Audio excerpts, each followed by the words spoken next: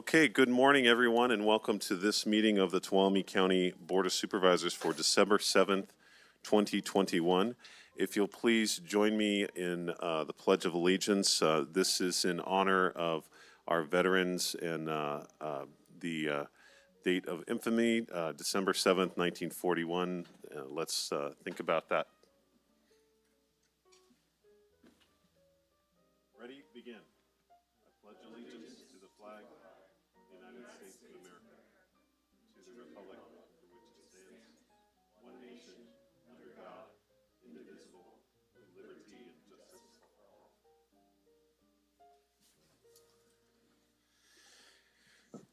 Thank you very much.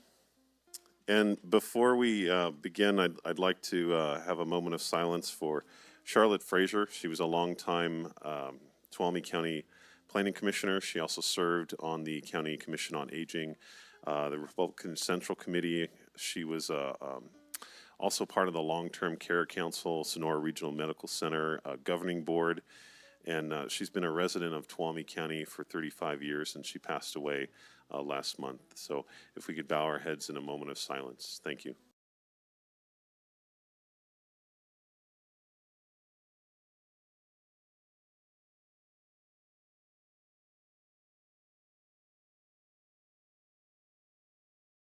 Thank you. Okay, so we'll begin with the with oral communications. I'll look to our board clerk, Ms. Ryan. Could you please read our public participation procedures? In order to protect the health and safety of our Tuolumne County citizens, this board meeting is open to the public with modifications. Face coverings are required for all attendees, regardless of vaccination status. During the board meeting, citizens who wish to provide public comment will be invited to do so by the board chair.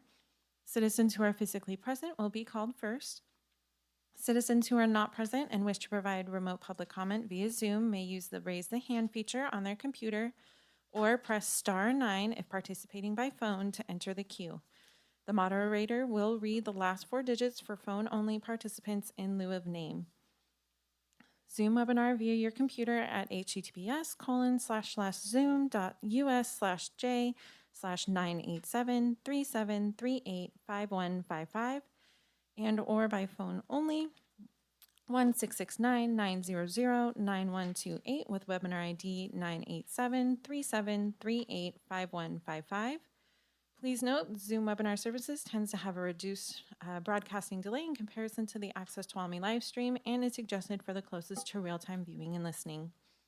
You may also submit written comments by U.S. mail at our county administrator's office or email as for retention as part of the administrative record. They will not be read during the meeting. You can submit written comments by email at boardclerk@co.tuolumne.ca.us. Options for public access audio and video live streaming. The public will not have access for public comments via these media options. They are available for audio and visual only. Access Tuolumne County at www.accesstuolumne.org and click Watch Live and or Comcast Cable 8. Note, Granicus live streaming through the county website is currently unavailable. Important public notice pursuant to AB 361, members of the Board of Supervisors can participate by teleconference. Accessibility requirements: if you need swift special assistance during the board meeting, please call 209-533-5521. Thank you very much. Our board values public participation and encourages community members to take this time to provide comment on matters of county interest. This section is for comment not related to items on the agenda.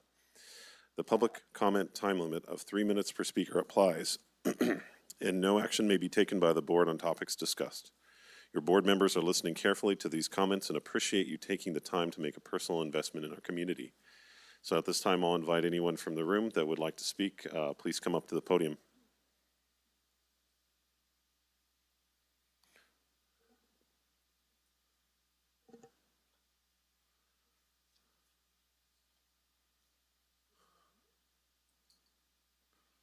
Am I on? Oh, there I am. Good morning. Thank you for honoring Charlotte. Her memorial service will be on December 18th, which is Saturday, starting at 1 o'clock at St. Matthew's Lutheran Church, and it'll be followed at Hearst Ranch. The group that puts on the Christmas Eve dinner at the Motherlode Fairgrounds is looking for volunteers.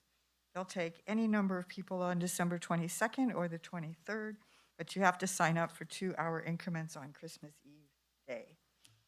I was pleased to see Public Health celebrating the National Quit Smoking Day. They were in front of Walmart for a few hours. We need to be careful of our waste in December because the U.S. produces 5.8 million tons more waste in December than in any other month.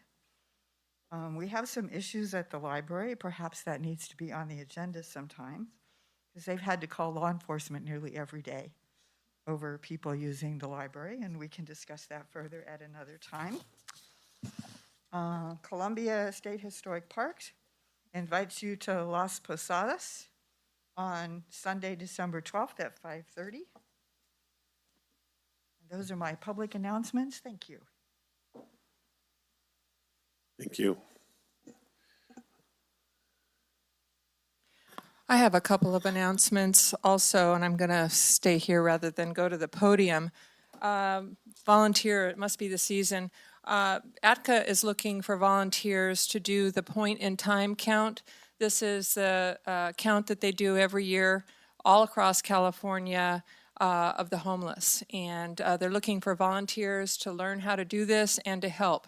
And I'm putting out a special call for the South County for people there that are interested in doing this, but of course anybody in the county who is interested in participating in this.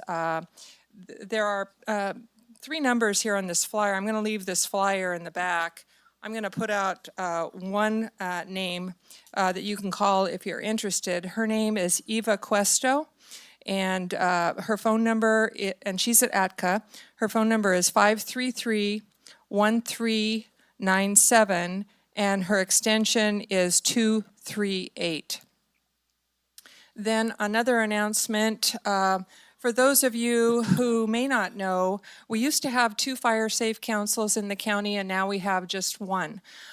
So it's now Tuolumne County Fire Safe Council, and they are looking for actually 2 different positions. One is a project manager. It's a paid position, and I've got the job description here for the back table that I'll place these flyers on, and also for a board member from the South County.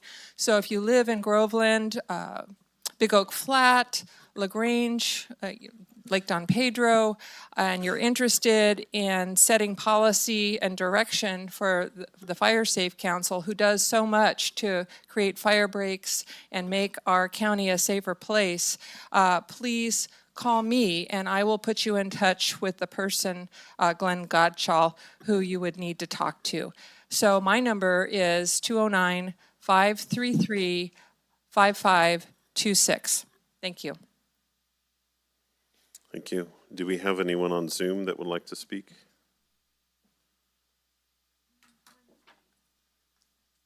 Okay, so we have one raised hand.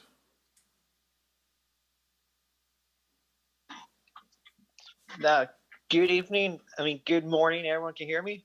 Yes, we can hear you. Welcome. Yeah. On the last board meeting on November 16th, a Proud Boy showed up.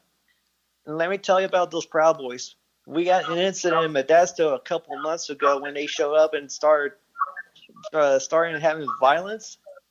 And these guys are not members of the community at all. These Proud Boys are promoting a far-right agenda that does not make any sense for the community at all.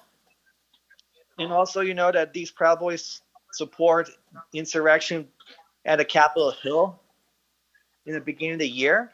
So this is really hard for me to explain, but also that guy was singing an anti-Semitic and racist song. You should not allow the Proud Boys in a board meeting because they're here to just to cause chaos and discord in our community, and you as all supervisors, you need to stand up against hate. You need to tell the Proud Boys and other far right extremists and those so-called patriots and freedom lovers that their thoughts are not allowed and that their actions should not be in a community, because when you let it in, they're gonna plant discord and it'll make the community look bad. And that's all I have to say. Thank you. Thank you. Are there any other comments on Zoom? Okay, thank you all very much. We're going to close oral communications and move on to staff reports. Do we have any staff reports?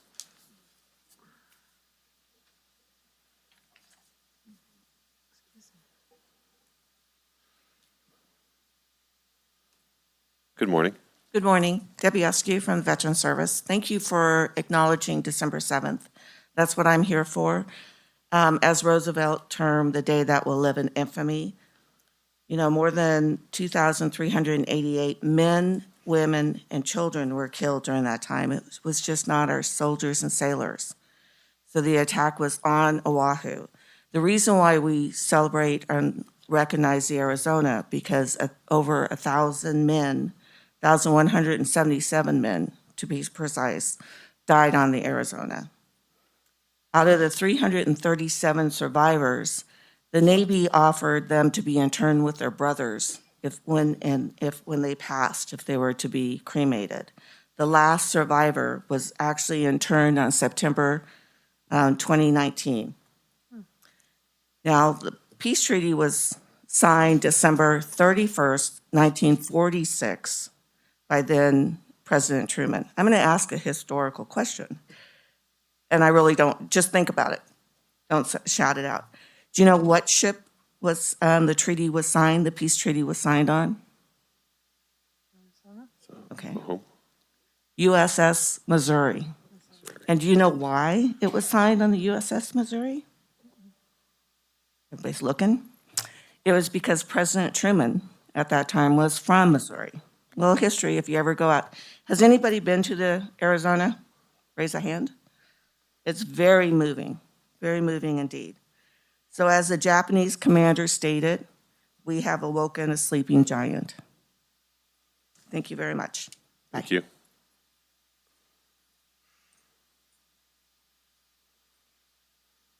Good morning. Good morning. I'm Betty Hoskins from Behavioral Health. I just wanted to talk a little bit about crisis in the holiday season. So during the months of November, December, and January, we see a higher rate of mental health symptoms that are coming to the forefront due to a lot of stress, anxiety, and depression.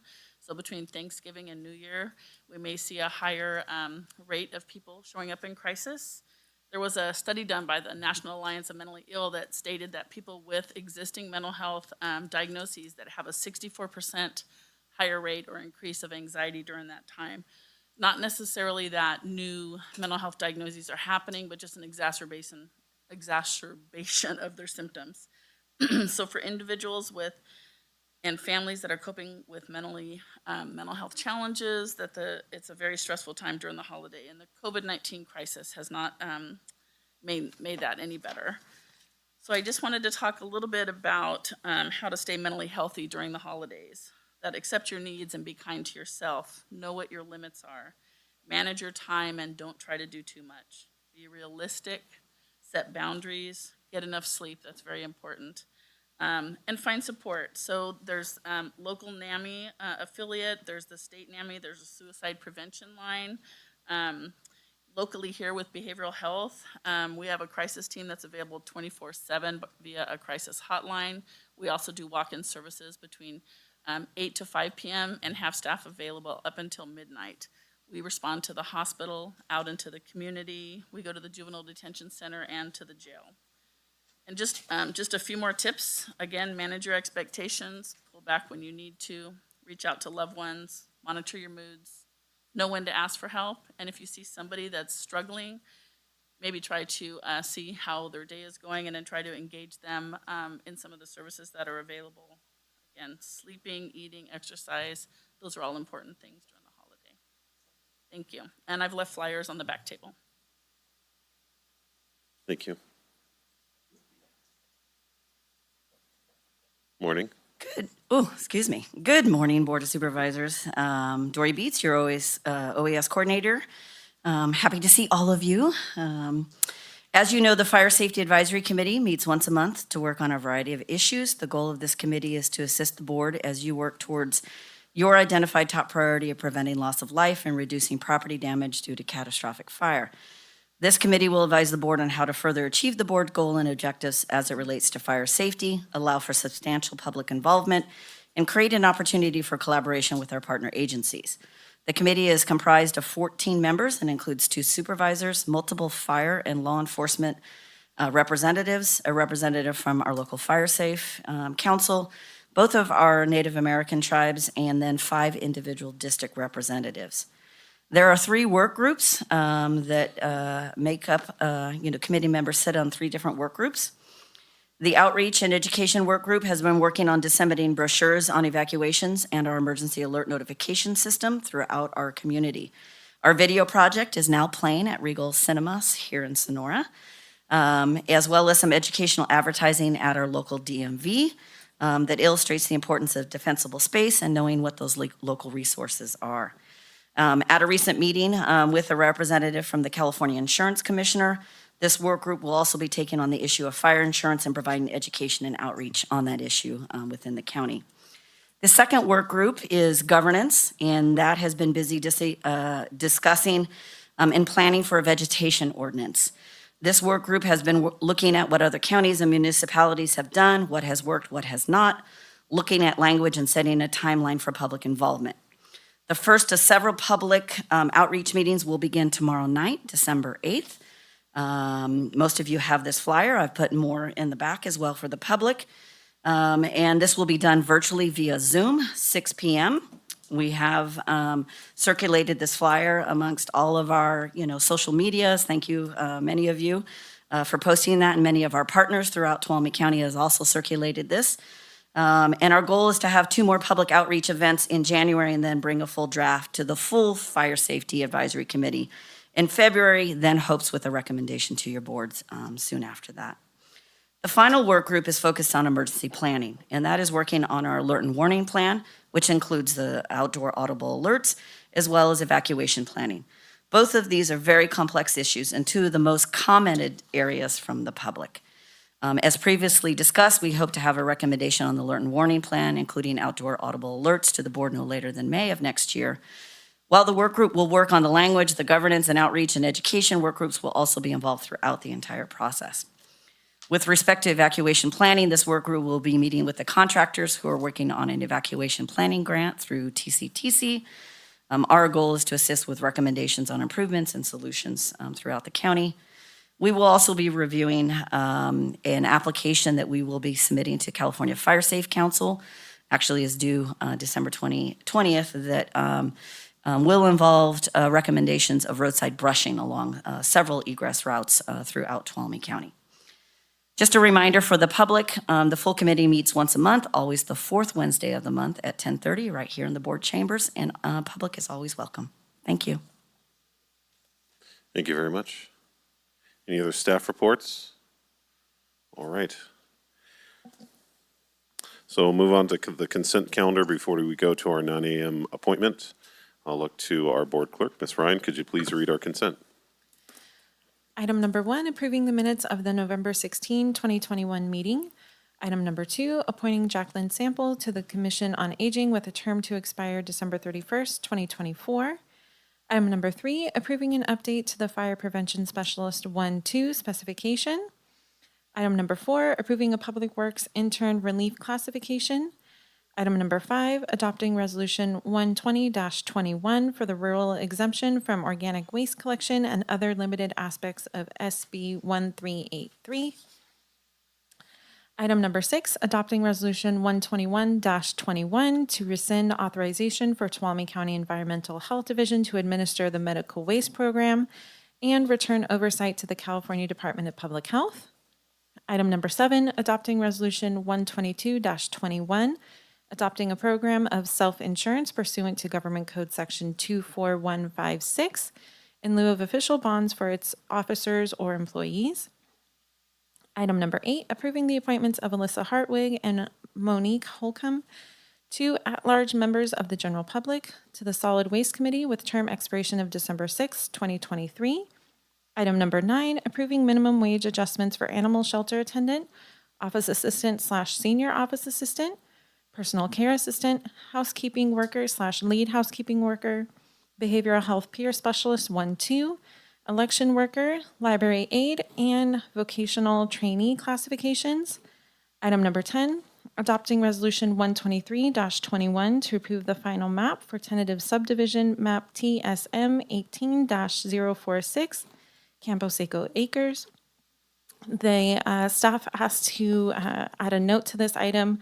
Higher resolution copies of the maps have been uploaded online for better viewing by the public. There are also printed copies available in the back of the board chambers.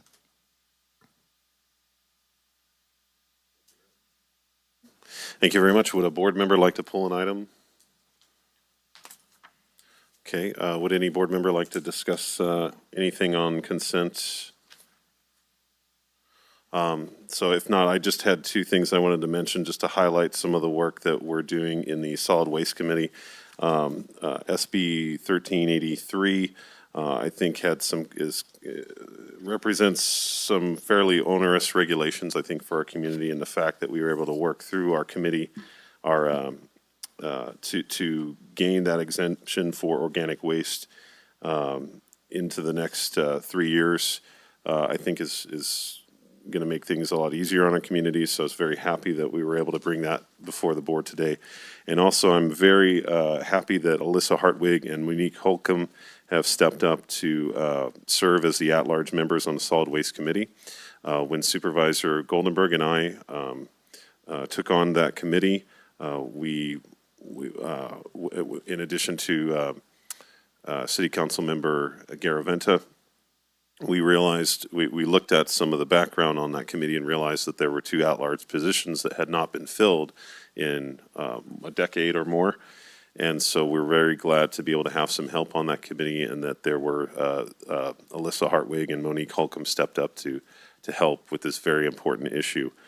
So some really good things happening in that committee, and it's kind of highlighted here on the consent calendar. I just wanted to mention it. I've just got a couple of comments on item 2, Jacqueline Sample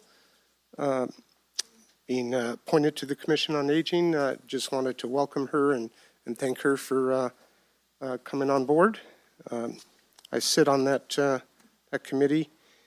The only other item, I'm not asking that it be pulled, but item 10, just discussing map for subdivision. I would just look to have a discussion amongst the board in the future when we look at agendizing items, that we not put land use items in consent calendar.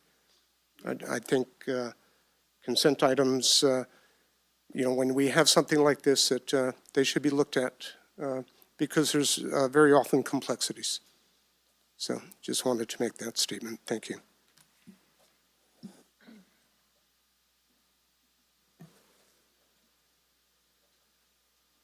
Thank you very much. If there's no other discussion from the board, I'll look for a public comment. Is there any public comment on these 10 consent items?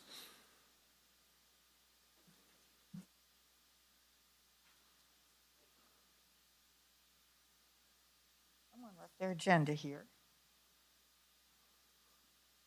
I disagree with you on item number 5.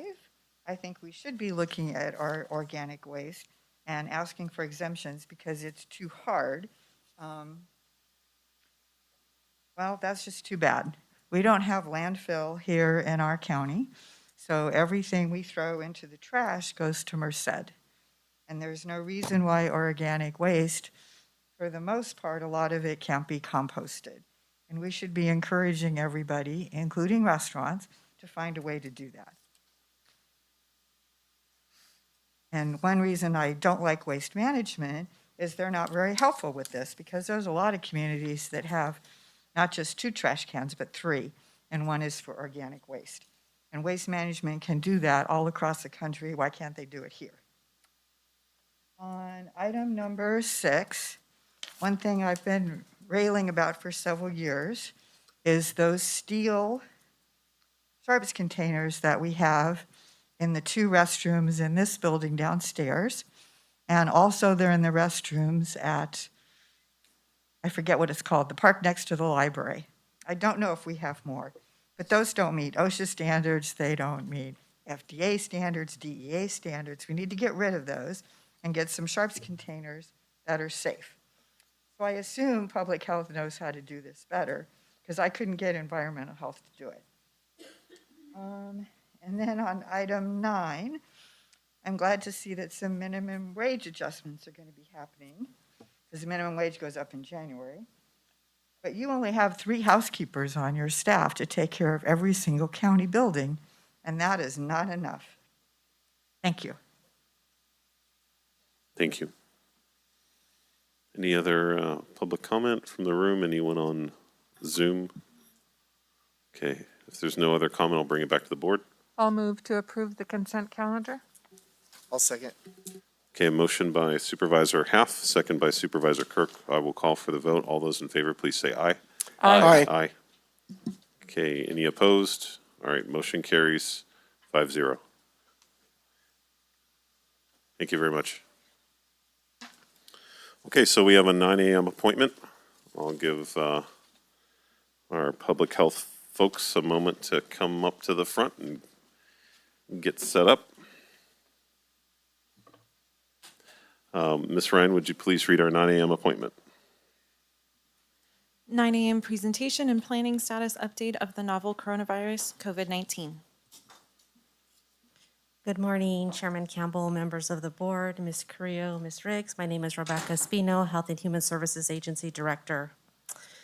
I'm just super excited to see that the holiday festivities have returned to our beautiful community, starting with the Capitol tree, traveling through our county, the amazing attendance at the Christmas parade, and the beautiful Christmas trees that are now at Courthouse Park or Square, however you want to name that location. Also, holidays gives us an opportunity to connect with our family and with our friends. And just want to wish everyone an amazing holiday season and to be safe in your gatherings and in your travel. Thank you. Thank you very much. All right, good morning, Chair, good morning, Board. Eric Sergienko, your Interim Health Officer. I'd like to just take a personal moment and thank you for recognizing the sacrifices and the date of December 7th as the day of infamy. And as a retired Navy veteran, I appreciate the comments and thoughts of the board. The other thought I'll put out there is I spent 6 years of my Navy career on the island of Guam, which is a territory of the United States, and the sacrifices they made as the only territory of the United States that was occupied, aside from some small islands up in the Aleutian chain. So thank you for that recognition. Next slide, please. That said, today is a busy day for COVID. I'm going to go briefly through most of our usual data slides so we can have some time to talk about the potential concerns with Omicron, an emerging variant out of South Africa. But as you can see, we have had an increase in cases, but that has dropped down, and where we're seeing a decrease in hospitalizations as well. Next, please. And so as we look at our data over the last couple of weeks, we've had not so much a decrease, but a leveling off, and a concern that with some early trends that we're seeing is we're seeing cases picking up, not outside of our region, but in Tuolumne County. Next. And so again, if we look at our region, if we look at our county, where the light blue line is always within the region, we're still seeing a trend downwards, which I think is a positive thing, but we are seeing an increase of cases in the Northeast and in the Midwest of the United States. This predominantly still reflects the Delta variant moving through those communities as it moved through ours in August and through November. Next.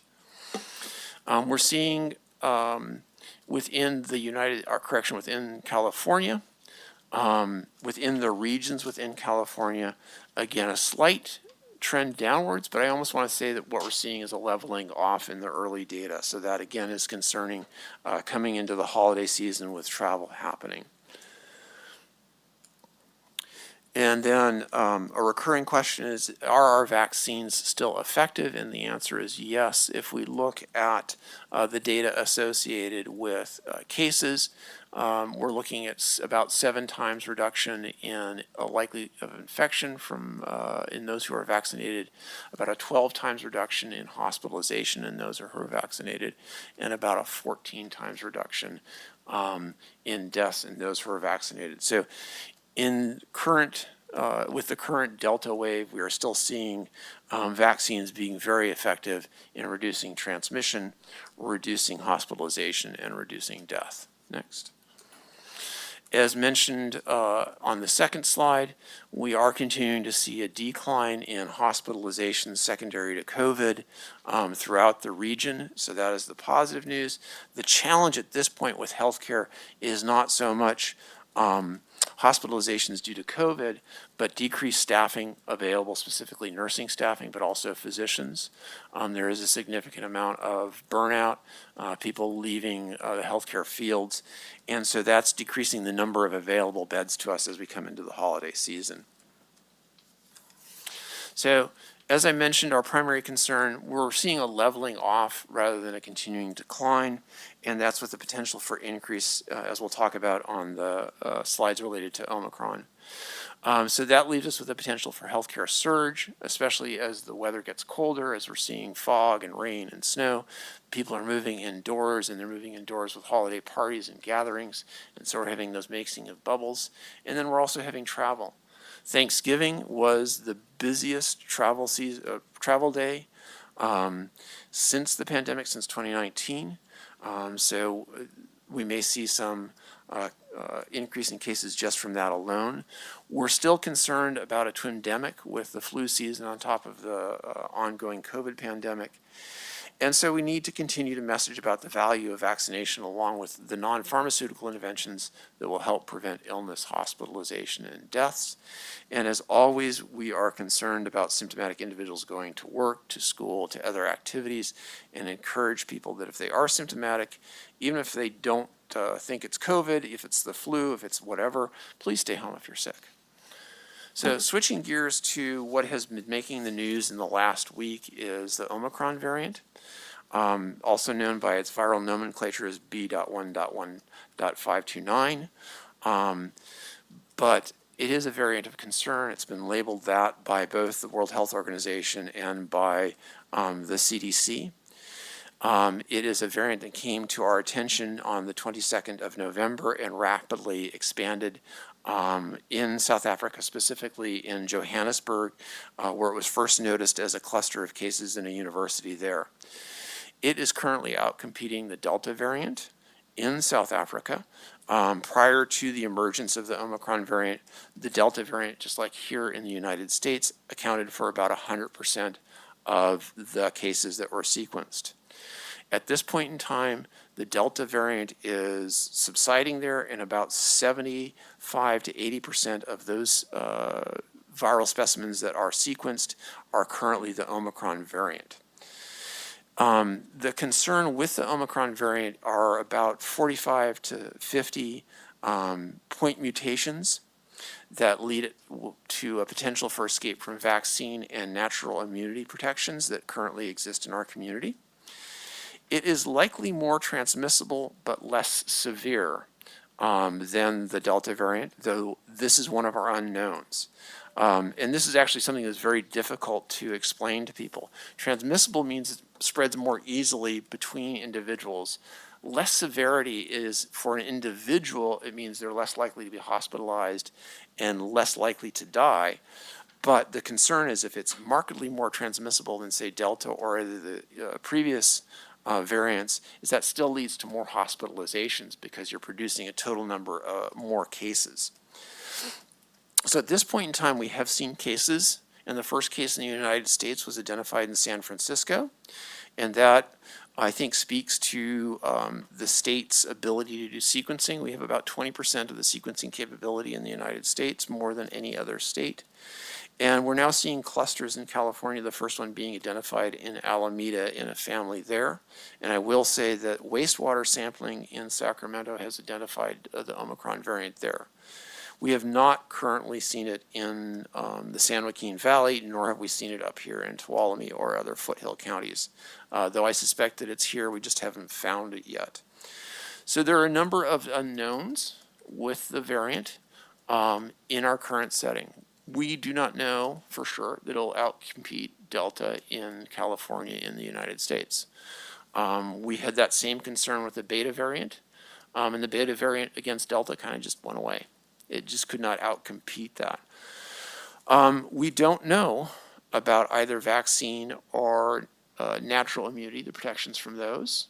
It suggested from early data out of South Africa that natural immunity may not be as effective, and we don't know about any studies associated with vaccine immunity and effectiveness, though I will say that with hospitalizations, the majority of people that are hospitalized in South Africa are either unvaccinated, about 65%, or have had one dose of the Pfizer vaccine, so about 30% of that, leaving about 5% of the hospitalized being fully vaccinated. So lots of questions still, but I want to draw your attention to the graph here and talk a little bit about that, is that against those unknowns, this is what we're seeing in Gauteng province, is where Johannesburg is. The black line that is partial, that's going up still at that amazing slope, is the current number of cases that are occurring per day in Gauteng. The majority of those, again, are Omicron. The dark blue line is the Delta wave that they just came off of. And the Delta wave that you see there graphically is similar to the Delta wave that we experienced the growth back in July and into August. So if we had similar growth with Delta, the question is are we going to have similar growth when we start seeing the Omicron variant here? And then I'll say, looking at this also at the junction of the X and Y axis, that's the 0 day, the day when the first specimen was identified in that region. And so at about 30 days is where you saw the inflection point of growth. And so if we think about this for, say, California, our first case was identified on the 22nd of November. And so that puts us plunk into the middle of the Christmas holiday season when we start seeing that inflection in cases. So again, don't know that that's going to happen, but I think that's something we need to plan towards. So currently, the message, the preventive actions, the non-pharmaceutical interventions, the pharmaceutical interventions that we recommend remain the same based upon what we know and what we don't know. So that is to get fully vaccinated if you have not taken the opportunity to get vaccinated. If you have been vaccinated, the CDC modified their language, their recommendations from those who are 18 to 59 who have no underlying medical conditions may get boosted to should get boosted, recognizing that boosting does increase your immune response. Continue, as we have been, wearing a mask indoors. And as was pointed out at my last presentation to the board, you can upgrade your mask. A surgical mask is more effective, though more costly, and as one of the other previous public comments was about creating medical wastes. So it's a balance of that, but I think at this point in time, wearing a medical grade mask actually makes sense, and maybe even shifting to an N95 once we see further spread in the community. Get tested. If you are traveling this Christmas season, do get tested before your travels and after your travels. And again, to echo that concern, if you're sick, please, please, please stay at home, and please, as best possible, isolate yourself from others in the household. Next. So this is a snip from a slide that is put out on a daily basis by the National Institute for Communicable Disease in South Africa. And the numbers on the x-axis are what are called epi-weeks. So a 7-day period starts at the beginning of the year, ends at the end of the year, 52 weeks. The Omicron variant was identified in week 46. So to the week 33 on down, as that curve comes down, that's the Delta wave coming off of their medical surge in South Africa. Week 46, again, when the Omicron variant was identified. So just a little bit bump in the cases, going about from 500 up to 600. Week 47 is our Thanksgiving pretty much. They had a doubling from week 46 to 47. And then week 48 is the week that ended the 4th of December. And you've gone from 1,200 cases, and this is one I snipped yesterday at 28 plus 100 cases. And today it's up to 3167 for that Epi week 48. So again, always a little bit of data lag, always filling in the blanks. I think I'm comfortable saying that probably 46 and 47, that data is relatively complete. We'll see onesies and twosies there. But it's concerning that we're still seeing data added to week 48. And yesterday, again, 238 cases reported for Epi week 49. That's the week we're currently in. And when I looked at it just before coming up to talk with you all, it was at around 700. And so again, that's 3 days into this current Epi week and with data lag. So if we see the same hospitalization rate in California, in the region in Tuolumne that we're seeing in South Africa right now, this would be concerning for us and pushing us back into surge just as we're coming into the holiday season. Another bit of information associated with this that you can get from the entire slide, and I'll make sure we share the link with you, is about 10% of these hospitalizations are in the ICU, so requiring critical care. 10% are in the step-down unit, so requiring close monitoring, but not intubated, not ventilated. And then the remaining 80% are in what are called medical surgical or regular hospital beds receiving supplemental oxygen, IV fluids, stuff like that, that does not require close monitoring or ICU level care. So I think that's the concern with that, and I'm going to pass it over to Christina just to update on vaccines. Just a few reminders, our team is still holding our vaccination clinics. We have all 3 available, Moderna, J&J, and Pfizer. We are offering them at our department next week at Black Oak Casino. We also have 5 to 11 pediatric clinics scheduled for any parents who would like to get their children vaccinated during the holiday break. We have 3 scheduled next week or in the next coming weeks. And they are also still available through the pharmacies. And you can make the appointment at myturn.ca.gov. If anyone's also interested in in-home vaccinations and they can't get to our clinics, they are also welcome to call us and we can get those scheduled and go out to their home and provide that vaccination if they can't come to our clinics. To echo what Rebecca Espino said, as you go out and gather and holiday shopping, just really encouraging masking, distancing, and hand washing and testing 5 days after you've had last exposure, if you've gathered with your friends and loved ones as we go into Christmas and the holidays. As always, our phone number remains the same, and it's there on the slide for anyone interested in reaching us or emailing us. Thank you. And pending your questions, that is our presentation. Thank you very much. Questions? Yeah, so I've got some comments and questions. First of all, glad to hear on the Omicron that it's, while more transmissible, apparently the effects are not as strong. So that's good to hear. You know, when it first was presented outside of the country, and then we had the first case in San Francisco, and now quite a number throughout the nation. I'm sure it'll grow, but that's still good to hear. You know, Dr. Sajenki, you made some statements, you know, just, you know, about less cases overall, which is good. You know, we're seeing that. The hospital is less than it was, but we're still seeing, you know, upwards of 10 in the hospital, which is concerning. You know, it does tax the system. And at times our hospital has to transfer patients out, from my understanding, you know, when they get into these levels. You know, I think we need to be cognizant that we've had, by the records I've seen, 71 deaths since August 1st. That's a tremendous amount. Okay, no matter what we look at, all these different, you know, circumstances, that's a lot of deaths in about 3 to 4 months, you know, period of time. So you know, you mentioned wastewater. I know in the past you had indicated some studies coming out of Yosemite looking at their wastewater. Have we looked at that for the Omicron? So with the wastewater testing that we do in Yosemite, we have not seen any of the variants. They did start doing Delta initially, and then what they'll do is they'll ramp up to do testing for Omicron. They have not implemented that yet, and we've actually not seen a spike yet in the wastewater for the virus itself.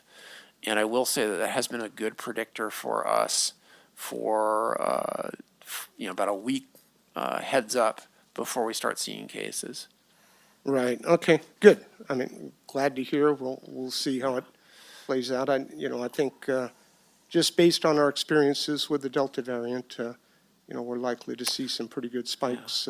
And hopefully they remain, the levels of conditions of people, are not serious. And following on your comment about hospitalization and taxing the system is, we still see, and I will put on my clinician's hat for about a minute and a half, is I was asked to try and arrange for a transfer for a non-COVID patient, someone who needed a general surgeon, out of John C. Fremont to anywhere.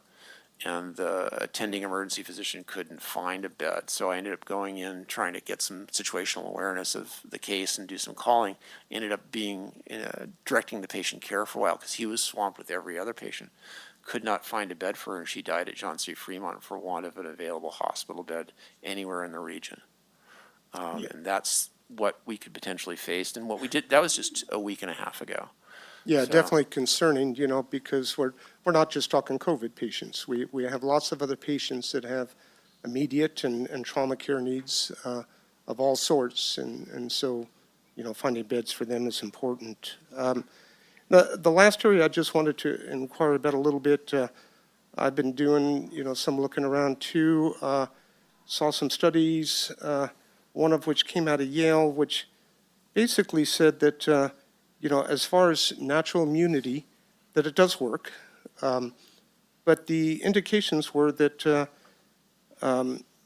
it's less duration, perhaps provides protection for in the neighborhood of 3 months, and that people are also susceptible to, again, contracting, COVID again. And I'd just be curious to hear your comments, on that. It does provide protections. I think we're seeing that, but the long-term, viability of how long.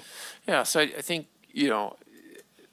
there are multiple studies that are, I want to say all over the place, we're all consistently going in the direction that immunity does happen from natural infection. That's going to happen because that's physiologically how it works. The question is how long does it last versus how long does a vaccine last?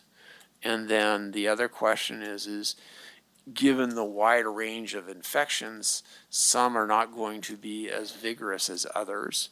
And so that does get back to our messaging that even if you've had a natural infection and immunity develop from that, it's still beneficial for you to get a single dose of an mRNA vaccine to boost that response, just like we're asking people who have had a vaccine series to get boosted as well. Okay, very good. Thank you for your information. Appreciate it. Thank you. Supervisor Kirk? I just have one question and then a quick comment, and you'll be pleasantly surprised that I'm not going to debate this for hours on end today because we all know where I stand. But Doctor, my only question is, I'm reading the memo, and in this memo it says that with the majority of Californians vaccinated, both CDC and CDPH guidance no longer require masking for fully vaccinated individuals. I'm just curious, why is CDC kept flip-flopping back and forth? July they came out, they said, if you're vaccinated, they're really concerned that you're still going around spreading it because you're unmasked. We know it's a high viral load. So they were telling everybody to wear a mask. Now they're saying, don't wear a mask if you're fully vaccinated. Just why do we keep flip-flopping back and forth? If the basic precautions, wash your hand, enhance hygiene, wear a mask, do these basics. If you're sick, stay home. And believe me, that's probably the biggest thing right now because I know folks who aren't doing that, and it's really frustrating. But why do we keep getting the back and forth? So it's not so much a back and forth, but I think it's, let's put it in the way of, go back to the tiers, right? And think about the tiers are linked to a prevalence of a disease. And same with the current CDC data tracker, we look at prevalence of disease. And so the more prevalent the disease, the more non-pharmaceutical interventions that you need to layer on. And so I think what you need to look at is, as those recommendations are made, what's the prevalence of the disease from a CDC perspective in the United States? So if you're seeing a surge of cases in the Midwest and in the Northeast, they're going to say, ooh, this is getting worse. Let's go ahead and have everybody mask up. Now, generally, I won't debate you, I'll argue with you. I think everyone masking is a great idea. It reduces transmission of all viruses, whether it's influenza or COVID or RSV. And so it makes sense. The question is are there points in time when the disease transmission is low enough that we don't need to be wearing a mask? And that's sort of the decision that the CDC is saying is, okay, it's low enough that the return on investment of wearing a mask is lower, and maybe we need the benefit of not wearing the mask. That said, given our current prevalence of disease, we're still very much solidly in the high transmission, so would continue to encourage everyone to wear a mask, at least until we're down to the moderate level. I'd agree with that a little bit, but the problem I have is that they're specifically directing that towards vaccinated folks, whereas unvaccinated, they're saying you should be wearing a mask, but we all know that vaccinated or not, you still can get and spread COVID. So that's my only, I'm just frustrated with CDC. I'm just gonna make a few statements and then that's it, because like I said, we all know where I stand. I haven't had issues with any of this until the mandates came out. Once the mandates came out, that's where I drew a line, because I think vaccines are a personal choice. I think it's a medical decision between yourself and a doctor. And especially when vaccines aren't, this vaccine isn't sterilizing, and you need multiple boosters, and there's no study. From what I've seen, we're not looking at natural immunity and how that should be taken into consideration. And then also my concerns, we don't need to talk about it, Dr. Surgenko, but I'm looking at the UK data, putting numbers together and trying to see where they're at and where they're headed, and I have some concerns there. So, at the end of the day, I support public health, but I don't support mandates, especially with the data that I see. I do think vaccines may help for hospitalizations, and there is a real concern with, like you said, that backlog, these patients and these surgeries that need to take place. It's a real concern, but without me going into any more detail, that's all I'm going to say, because every time we have this conversation, I just want people to know where I stand. So don't support mandates, but I do support people making medical decisions for themselves. Okay, thank you. With their doctors, without coercion of losing their job. Thank So you. I'll leave it at that. Okay. Any other comments? Thank you. Thank you for the presentation today. As always, I'm concerned about the fear that's raised, especially for a new variant that seems to be less virulent. We're also told that this Omicron started in Europe. Before there were travel bans to South Africa, it was found in Netherlands and, another place, Scotland, before it came to South Africa. And on another study that I looked at, there are over 12,000 variants. So I'm kind of curious, why is it because it spread so easily that Omicron has been picked out among all these variants? I'm sorry, but it does seem like we're picking and choosing to continue the fear factor here. And I understand that we need to be careful, because if it is more transmissible, we don't want to pass on whatever it is, whether it's a seasonal flu or Omicron. But at the same time, this is kept in the news to keep people heightened with fear. And that's been my thing, that maybe this is somewhat unnecessary. I think caution is advised, but in stating fear from a new variant that seems to be less virulent, I don't get it. So if you can make comments on that, I would appreciate it. Sure. So as I mentioned during the presentation, this was concerning. So there are criteria to become a variant of interest and a variant of concern. And so those are changes at the molecular level that suggest it may be more transmissible or may cause more severe disease or may lead to immunity escape. all three of those were noted in the genetic sequence of the Omicron variant. So that's when, again, as the scientists, as the molecular scientists were looking at those strings of amino acids, they're saying, wait a minute, there is a serious potential for this. And so that's why they labeled it a variant of concern.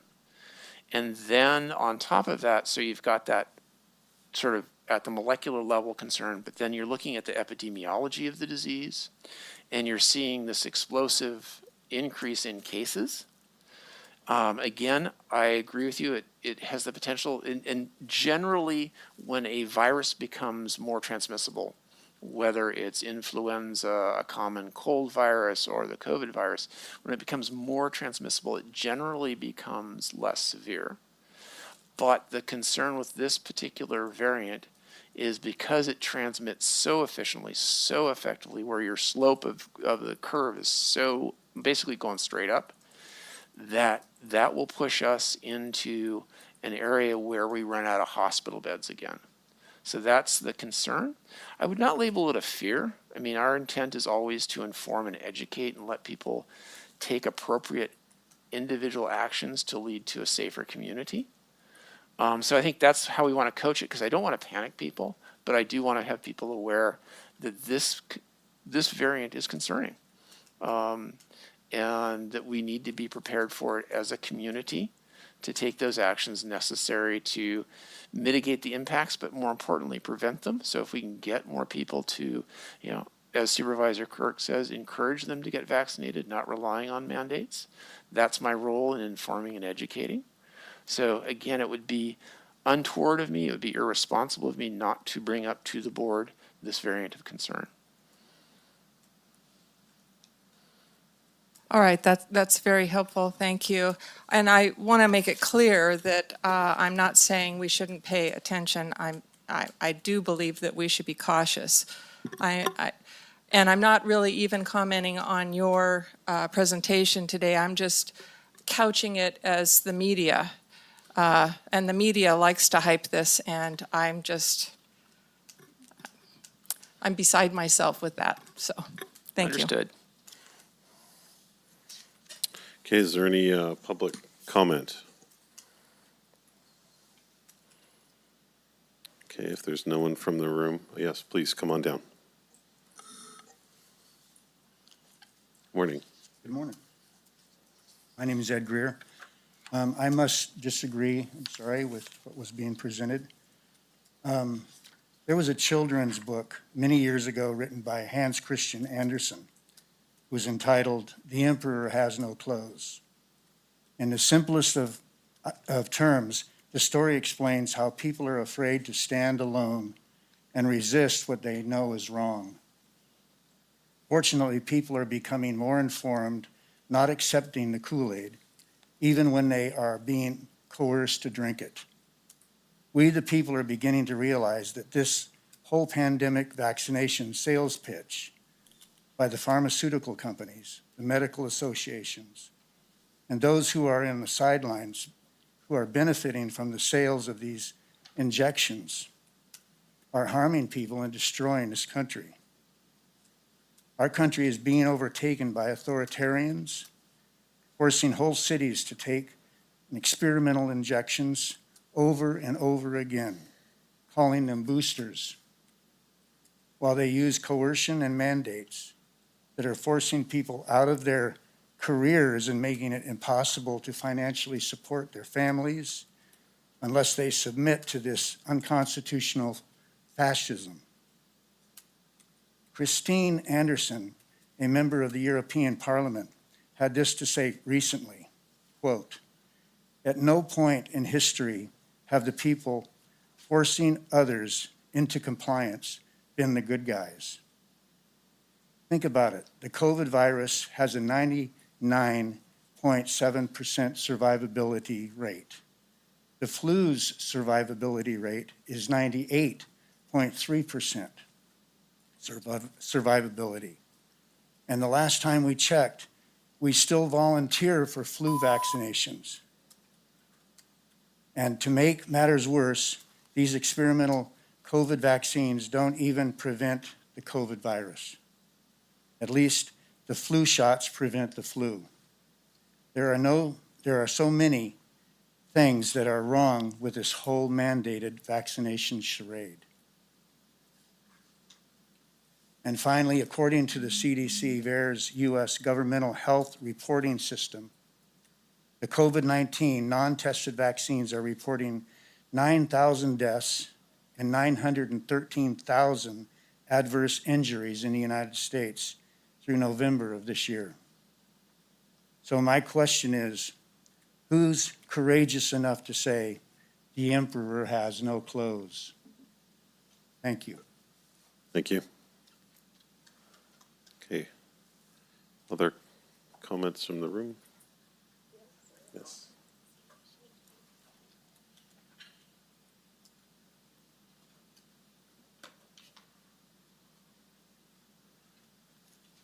Just like to reiterate that wearing a mask, your nose and your mouth have to be covered, because I don't want your cooties.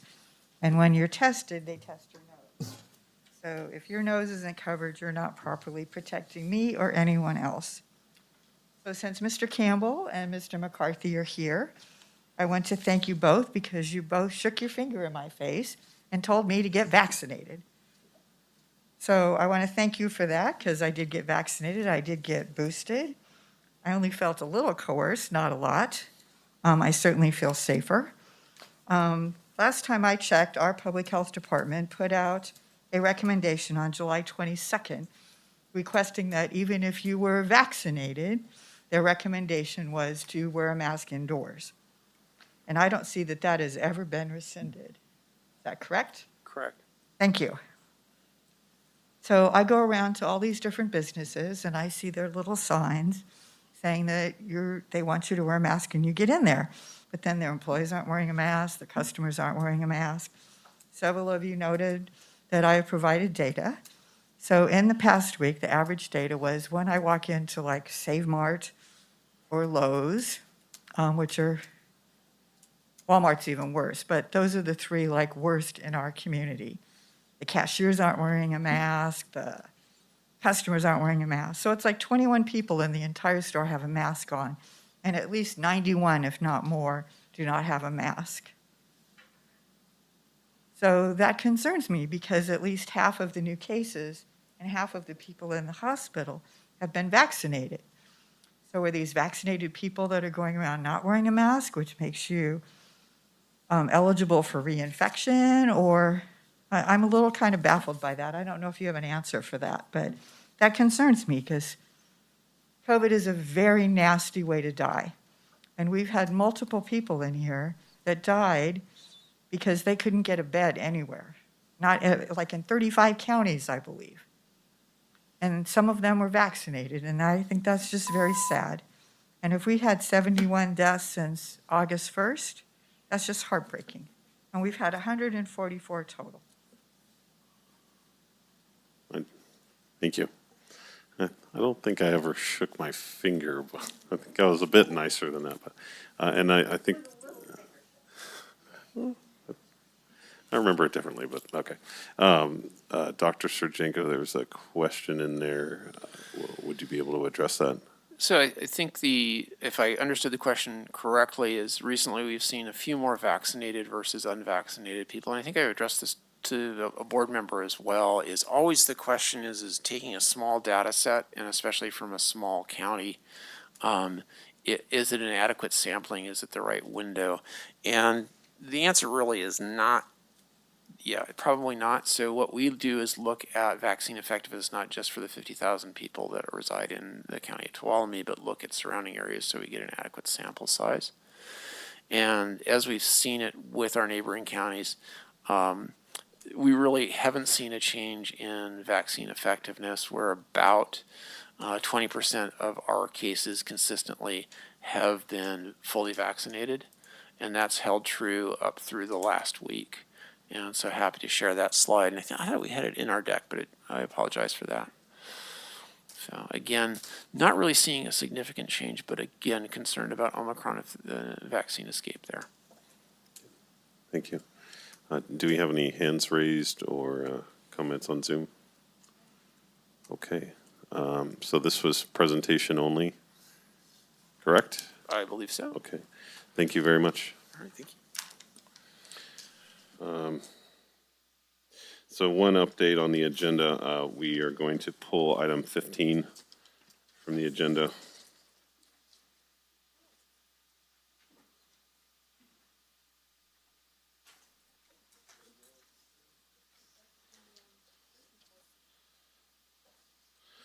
Okay, so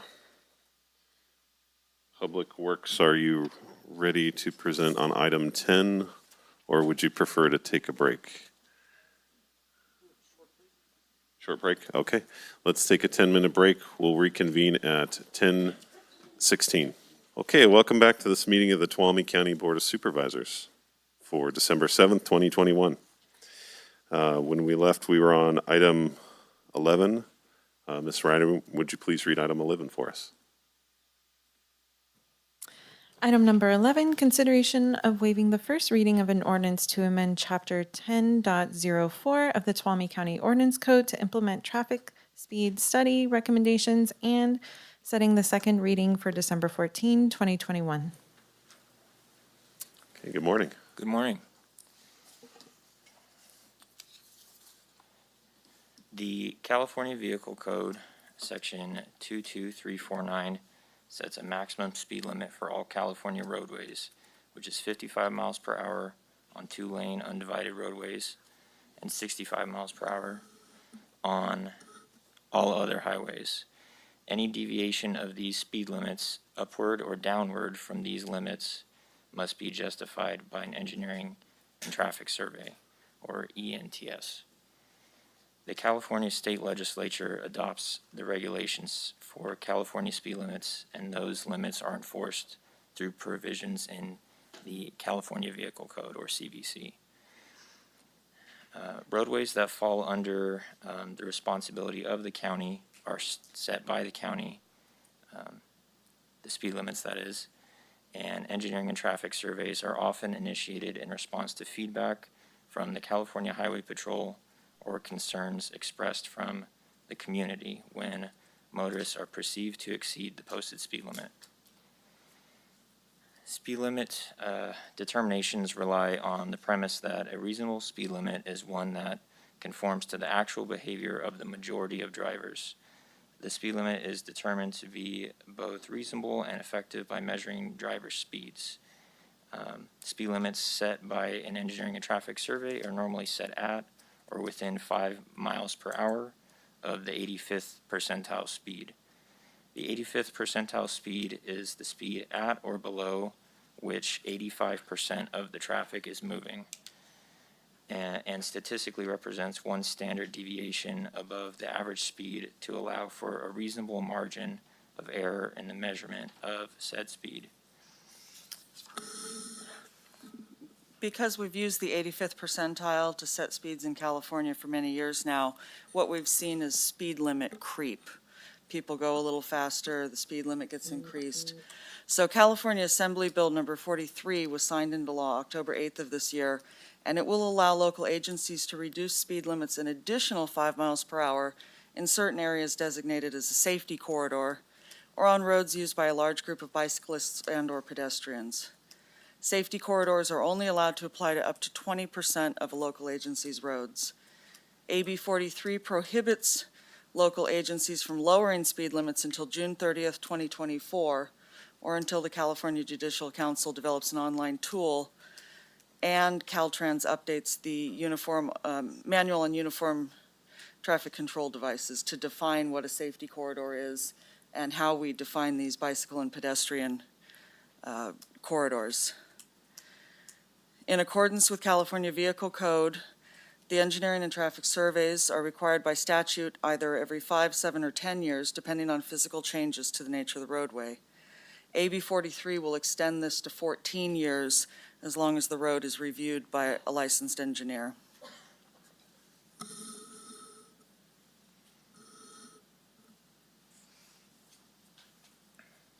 The Board of Supervisors Transportation Committee, BOSTC, heard this item at their November 15th, 2021 meeting and recommended adopting the changes as listed.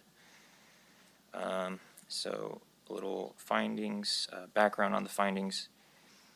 In January and February of 2021, Advanced Mobility Group of Walnut Grove, California, or AMG, collected traffic data to complete engineering and traffic surveys on the following 15 roadways, and they are listed here. In August 2021, county staff performed an engineering and traffic survey on Merrill Road in response to complaints of speeding. Of the 15 roads studied, AMG recommended changes to the posted speed limits on 2 roads. Staff concurs with AMG's recommended changes and further recommends the addition of a regulatory speed zone on a segment of Merrill Road, resulting in the following changes. Jamestown Road increased the speed limit from 35 to 40 miles per hour from Whiskey Creek Road at approximately post mile 2.26 to its end at its intersection with Shaw's Flat Road at post mile 3.83, a distance of 1.57 miles. On Parrots Ferry Road, increased speed limit from 40 to 45 miles per hour from Iron Canyon Cove at post mile 3.62 to post mile 5.65, a distance of 2.03 miles. And on Merrill Road, established a speed limit of 35 miles per hour from post mile 0.69 to post mile 1.91, a distance of 1.22 miles. The changes are identified on the attachments to the memo. The above proposed changes will not override regulatory requirements such as school speed zones enforced when children are present, nor recommended posted speeds for curbs or other roadway hazards with location-specific warning signs. So in conclusion, it is recommended that the board waive the first reading of an ordinance amending the Tuolumne County Ordinance Code by amending sections 10.04, 0.060, 10.04, 070, and 10.04.080 to implement traffic speed study recommendations for Jamestown Road, Parrots Ferry Road, and Merrill Road, and further schedule adoption of the ordinance for your meeting on December 14th, 2021. All right, thank you. And then just to jump out a little bit, since we did talk about this on the Transportation Committee, and then we also have some experience with this in the past where we are required to increase speed limits at certain points due to these traffic safety studies, whether or not we might want to actually increase these speed limits. Just kind of putting that out there. Could you explain a little bit about that? How I know that this has happened on roads in the past, like Phoenix Lake Road is what comes to mind for me, where that road was 35 miles per hour for years, and then there was a traffic complaint on that road that resulted in a speed study being conducted, which actually, rather than lower the speed limit, it actually resulted in the speed limit being increased to 40 miles per hour on that road. And is that kind of similar to what's happening here? Absolutely, and that's what I was talking about, that creep. We're required to do these studies. The CHP cannot ticket speeders unless there's a study in place. So it's really a catch-22 that we get caught in, where we're continuously, you see that speed limit creep up as people drive faster. And that's what the new law is trying to change. But yes, it's an unfortunate. If we don't change the speed limits, then the CHP cannot enforce speed on those corridors. Yeah, and it sounds like we'll be able to do something about it in 2024, but not until then. Correct, and Okay. even then, excuse me, we'll probably only be able to bring them down, 5 miles per hour. But any little bit helps on these mountain roads. Okay. Questions from the board?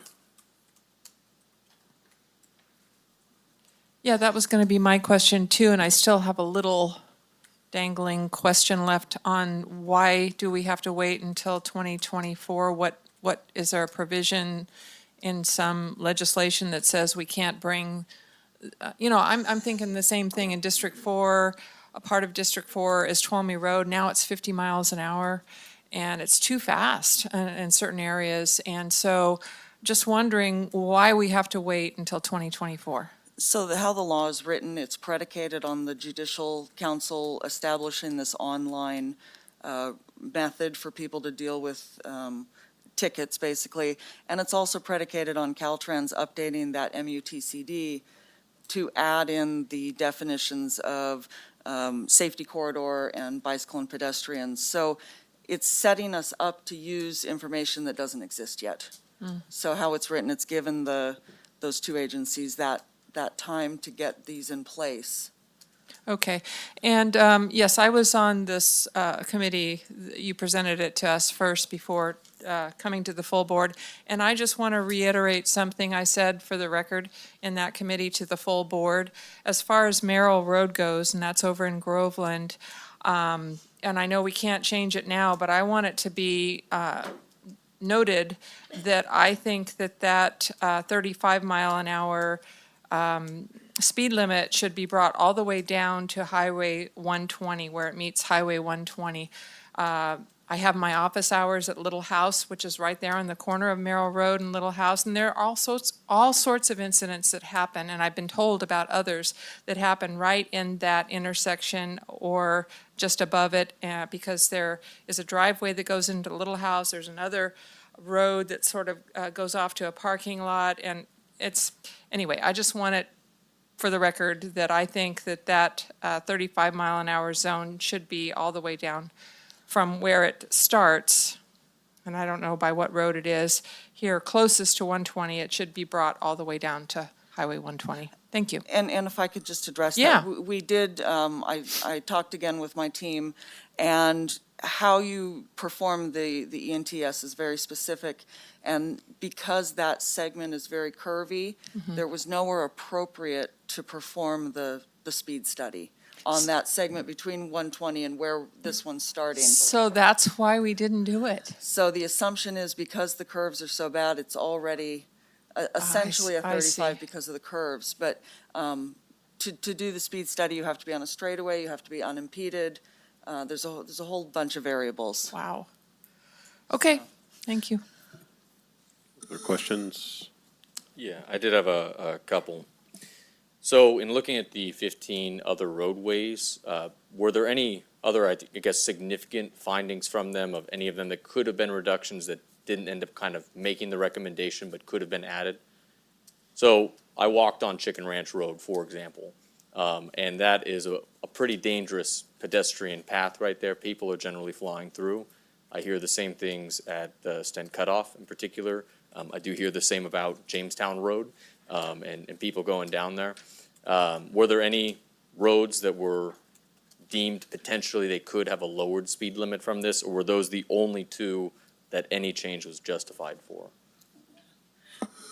The other 13, the drivers, the 85th percentile was in accordance with the posted speed limit already. So no change was recommended. If the posted speed was 40 miles per hour, then, and the 85th percentile was 42 miles per hour, we're signed appropriately at that point. We don't really have a provision to lower the speed limits yet until this AB 43 goes into effect.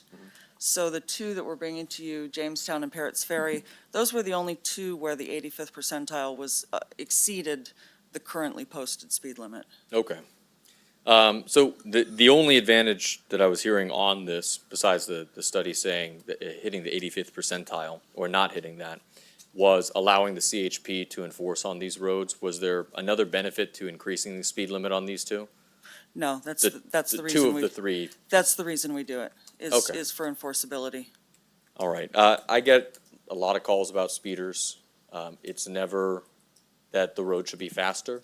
And so I have just concerns with this only because, I mean, these are two major roads affecting my district, completely in or adjacent to. Especially Jamestown Road, we have an item later that has some potential. I know this is in a different section of that road as well. But I do hear a lot of safety concerns about that. I also want on the other side that if we change the speed limit 5 miles per hour, are people going to change their behavior? So are we able to make it a safer road or a quicker road? I think people drive as fast as they feel safe. I would rather leave it to the law enforcement we have, sheriff's office, to be able to, where there is somebody driving recklessly, particularly fast, dangerously, to enforce, and somebody's going a little bit over, or going the same, but, under the old policy would have been over, but it's not triggering that. That seems, to an extent, fine. So I appreciate all the work into this. I'd be willing to, if we wanted to do a vote individually on it, but I can't vote on those two roads because the only concerns I hear from my constituents are it is too fast as it is right now. And shoot, it's only 10, 15 minutes to go anywhere anyways, so what's that extra 30 seconds?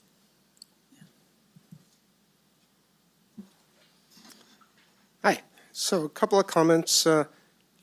Understand the speed limit creep. See a lot of that, as it goes along. But, I heard also in public comments, coming to me, concerns about our windy roads and the speed limits. But also, from my perspective, we're doing a lot and we're making a lot of progress on fixing our roads, on potholes, other issues, along the roads. But, we're certainly not where we want to be, and most of that is due to financial concerns, trying to get there. So I'm not real supportive of raising limits, for similar, reasons. There's a lot of safety, concerns that are out there. And, I think we need to look at that and try and figure out where we're going to go. Thanks. I hear the fellow supervisors' concerns, but my thing is, you guys are engineers and there's studies and ways to do this, and it looks like you've done that, and so I would support staff recommendation. Yeah, and I'm kind of coming from a place that this is not being driven by the county. I think that there's a little confusion there that this is somehow a decision that we're making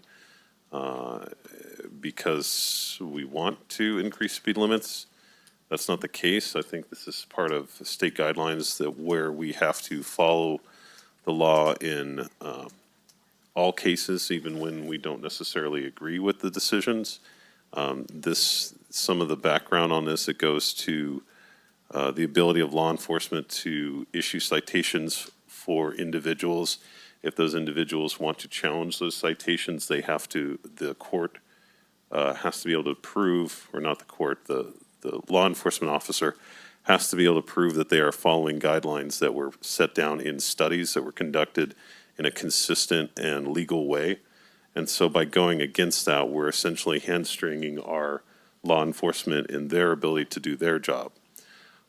So I think there's a little bit of confusion about what this actually accomplishes. But it's something it's an action that we're taking to be able to be in accordance with the law more than anything else. That's correct. We are mandated to perform these studies by California law.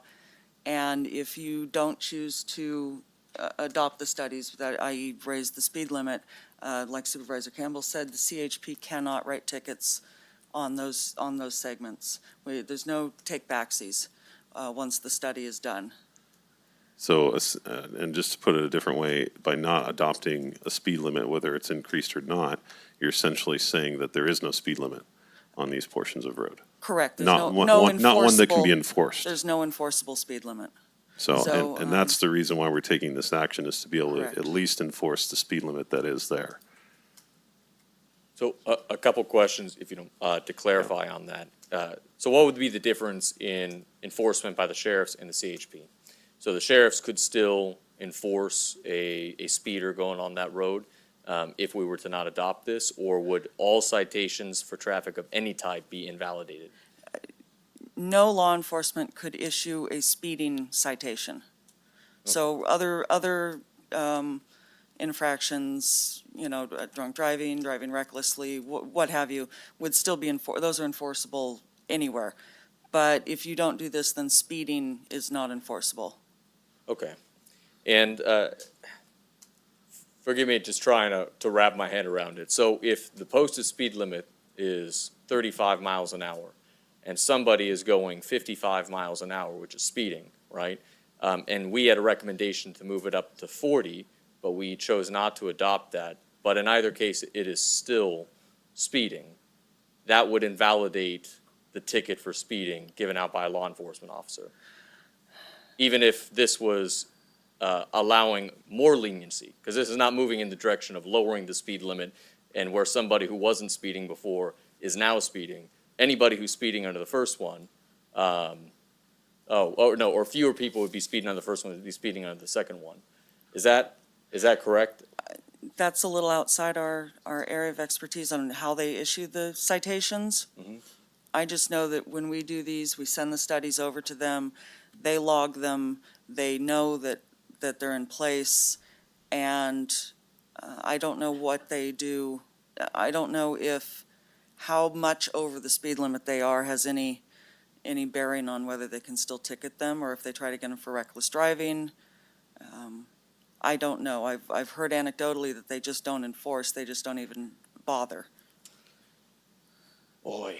Deputy County Counsel Cody Nesper here. If I could weigh in Thank briefly. Oh. Can you hear me? Yes, Hi, Cody, thank you. Thank you. Sorry, I wish I could be there in person today, but I didn't pass the screening. I just wanted to note that in any event, regardless of what the speed limit is, there is a basic speed law that law enforcement can utilize that, and I'm paraphrasing here, basically if a driver is driving at a speed that is unsafe for the condition of the road at the time, it's my understanding that there can be a citation given for that. So regardless of if the speed limit is increased, if law enforcement determines that a driver is driving at a speed that is unsafe, that's still a citable offense. And it would still be a citable offense, study or not study? That's my understanding. But for just a straight, you're over the speed limit, Supervisor Campbell and Blossom summarized that issue very well. Okay, thank you. It sounds like it's more of if it's like weather, fog, rain, snow, like that type of unsafe condition, not a speeding condition is what I'm hearing. Right, I'm personally, I'm certainly not wanting to hamstring, enforcement, of limits, but also want to be cognizant of, what are the conditions. And so that's one area, that Cody just described, the unsafe conditions. But anything we can do moving forward, to try and even this out, some more to, make it where it's more realistic, right? As far as our own conditions. Okay, I want to give public an opportunity. Is there any public comment on this?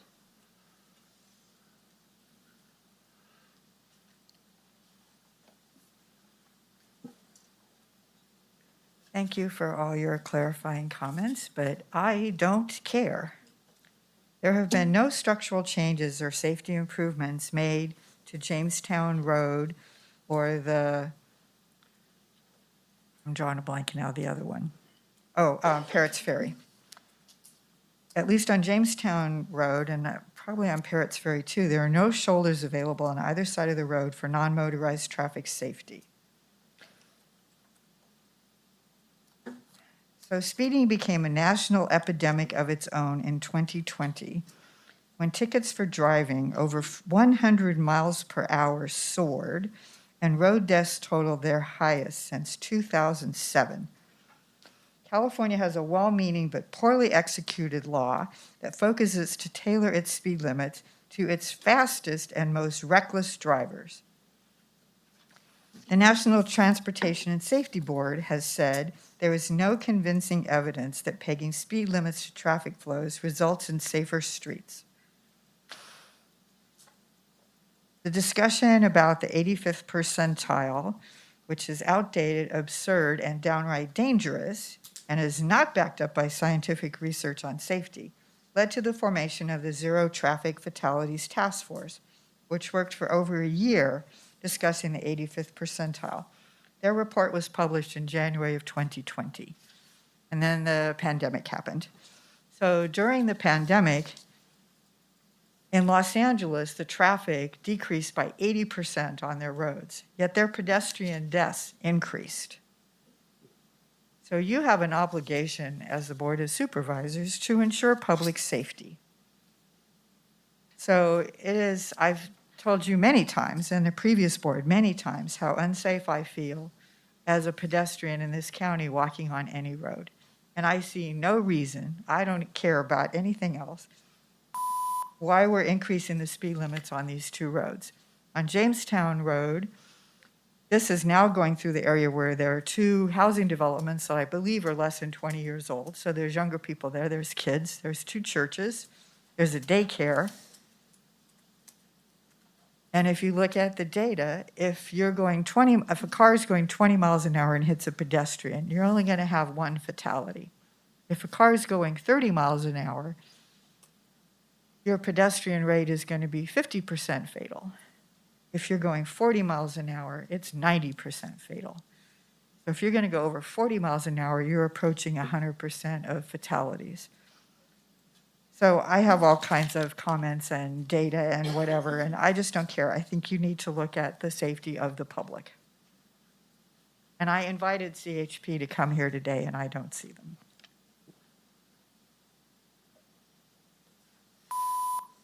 Is there any other comment? Anyone on Zoom? No one on Zoom. Okay. Is there? I guess it's the issue of the safety of these roads is and this 85th percentile and the fact that we don't really like it, and this has been a problem for a long time, is to me something that we would need to tackle separate from this particular issue that's before us, because is there a way we could do that at some, whether in the Transportation Committee and bring something back to this board at a later point, or looking at implementing AB 43 and be ready once, once 3 years rolls around, where we'll have that 20% of our roads as safety corridors outlined.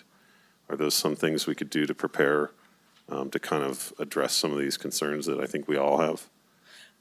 Are you talking specifically for like Jamestown Road or just in general? Well, Jamestown Road in particular, but I think in general, I think we all have roads that are safety hazards and dangerous for pedestrians.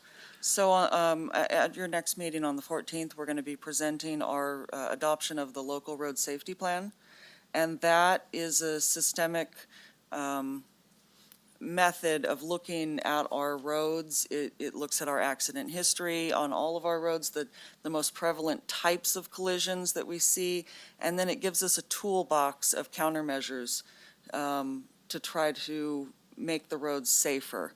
So as far as increasing safety separate from the speed limit discussion, that's the study that we've been working on for just about a year now, and we'll be bringing to you at your next meeting. And that is how we're going to tackle these safety concerns moving forward. Okay. Is looking at the types of collisions, the frequency of collisions, and how we can mitigate those with our toolbox. Does that answer your question? Yes, thank you. Okay. I have a suggestion also, and I think that's really good. That's coming to our board meeting next week? Yes, on the 14th. Great.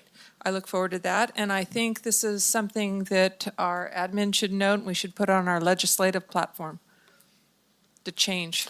And that's where I was going to as well. I think this is absolutely something we need to advocate for legislatively. Yeah. Because, this is not the first time we've been sitting here in this position raising speed limits for exactly the same reason. Yeah. And I don't think we're the only county that's frustrated. No, I don't either. But until that time, I'd like to make a motion that we waive the first reading of this ordinance to amend Chapter 10.04 of the Tuolumne County Ordinance Code to implement traffic speed study recommendations and setting the second reading for December 14th. Okay, and I will second.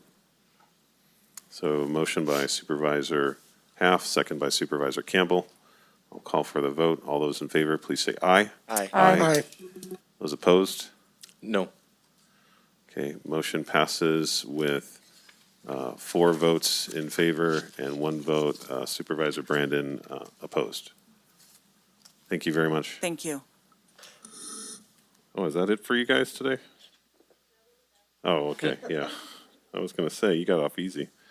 Okay, Ms. Ryan, would you please read item 12 for us? Item number 12, Environmental Health Food Program Update. Public hearing to consider amending the Tuolumne County Ordinance Code by amending Section 3.40.010H by adding subsection 3.40.010H12W to establish food facility self-inspection program fee. Hello. Good Welcome. morning. Long time since I've been sitting here. It's nice to see all of you. Quincy Yaley, Community Development Department Director. And you may recall that your board approved a contract a month or 2 ago to bring on an interim environmental health director since our previous director moved on to another county. So I haven't brought him by yet because he's been so busy working, no time to get out of the office, but I'd like to introduce you to Brad Banner. He is our interim temporary, although I wish we could keep him forever, environmental health director. And since Brad's arrival, he has really been working to get environmental health organized with a number of programs that they're responsible for, including organizing our inspections with respect to our hazmat programs, changing how we respond to emergency calls. It turns out we're really rarely ever needed. And also changing the number of times we do inspections on some of our land use projects so that we're only going out and when we're really needed and combining some of those inspections to make things more efficient. And lastly, bringing a change to our medical waste program, which you approved this morning on your consent calendar. So within environmental health, one of the programs we operate is a consumer protection program. This is when certain restaurant facilities or food carts or cottage food businesses are required to have an annual permit to operate from environmental health. And that includes oversight. They would receive an inspection as well as we'd respond to complaints and well, just general program management when it comes to consumer protection. So in looking at taking new tactics on how we can operate our environmental health division, we are asking the board to implement a fee for a 1-year pilot project, which would be a new food safety program. And this would only be in place while we look at a long-term plan on how to ensure that the consumer protection program is run efficiently. The fee that we're here today is asking for approval of is a $50 fee. It would support a number of trainings that we would be asking our food facility program operators to attend, either virtually or in person. It is also supporting a new inspection guide that we've printed up that's much more straightforward and easier for our restaurants and participants to read, and really the goal is to teach our operators how to run an efficient restaurant rather than just environmental health showing up and pointing out what is wrong just one day out of the year. So we really want to teach our clients how to run a safe facility. The program would require a lead worker or a restaurant worker to attend a food safety workshop that would focus on five major risk factors for foodborne illness. They would then complete a self-inspection that is specifically targeting those risk factors. We would be performing administrative duties to hold those workshops and administer the program, as well as I said, we've printed up a number of field guides. We're working with Cole Prisbala to outreach to our restaurant industry and our consumer protection clients to make sure that we get the word out, because if they sign up for this program, pay their $50 fee, and complete a number of complete an inspection and a feedback form, then they won't need to pay the full permit fee, which is outlined in your board packet, and they would be on their way for the year. If they choose not to participate, then we would just continue our regular program, they would be charged a full fee, and they would just receive a regular inspection from our environmental health staff. What's that fee real quick? Just while you're talking. It depends on the size of your business, and it is anywhere from cottage food operations, $150, I'm rounding. Food establishments, depending on the seats, $300 to $400. Mobile food carts, $250. So it really just depends on the type and size of your business. While we administer this pilot program, we would form an informal community outreach program where we can reach out to our stakeholders and ask them what kind of food program they want to have and work with them within the bounds of the California food regulations to make sure that we have a good relationship with our business owners, so that they'll want to comply, because a business that has a reputation of with violations is no good for a business owner. We anticipated going into this fiscal year, when our current approved budget, we decreased our environmental health revenue based on some staffing limitations that we are having. However, if all restaurants participate in this pilot program, we will exceed the revenue that we're anticipated to bring in, so there'll be no negative budgetary impact for the project, or for this pilot program. So with that, Brad and I are here to answer any questions that you may have, and we would recommend that your board approve an ordinance amending section 3401010H, by adding a food facility self-inspection fee. Great, thank you very much. So we'll open the public hearing. Are there any questions from the board? Yeah, I just wanted to make some comments, and I do have one question. I started my career after college in dinner house restaurant management and helped a company grow from one unit, highly popular, to 4.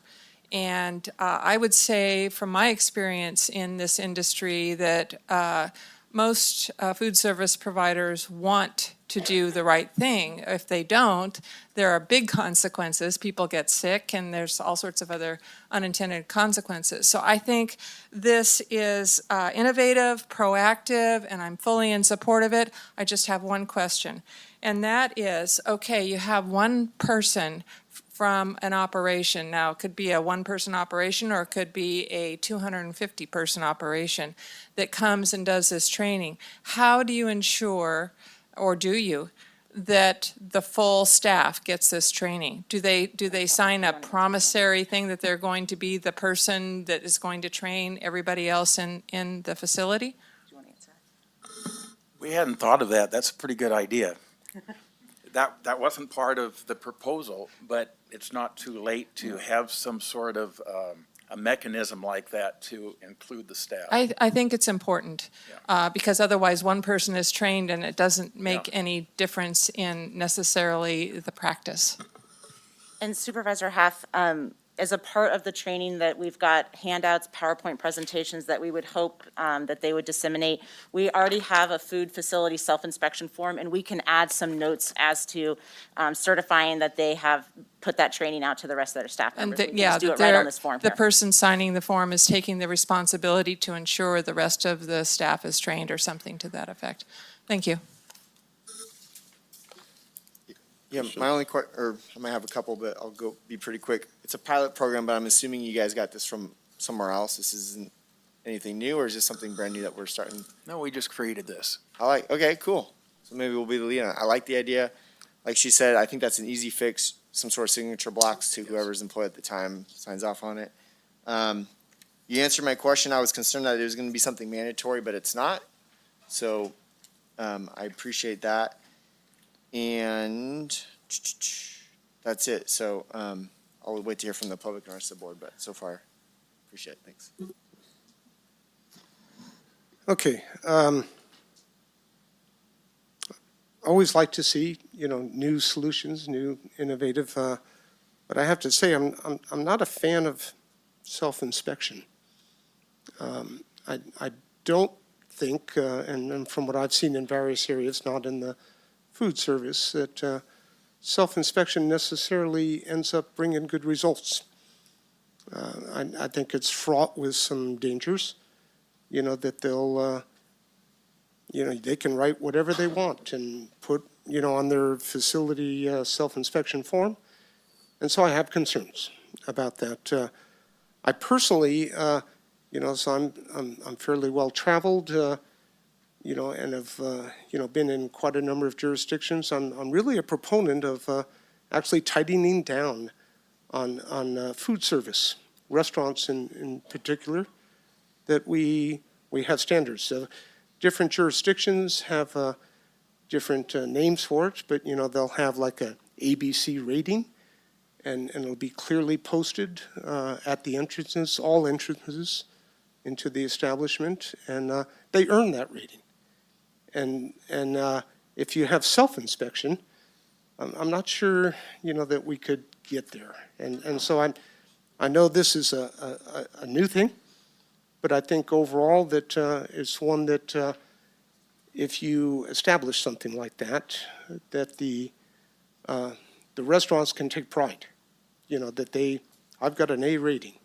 And the public, they look at the door and they go, A rating, I'm going to participate there. If they got a B, well, maybe. If they got a C, maybe they're not going to enter at all. And, so if you had something like that in conjunction, with this, but it's a little premature. You gotta work towards that. But, the standards, and we have issues in the county, right? And self-admitted, because of the age of our structures, the design of the buildings, people that are dining in establishments, having to travel through kitchens to get to restrooms. There's concerns, there, and health and safety concerns that we need to look at. And I'm not trying to hamstring our restaurants, but I do want to make them as safe as possible. And in old buildings with many cracks, it introduces the risk for who knows what types of critters that could be, coming into the establishments. So, thank you. Yeah, could I respond? Sure. And thank you Yeah. very much for bringing those things up. The situation that we were confronting was one trainee staff trying to inspect like 580 food facilities, like 60 pools, 15 body art facilities, and then getting pulled continually into other programs such as land use because we had one person there and we had contractors and so. So we were looking at, the choice was reducing our fee to match the service we were actually providing, and we were looking at a greatly reduced fee. And the idea of this was say, hey, let's give us 1 year of breathing room. We'll still try to inspect as many as we can.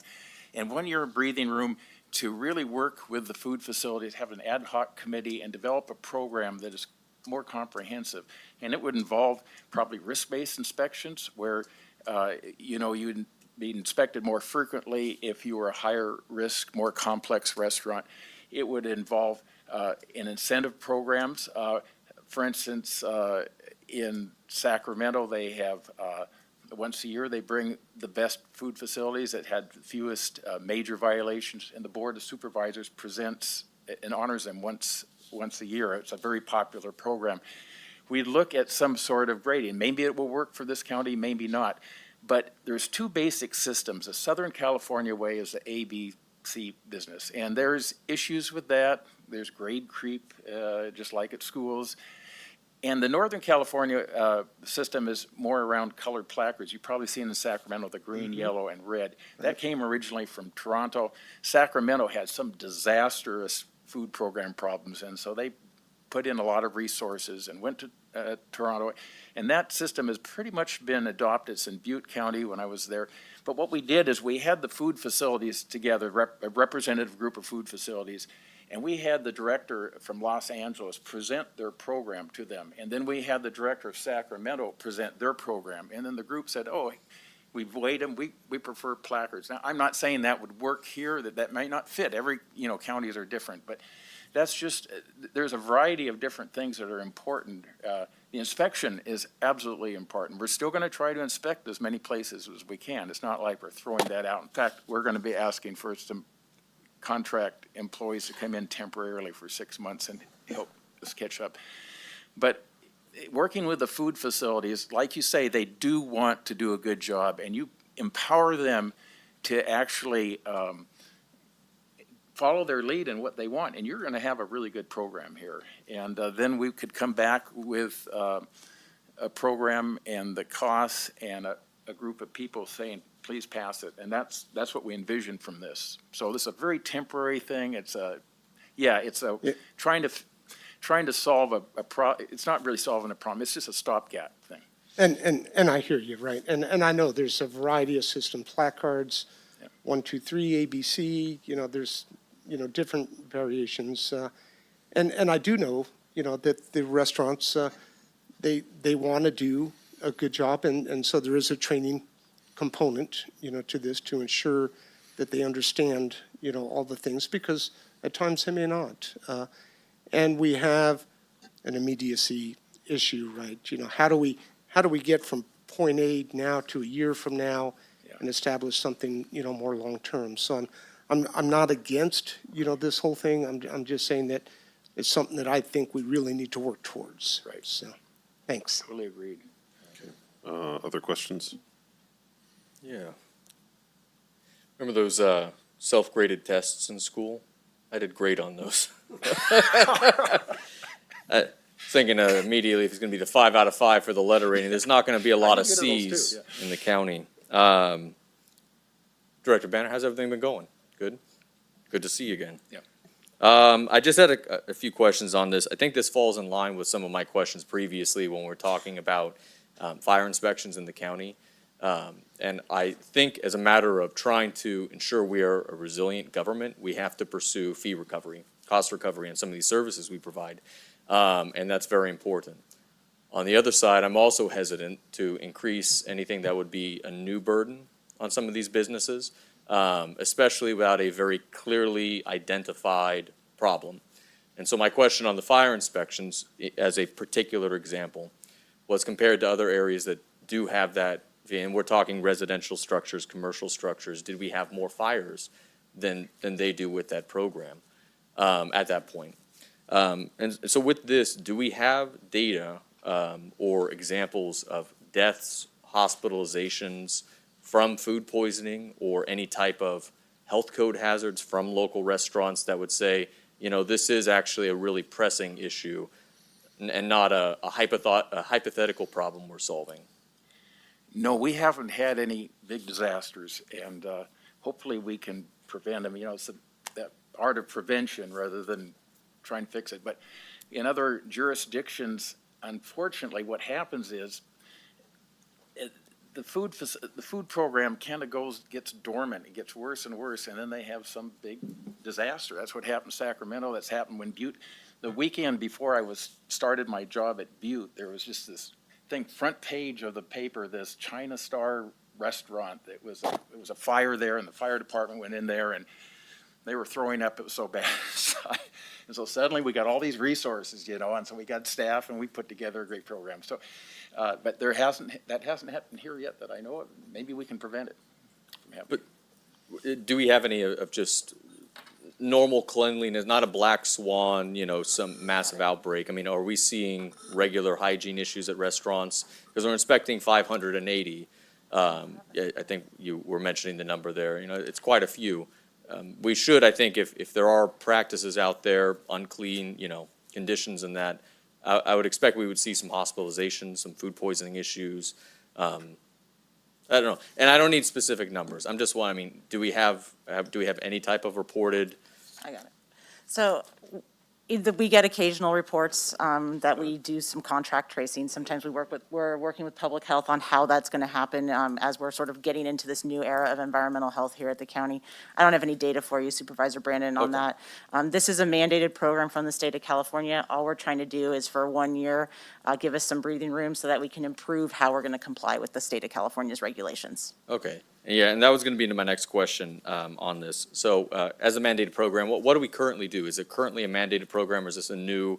Currently a mandated program. Okay, and so how do we currently accomplish compliance to that? So they submit, people who are required to get a permit to operate will do that. Right. They'll receive a permit to operate. Environmental health will inspect when and if they can. We respond to complaints. We follow up. If they do an inspection and it doesn't pass, we do follow-up inspections. So there's a lot of work to run this program. And we just want to make sure that we are working with our permit to operate holders and providing them a service that's valuable. Okay, so it's a kind of complaint-driven system right now, and we don't recover a lot of the cost of doing an on-site inspection, and it's not a lot of training, it sounds like, for them at the beginning, preemptively. So would they pay an annual fee, no matter how many times we go out there? And whether or not we go out there, sometimes we're just tracking these businesses through the year. So the cost recovery, we did a fee study in 2018, which updated those fees and accomplished a level of cost recovery. However, we're always informing your board that full cost recovery can be a deterrent from obtaining a permit. So I believe that these fees in 2018 were set slightly lower than full cost recovery. Okay, and are we currently compliant with the system that we're using right now? What do you mean? The complaint-driven, then an inspection system that you mentioned? Well, there's no state of California, food police to a certain extent that comes down to make sure that counties are complying with their programs. We want to, registered environmental health specialists and the environmental health director, that's their responsibility to ensure compliance. So when we receive a complaint, we go do an inspection. Okay. And then I want to ask, on the fees, so we're not making any decision there on the fee schedule listed at the end. Is that correct? Correct. That's there for your information. We're asking for you to approve a fee today. That's it. To add to that? That's correct. Okay, making sure, so there's no other changes in there at some point. And so this is not, Supervisor Kirk brought up a good point. So this is a mandatory program that all of those businesses will have to opt into, or is this a voluntary program in addition to the current system for the pilot that they can opt into? So all facilities are required to have a permit to operate if you're going to be open to the public. And obviously there's different categories of permit to operate holders, and those are sort of outlined in our fee schedule. So if it was just business as usual, everyone would send in their $200, $300, $400 check, and we would administer the program that way.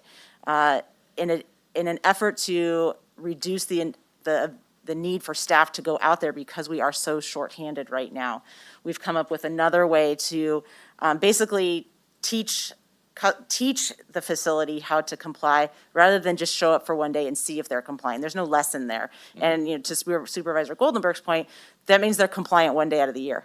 So the self-inspection, they're compliant when they do it. It's better to take a different approach of bringing our customers in, forming a stakeholder group, and like Mr. Banner talked about is what works for our county and our restaurant holders. So rather than imposing the current system that we have on them, giving us a year to develop a system that they are eager to comply with. Okay. Well, so is it voluntary or is it mandatory for a restaurant? If they're paying the normal fees, you said. It's mandatory to have a permit to operate. We're providing another venue, another option for them to do that. Okay, so I'm sorry, so you were saying it could be like $200 or $300 for the permit to operate. Would they then choose this permit instead? What we're saying is rather than paying $400 for their permit to operate, we will give them an incentive to participate in this program by only charging them $50 instead. So they won't pay that. It'll be a huge reduction. So they have an incentive to do it. But if they don't want to do it, maybe it's a big corporate facility and they don't care, then they can pay the regular fee, and we will do everything we can to get them inspected and. Okay, thank you. So it is mandatory, but it's less. That's what I was wondering, if it less. was on top of what exists, That's or how if we're this gonna, is. that's how we want to pull them in. So it's a subsidy, get them involved with it. Okay. Well, I really appreciate it. I know I had a lot of questions on that. I'm just really hesitant right now, especially coming out of, still in COVID, but economic recovery from all the shutdown. I'm just really hesitant on that stuff. But I think you answered the questions really well on that, and I can see why this would be a great pilot program to explore. So thank you. So just a quick follow-up. Well, let me clarify real quick. So we're talking, this is a pilot program. The business has the option to participate in the pilot program. If they choose not to participate in the pilot program, it would just go back to the standard in-person inspection, and they would pay the standard fee. Correct. Okay. So, Sorry, so Supervisor Goldenberg. no, that's fine. My question is, and I think you kind of intimated it, is I think we've got a backlog of inspections, available staff to do the inspections. So my question is what percentage of the required inspections have we been able to accomplish? And do we need to, you even, suggested that maybe some temporary staff to, bring things up. What percentage are we at now? I mean, this is important. Yeah, so we're not meeting the inspection targets that we'd like to meet. And it's low enough that we are majorly overhauling our environmental health program. Some of those things I talked about in the introduction in terms of how we operate. By bringing in Brad, we've also brought in a wildfire specialist to help us with the Washington fire response. Normally that load would go to the environmental health director. We've pulled that off of there in order to have more capacity for our temporary director to work on programs. Okay, so. And we're just going to be hitting the environmental health hard, including bringing in some additional temporary staff members to work on a backlog So of it would be inspections. suffice to say that we're probably under 50% of meeting our Yes. obligations? Okay, we need to fix that. Absolutely. Okay, thank you. Okay, is there, so we're still in a public hearing. Is there any public comment on this?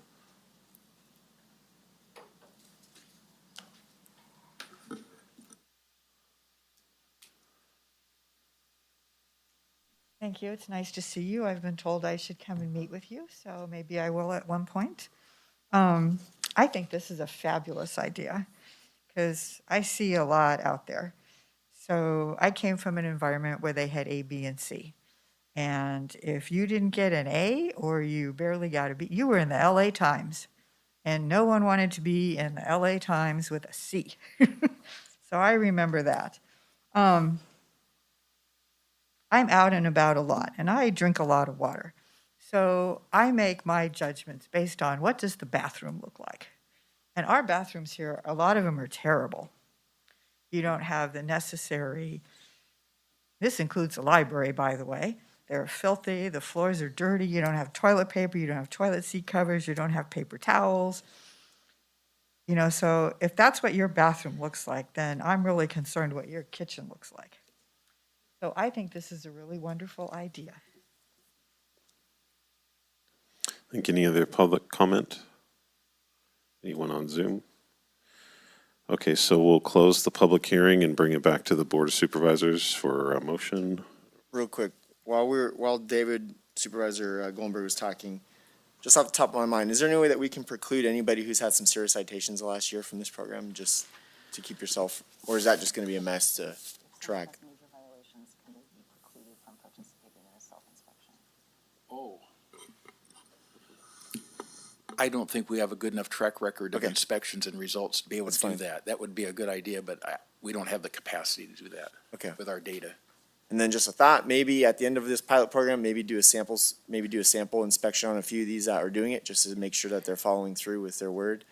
That way we know it's workable. And then working in the prison, for sanitary things, we have to do daily logs. So I'm not saying you have to necessarily make the business do a daily log, but maybe a weekly log. That way, instead of just a one-time signature for the year, there's some consistency and some history. I would maybe build that into it. Yes. But other than that, I'll make a motion. I just click the button. Unless somebody else wants to make the motion, because I just. Yeah, I'm ready to. I'd like to move that our Board of Supervisors approve the ordinance amending Section 3.40.010H of the Tuolumne County Ordinance Code, adding a food facility inspection fee. And I will second. Okay. I have a motion by Supervisor Half, second by Supervisor Kirk. I'll call for the vote. All those in favor, please say aye. Aye. Aye. Any opposed? Okay, motion passes 5-0. Thank you very much. Okay, Ms. Ryden, will you please move us on to item number 13? Item number 13, consideration of approving the Tuolumne County Behavioral Health Mental Health Services Act, MHSA, 3-year program and expenditure plan for fiscal years 2020 through 2023. Good old Good morning. MHSA. Good morning, Chairman Campbell, members of the board, Rebecca Espino, Health and Human Services Agency Director. It is my pleasure to introduce the Mental Health Services Act 3-year program and expenditure plan presentation. As you will see from your slide deck, the presentation is robust, but staff spent a lot of time in preparing for this, today. And we really are looking forward to the presentation. Thank you.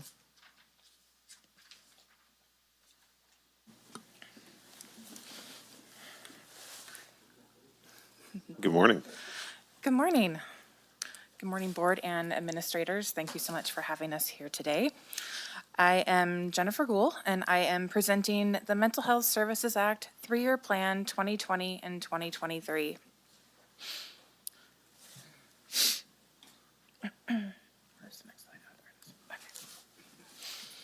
The Mental Health Services Act, or MHSA, was established through passage of a statewide ballot initiative, also known as Proposition 63, in 2004.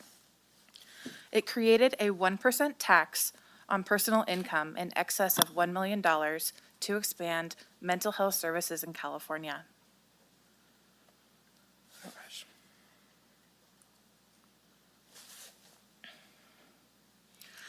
Counties receiving MHSA funds must develop 3-year program and expenditure plans projecting their MHSA revenues and identifying exactly how they intend to spend their MHSA funds over the next 3 years.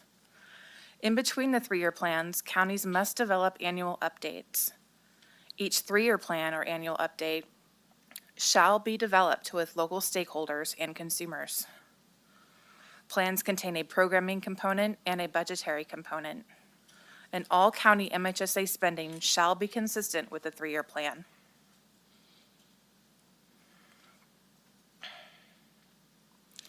Today I am presenting the 1920 annual update and the 2023 MHSA 3-year program and expenditure plan. The 1920 MHSA annual update was due June 30, 2019. However, the 1819 update had just been approved by the Board of Supervisors in May of 2019.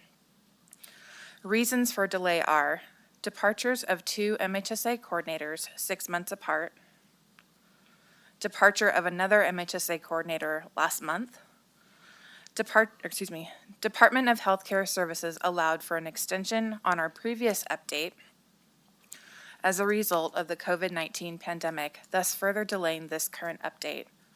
The deadline for the 2023 3-year plan was due on June 30, 2020. However, we did not meet that deadline. We are aware that we are behind. Our goal is to complete this plan and focus on coming into compliance. We anticipate being back on the state submission deadline schedule for the MHSA plans by June 2022.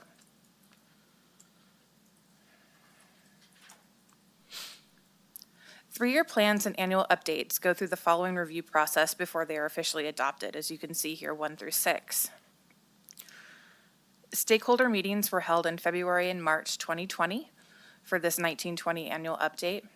Public comment period was November 1st through 30th of this year. Public hearing was held last week on Wednesday, December 1st. And today we are asking for the Board of Supervisors approval for this plan.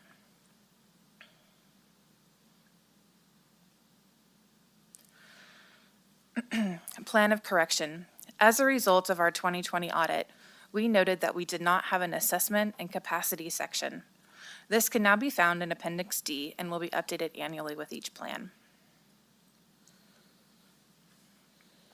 The MHSA programs and services are prevention and early intervention, community services and supports, innovation, workforce education and training, capital facilities and technological needs, prudent reserve, and community program planning process. We will now review these components and go through each individually. Community service and supports is the largest component of the Mental Health Services Act. The CSS component is focused on community collaboration, cultural competence, client and family-driven services and systems, wellness focus, which includes concepts of recovery and resilience, integrated service, experiences for clients and families, as well as serving the unserved and underserved. CSS programs include general system development, outreach and engagement, and full service partnership, or FSP.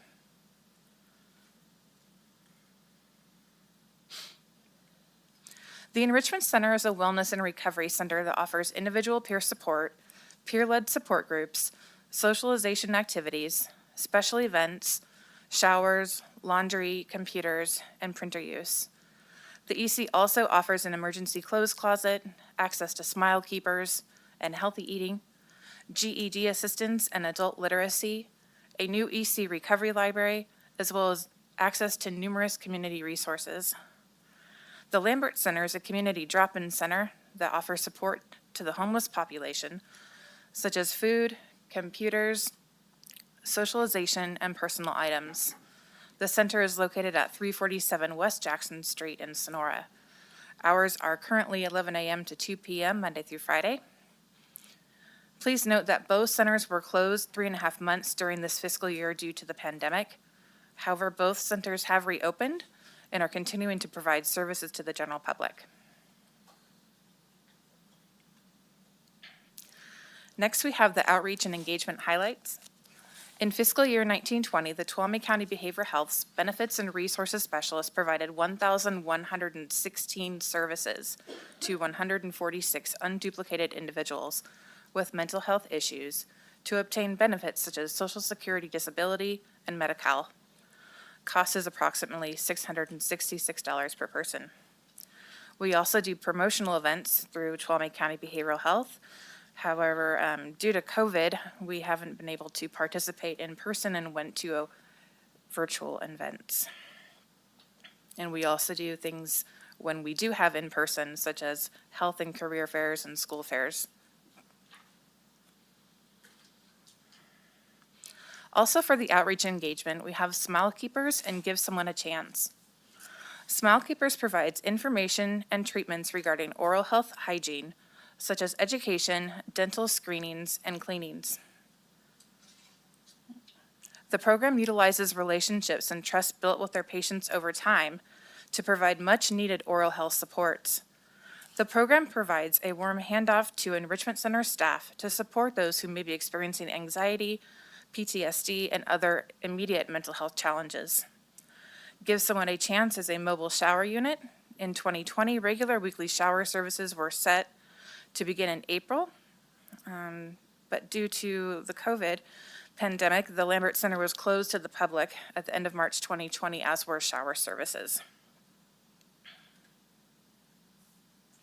The Full Service Partnership Program, or commonly called FSP, is a whatever it takes program that includes the availability of flexible funding to meet the goals of individual service and support plans for each client. Some examples of flexible funding may include housing rental assistance, clothing, food, transportation, and educational materials. There are more services beyond individual and/or group psychotherapy and case management. In fiscal year 1920, a total of 80 individuals received services through the FSP program at an estimated annual cost per client of $8,834. Tuolumne County Behavioral Health provides phone and walk-in services through the Crisis, Access, and Intervention Program, or CAPE, or commonly known as CRISIS. CAPE staff consists of a specialized team of clinicians and behavioral health workers who are available to respond to crisis prevention or emergency support and referral services. The CAPE unit served 1,125 unduplicated individuals for an average cost of $373 per client in fiscal year 1920. 42% more clients were served than the prior fiscal year, most likely due to the COVID-19 pandemic. 2 county-owned houses provide permanent supportive housing for those with severe and persistent mental illness. It's affordable with 30% of their income going towards rent, and houses are currently at 100% occupancy.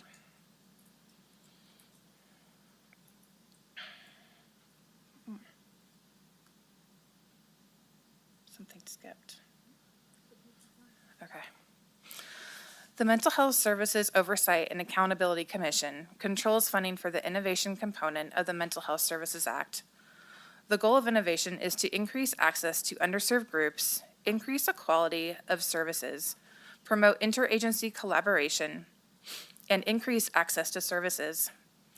Counties select one or more goals and use those goals as a primary priority or priorities for their proposed innovation plan. The last innovation project was Wellness One Mind, One Body, which was completed in June 2017. No innovation project was budgeted for fiscal year 1920. Tuolumne County Behavioral Health previously discussed an innovation project with Tuolumne County Superintendent of Schools related to school-based mental health that stakeholders listed as a priority. This topic was placed on hold when Tuolumne County Superintendent of Schools received a grant to complete this project. Tuolumne County Behavioral Health continues to gather stakeholder feedback on potential innovation project ideas for the future. The goal of Workforce Education and Training, or WET component, is to develop a diverse workforce. Clients and families and caregivers are given training to help others by providing skills to promote wellness and other positive mental health outcomes. They're able to work collaboratively to deliver client and family-driven services, provide outreach to unserved and underserved populations, as well as services that are linguistically and culturally competent and relevant, and include the viewpoints and expertise of clients and their families and caregivers. The COVID-19 pandemic presented challenges to in-person trainings beginning in March 2020 on into 2021. Out of necessity, electronic training platforms replaced many in-person trainings. Both the 2021 all-day privacy law and ethics training and 2-day cognitive behavioral therapy training were conducted virtually. The Capital Facilities and Technological Needs, or CAFTAN component, works toward the creation of a facility that is used for the delivery of Mental Health Services Act services to mental health clients and their families, or for administrative offices. Funds may also be used to support an increase in peer support and consumer-run facilities, development of community-based settings, and the development of a technological infrastructure for the mental health system to facilitate the highest quality and cost-effective services and supports for their families and their clients. In 1920, there were no expenditures for CAFTAN, or Capital Facilities and Technological Needs. Funds for computers were budgeted in the 1920 annual update in the amount of $24,272, but all computer expenses were paid for through other funding. The following will be budgeted in this 3-year program and expenditure plan. In fiscal year 2021, there are no allocations for CAFTAN. Funds in the amount of $60,635 were budgeted in fiscal year 18-19 for an upgrade to Tuolumne County Behavioral Health Department's electronic medical record system to come into compliance with federal privacy regulations, but the current system does not have the capacity to be upgraded, and an entirely new electronic medical record system is needed. Funds are being allocated for a new electronic medical record system that meets compliance standards. Funds for replacement of the deck at Cabrini House were budgeted in the fiscal year 18-19 Mental Health Services Act annual update in the amount of $34,214, but the project has not yet been started. Due to the recent rise in cost of materials, the budgeted amount will be increased to $50,000 in fiscal year 22-23. For prevention and early intervention, the State Department and Healthcare Services, in coordination with counties, shall establish a program a program designed to prevent mental illnesses from becoming severe and disabling. The program shall emphasize improving timely access to services and for underserved populations. MHSA funds a contract that provides services for prevention and early intervention, or PEI.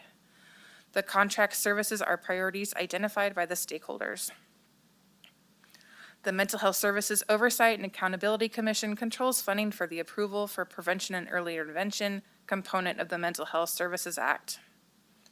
The goal of PEI is to help counties implement services that promote wellness, foster health, and prevent the suffering that can result from untreated mental illness. The PEI component requires collaboration with consumers and family members in the development of PEI projects and programs. There are 3 early childhood projects: Infant Child Enrichment Services Nurturing Parenting Education Program. The estimated cost for this program is $412 per individual or family served. This program is 75% prevention and 25% early intervention. Tuolumne County Superintendent of Schools First 5 program. This PEI contract is 100% early intervention with an annual cost of $904 per person. AmeriCorps. The cost for this program is $743 per person. The program is 75% prevention and 25% early intervention. School-Based Violence Prevention Project, Center for a Nonviolent Community. In fiscal year 1920, approximately 3,469 students, parents, teachers, and community members attended workshops for an annual cost of $11 per person. This program is 100% prevention, but due to challenges with contractor staffing and budget, this program will not be offered in fiscal year 21-22. Suicide Prevention and Stigma Reduction Project, Amador Tuolumne Community Action Agency. This program is 100% prevention. There are 3 outreach projects to special populations. Catholic Charities, cost is $1,216 per person. This program is 100% prevention. ATCA's Promotores de Salud, Promoters of Health, cost is $63 per person. This program is designated as 70% early intervention and 30% prevention. Tuolumne Miwok Indian Health Center cost is $28 per person. This PEI contract is 80% prevention and 20% early intervention. Fostering healthy activities in non-traditional settings. Jamestown Family Resource Center's project to create a trauma-informed school district provided training to 67 teachers and school staff, which benefited a total of 1,120 students with an annual cost of $37 per person. This program is 100% early intervention. In fiscal year 1920, Jamestown Family Resource Center also expanded its program in Tuolumne County by reaching out to other local school districts and trauma-informed training to school staff. And I'll now present the MHSA budget review. Within the Behavioral Health 1920 budget, the Mental Health Services Act budget was $3.57 million. As you can see, other portions are highlighted in this pie chart, but we're only going to focus on the MHSA portion today, which accounts for about 38% of Tuolumne County behavioral health funding. Fiscal year 1920 MHSA budget is as follows. Community services and supports for $3,310,074. FSP for $1,477,798. Non-FSP programs of $1,667,710. Administration for $114,564. Prevention and early intervention for $595,279.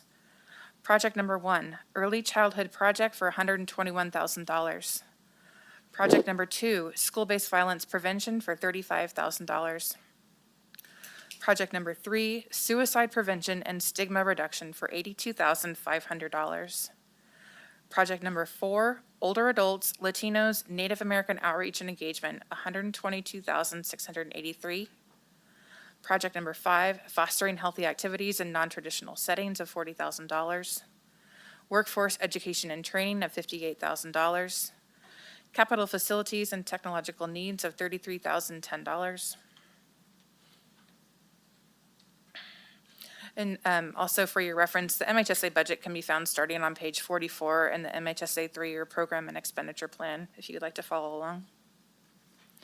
In fiscal year 22-23, MHSA budget projected is as follows. Community services and supports for $3,785,905. FSP of $1,611,042. Non-FSP programs, and let me be more specific, which includes crisis or CAPE, the Enrichment Center, Lambert, benefits and resources and promotions. But the non-FSP programs is $1,396,082. Administration is $751,781. Prevention and early intervention is $595,279. Project number 1, early childhood project of $121,000. Project number 2, school-based violence prevention of $35,000. Project number 3, suicide prevention and stigma reduction of $82,500. Project number 4, older adults, Latinos, Native American outreach and engagement of $122,683. Project number 5, fostering healthy activities in non-traditional settings of $40,000. Oh, sorry, I lost my place here. Where did I leave off? Workforce education and training of $62,500. And capital facilities and technological needs of $538,564. For other MHSA funds, there hasn't been an innovation project since the last one ended in fiscal year 17-18.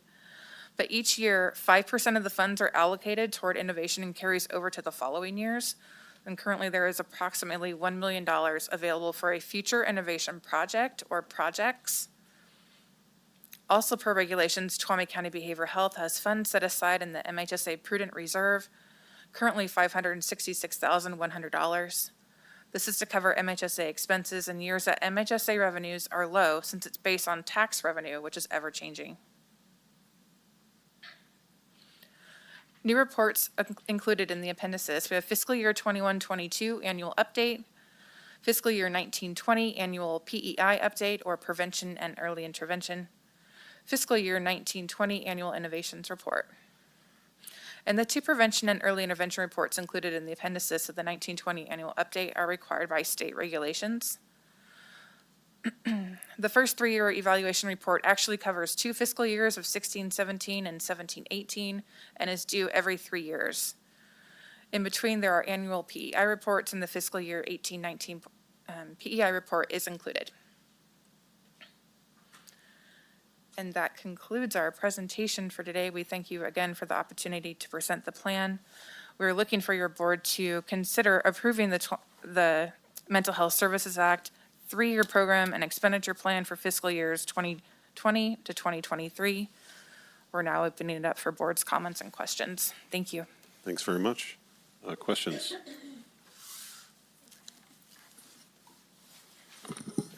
Thank you again so much for this. I unfortunately couldn't attend the Behavioral Health Board. Appreciate you bringing it there and including them in the discussion and talking about it.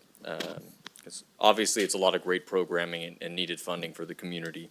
It's also great because it's set at $1 million, and so eventually that just keeps growing. But anyway, that's good stuff. I wanted to ask specifically about the capital facilities. Obviously, we have a discussion about the hospital and potentially capital upgrades to offices. I know there's also a fund balance for behavioral health, and I just want to see if this would be any funding contributing towards that. To improve that facility to kind of make the unified hub. Are you talking about a space at the hospital for us? So that would be negotiated between us and the hospital, whether or not the hospital would have a space for us to do that, so on and so forth. Moving forward through the stakeholder process, if they felt that capital facilities funds could be utilized towards that. So MHSA is really particular, and funding is very set by kind of the stakeholder and feedback process. So in the future, it could potentially be something that we could look at for capital facilities needs, but we would have to look at the exact requirements around how we can spend those funds, whether it can be used on another site. So I don't know the specifics about that. Okay, thank you. And I should clarify, I'm talking about the old Tuolumne General Hospital site, not Adventist Health, of the improvements there, but I think he answered whether. So that was the clarification for me, yeah. And Yeah. so then we would be able to use funds on site for that, but it would have to be MHSA focused or stakeholder driven. Okay, great, thank you. I did want to ask, so we just got back from a county conference of CSAC, County State Association of Counties, California State Association of Counties. One thing that was mentioned was a lot of funding coming in for one-time investments into behavioral health needs. I believe what I had written down was 2.2 billion from our HHSA policy committee that I was attending. Looking at, and just in a lot of the discussions, I know we have the 2 houses, I think 11 beds. That's a huge issue in our community. I guess part of the question is, why haven't we had an innovation project yet? And is there any plan, since this is for the next 3 years, to invest in more actual spaces, and not just programs and services, but for some of the people that really have these high needs, we need bed facilities to an extent. So is there a plan with this, or is it in another kind of lane? So I think housing and affordable housing in general is a topic all the time, right? Especially for behavioral health in regards to always needing placement for people, helping to find them housing is one of the biggest portions of our FSP services. So case management is a huge part of that that's always looking towards it. As far as innovations project goes, this opportunity to build, $1 million is a lot, but is it enough to build or to really solidify something like that? However, we don't currently have an innovations project, and so that is a process that we will begin this year, kind of gaining stakeholder feedback and community input on what the community finds the most important to start beginning to develop. And then that project then would have to be approved by the Department of Healthcare Services as well. So I wouldn't say that it's not something that it's something that we're always talking about in regards to offering housing, how we can utilize these funds to help maybe perpetuate some of the beginning process of that is something that we can't speak to quite now, just because we'd have to involve the stakeholders around it. Okay. Sorry, Rebecca, move up because I'm throwing curveballs too, but. And so I guess part of that is with the percentages being allocated, and one of the programs being the capital facilities with MHSA funding. Is there any plan to use some of this to invest in some of those facilities outside of the innovation funds? At this time, there are funds dedicated to improving the current housing. So as you saw in the plan, that there are funds dedicated to improving the deck at the Cabrini House. But outside of this, at this time, there's not funds dedicated for new housing. Okay. Can you explain a little more on that? I just, again, since this is something for the next 3 years, and since that's been such a critical need, is there a reason why kind of putting some of this money away for, like adding another Cabrini House, for example, was not included in this? Great questions, Supervisor Brandon. I think Tracy will definitely attest to this. The length of time it takes to find a location that goes, as we talk about this during our homeless committee, the NIMBYism issue that we encounter even with the most recent Washington House. I think Tracy was there when it occurred, and it was years in the making. It doesn't mean that we should not look at that opportunity, because I think we need to, but we have not included it in this 3-year plan. Okay. All right. Thank you. And just my last question on that. This has been in particular coming up to me a lot. I got some folks in my district in particular that are well-known behavioral health cases. I'm not going to diagnose, but there are challenges, and it's very clear. One of the issues has been when folks go out to help them. We have all these programs, and they say, no, I would rather live in the cold. I would rather not be able to take care of myself or not be on any type of medical treatment to get better or stable housing or job assistance or anything. Is there any hope with any of these? For example, all of these are voluntary programs such as the Full Service Partnership. There's no, what are the limits of what that's able to offer somebody? I'm trying to get inside the head of somebody that would say no to all of that assistance to choose it. It's in particular the Jamestown. It's something we all see, and it hurts everybody. It's inhumane the way it is, but there just seems to be so little that we can do. Yeah. So can you explain a little bit about what the Full Service Partnership might look like, and if there's any options for doing more for somebody who is defiant to extent or not compliant? Sure. So you're correct in saying that treatment or participation with behavioral health is not mandated in any way. It's a voluntary program, the same way choosing to take your diabetes medication or anything else, right? It's a personal choice. However, when it does come to full service partnership, outreach and engagement and continuing engagement in services is a huge part of it. So whether that means our full service partnership, whether you're in full service partnership and maybe you're homeless, we're going out to you continuously and re-engaging as often as possible. So we are putting those efforts out not only through FSP, but we have prevention and early intervention programs. We have case management services within our plan services as well. But you're right, at the end of the day, it is a voluntary program. However, ensuring that we continue to keep our connection and we continue to make efforts to reach out to individuals is a huge part of that process. I appreciate that. I know you've done it for years with some of these folks, and that's hard work, because I got to meet them. I've known some of them actually for a long time from the music scene, and it's heartbreaking, but it's so important, the work that you do. I would like to recommend, too, to the rest of the board, since we did it earlier, that we also look at conservatorship and adding that to our legislative advocacy platform.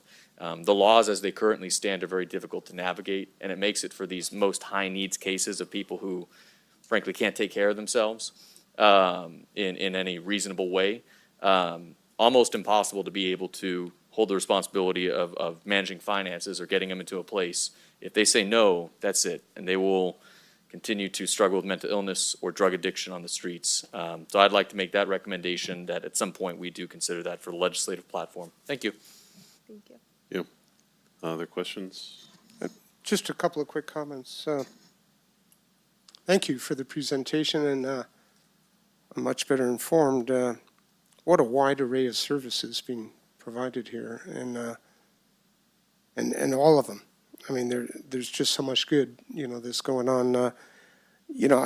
I'm looking at one that I've just seen in the past that makes a lot of difference in people's lives, but isn't always recognized as such, as the Smile Keepers dental services.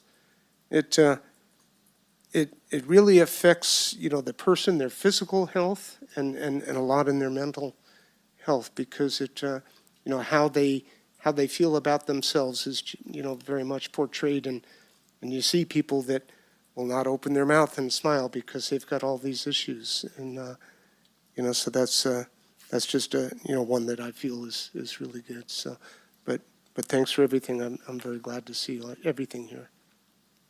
Okay, Supervisor Half. Yeah, thank you both for this presentation. I wanted to say something I don't usually say, and that is that the graphics that you have up here are outstanding. Well, no, and I say that because sometimes we get presentations where they try to cram too much onto one slide and it's not readable for us here on the podium, on the dais, or to the public, and you've done a very good job. And I just wanted to say that because that's important too, getting the message out. Now, I do have some questions. So it looks like you have a little over $3.5 million budget, of which $3.3 million is going to community services. And from what I can tell, it looks like a lot of the community services are applicable to the homeless. Is that a correct understanding? It looks like it could go, whether it does or not, but a lot, by and large, a lot of that funding can go to services that are helpful to homeless persons. They can go, absolutely, if they have a severe mental illness. So remember, the MHSA funds are still focused on severely mentally ill, and sometimes that can touch homelessness. However, the main focus of those funds is around mental health. Okay. I, along with Supervisor Brandon, are the supervisors on the Homeless Committee, a Homeless Commission, actually, it's termed now. And I'm wondering if, I know you've already got your 3-year plan set in stone, but I'm wondering if we might find some commonality between what the MHSA provides and what the Homeless Commission is trying to do, if we might have some kind of a goal-setting session next year to see where the intersection is and what good we can do for the community, the homeless community specifically.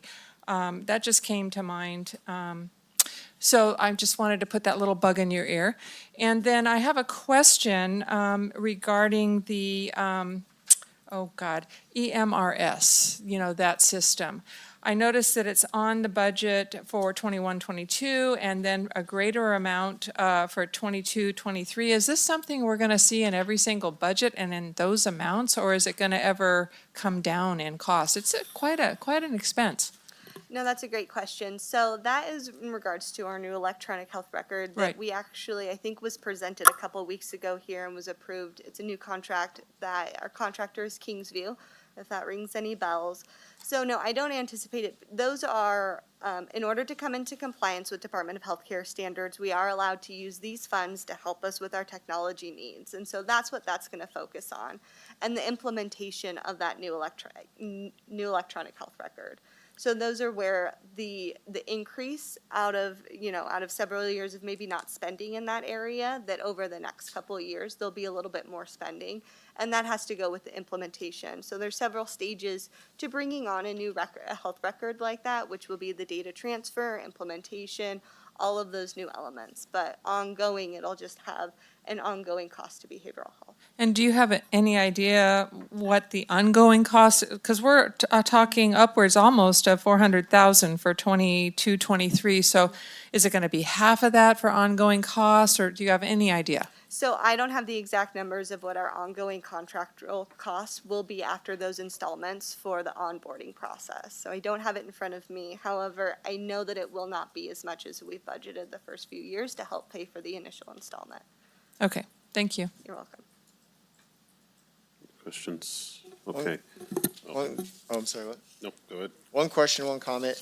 Earlier, you said that an in-project with Tuolumne County Schools, basically, the topic was placed on hold because the schools received a grant to complete the project. Did they complete that project? Yeah, so Okay. that's actually a great question. Our innovations project is something that we had begun gathering stakeholder, and we actually built a proposal, and it was in conjunction with Tuolumne Schools. But and the reason that we had done that is they had originally applied for the Mental Health Student Services Act grant. Okay. And they weren't approved for the grant, so we took it on as an innovations project, tweaked it a little bit more so that we could help provide a little bit more mental health services, but in the end, they were awarded the grant. And so that grant funding was a little bit more than what we could offer, and so they went with that. And that's to help put counselors on school sites in Tuolumne County. Okay, and they actually have more, I think was that the one that she was here for a few months ago, Superintendent Parker? And we're still partnering Okay. with them in correlation. Thank with you, I that just want to make sure. And then the other, this is just a comment. I'm big on prevention. I like some of your highlights from the 1920 year Jamestown Family Resource Center, Trauma Informed District. The things that you guys have done there, I'm a huge supporter in that, and it looks like some of the data is showing some return on that investment. So just, Thank you. there's a lot in here though, so I'm not going to act like I'm going to come on everything, but some things that stood out. So thank you guys. Thank you. Okay, thank you. Is there any public comment? Are there any hands raised on Zoom?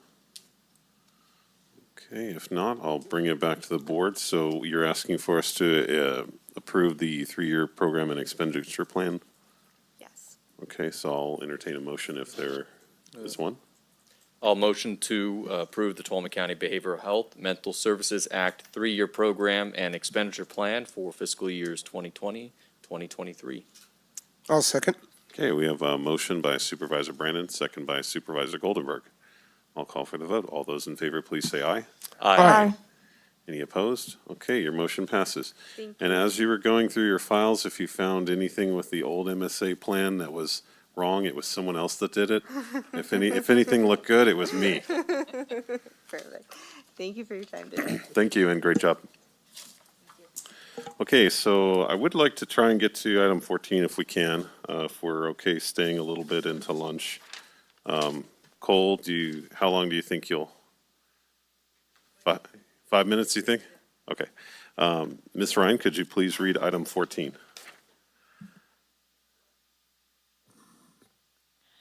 Item number 14, consideration of recognizing unanticipated revenue from Sonora Area Foundation in the amount of $100,000, increasing appropriations and approving an amendment to the Modesto Improvement Partnership, Inc. Professional Services Agreement for the same amount. 4/5 vote required. Okay. Good afternoon, Chairman. Good afternoon, Board of Supervisors. Cole Prisabelli, your Director of Innovation and Business Assistance. Give you an update real quickly on the RAD card program and a reminder. The first day that a consumer could actually spend funds on the RAD card program was November 24th, which was that Wednesday before Black Friday. By Tuesday and Wednesday of that next week, which is December 1st, all funds were matched. That means that within 1 week, $455,000 of county and consumer funds were matched. So we had a total of about $911,000 that are available to be spent in the community. As of today, about $326,000 of that 910 or so is in the hands of businesses. And when I say in the hands, it's being distributed. There's been a lot of conversations about when first funds will hit those business accounts. And I did want to be able to take that opportunity to say, if there is any business listening, for the weekend of Black Friday, the distributions were on that Monday. So you're talking about November 29th. It is 5 to 7 business days to get to your accounts, which means feasibly the earliest it could have been was yesterday, the latest it is tomorrow. So I did want to make that announcement. There are officially 149 businesses as of today verified that you can spend those RAD card funds. And it's not just one concentration in one location. We do have businesses throughout the county. When the funds were officially matched, we had an amazing opportunity where the Sonora Area Foundation reached out and offered to immediately help fund some more allocation for matches prior to the holiday season. And this is really exciting because there is quite a bit of a process for us to then use American Rescue Plans, which again, I want to remind you is not the conversation of today. The conversation of today is the exciting opportunity of Sonora Area Foundation and their donors. And one of the things that we need to make sure that we do collectively, myself as the Director of Business and Innovation and Business Assistance, and I would suggest to the Board of Supervisors, is really thank some of our county staff for getting this not just before you today, but before the holiday season so that we can actually have this funding out. There's a lot of interest still from consumers and businesses to have this funds. And we need to thank the RAD card program for helping us kind of figure out how we can get those funds into their program. So with that, I'm happy to ask and answer any questions you have about the program, or we can move on and you let me know. Questions? Supervisor? Yeah, and I know we're pushing up against lunch too. Cole, how many emails and calls have you gotten? Every time it's almost as if it's coronavirus. Those first few months, I finish one call and I have 2 or 3 more. So just clarifying with this, I've been getting a lot of messages as well. The unfortunate thing for Cole is then I send them all to him. But this is on the RAD card, which started off, I think, great, and I heard only positive things about it. Right. Then they did a massive update on this app, Correct. which I don't think they really told us about, and I guess couldn't wait a couple of days for us to finish our round of it. And there's some bugs, it seems like. There's some issues. And they are working out over a few days. Yep. But it's caused a lot of frustration. There have been, Absolutely. as we talked, some businesses that have not received the payments for a little while. And so just some serious concerns with that. I know you're on top of it. Pretty much everything that we've sent to you, somebody, they've responded, said, oh, yeah, it's been, addressed. Other ones addressed on their own. My own point is I wanted to say that it's awesome that the Sonora Area Foundation wants to contribute to this and pitch in for the program. I have hope, too, that it was really great, but we're paying 8.5% for administration. I want them to get to administrating better on this, right? Because we're paying them to do it. This is not a free service. And I hope that they do a little more beta testing, don't roll out an update in the middle of the thing, maybe get a little feedback. Coming out of this, I would like to see if we can draft some of these concerns into a letter. I'm not attacking them or anything, but they really in this particular instance, went about that in a bad way that has caused, I'm sure you, a lot of headache, business owners and some consumers a lot of headache, and a lot of messages and stuff.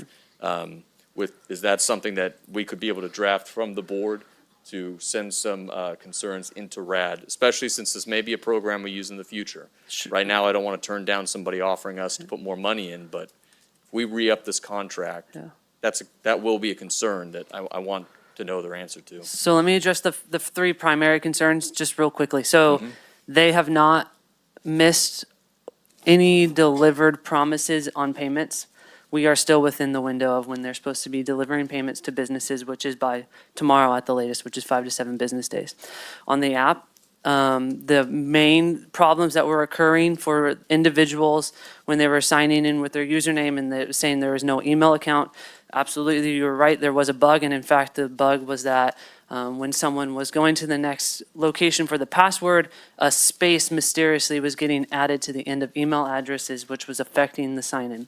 So it was because there was a mysterious space. So if you were having those sign-in issues, you have to go back to the username, delete the mysterious space, and it should work. And then the other way to force your way back in is also doing a password reset.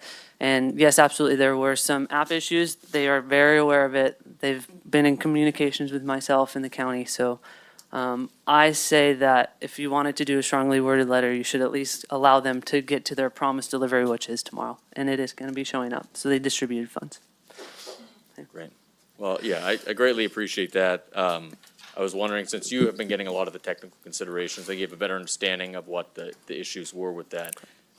So my thought on that would be for us to give the recommendation along with the decision we're making today, to ask that maybe not tomorrow, but in the near term, to draft a letter that then we could send to RAD. I think that's pretty far off of what we're here to talk about today.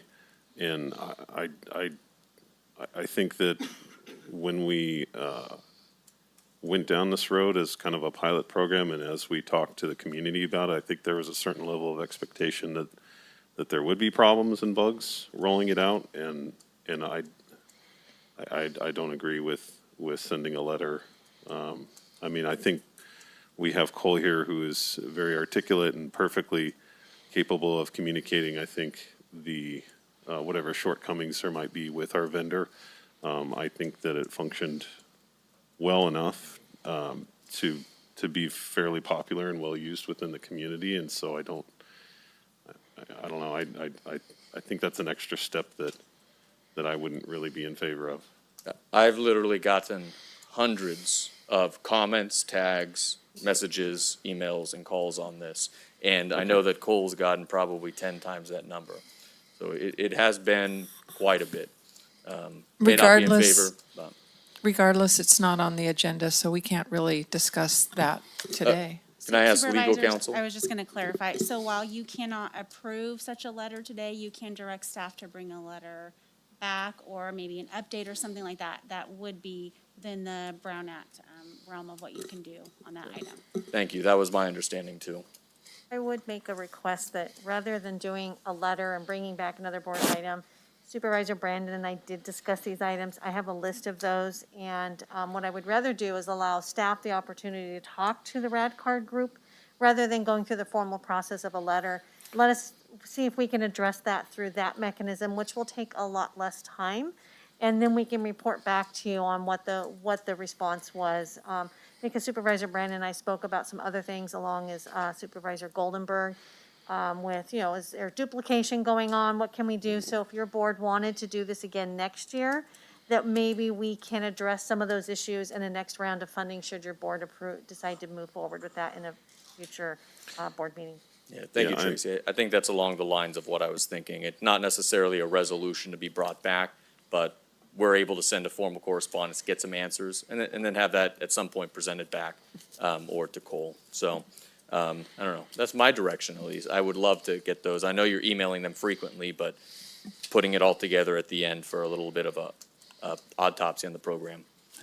Yeah, and again, I don't agree with sending any formal correspondence from the board. I think that, they're a vendor. We have a contract with them.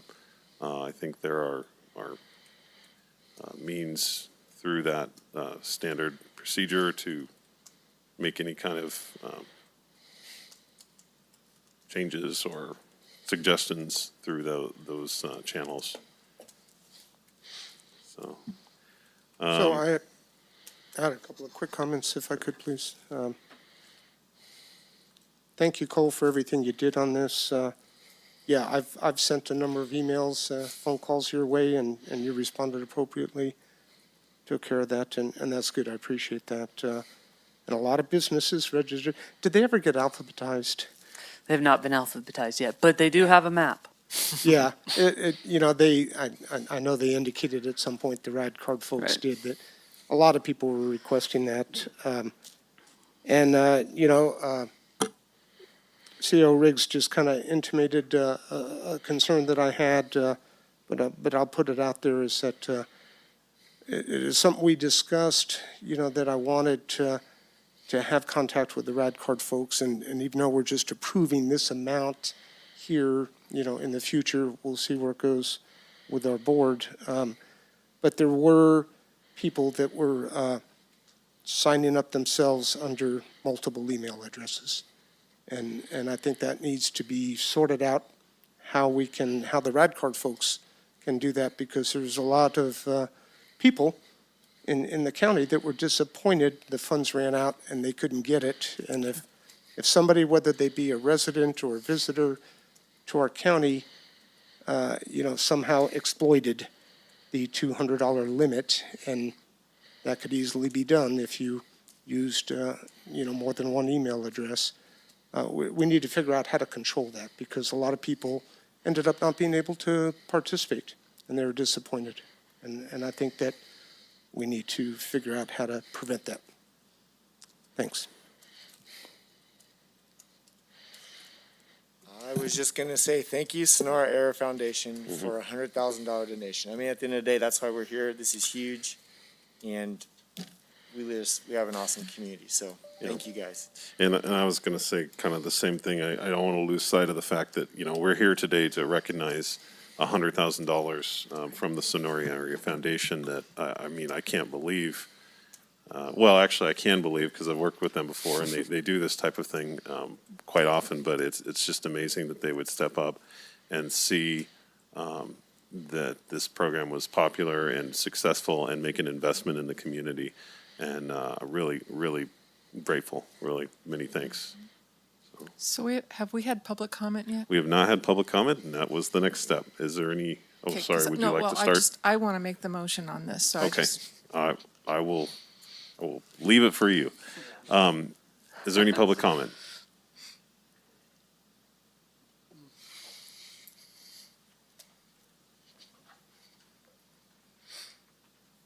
I just have a question, because I didn't hear this. When is this going to go into effect so that people can apply to get this? Because I heard about the people who took advantage and got 10 times, and other people were left out. Do we have a tentative date? Yes, I was just saying, as soon as the board approves the agreement, if the board does approve the agreement, we would work with the RAD Corporation to get that in place right away, and work with our auditor controller to get the funds transferred within the week. Okay. And so then we'd put a message out saying people who missed out the first round can now get a second chance. Yes, we will take a lot of the same steps we did the first time with our public information release. Cool. All right. Any other public comments? Hands raised on Zoom? Okay, bring it back to the board for a motion. Yeah, I'd like to move, but before I do, I wanted to say that this was an idea about this time of year last year. I had sent a message to Lisa Mayo saying, hey, this looks like a good program, because they were doing it down in Modesto last year at this time. What do you think? And she said, yeah, she knew about it.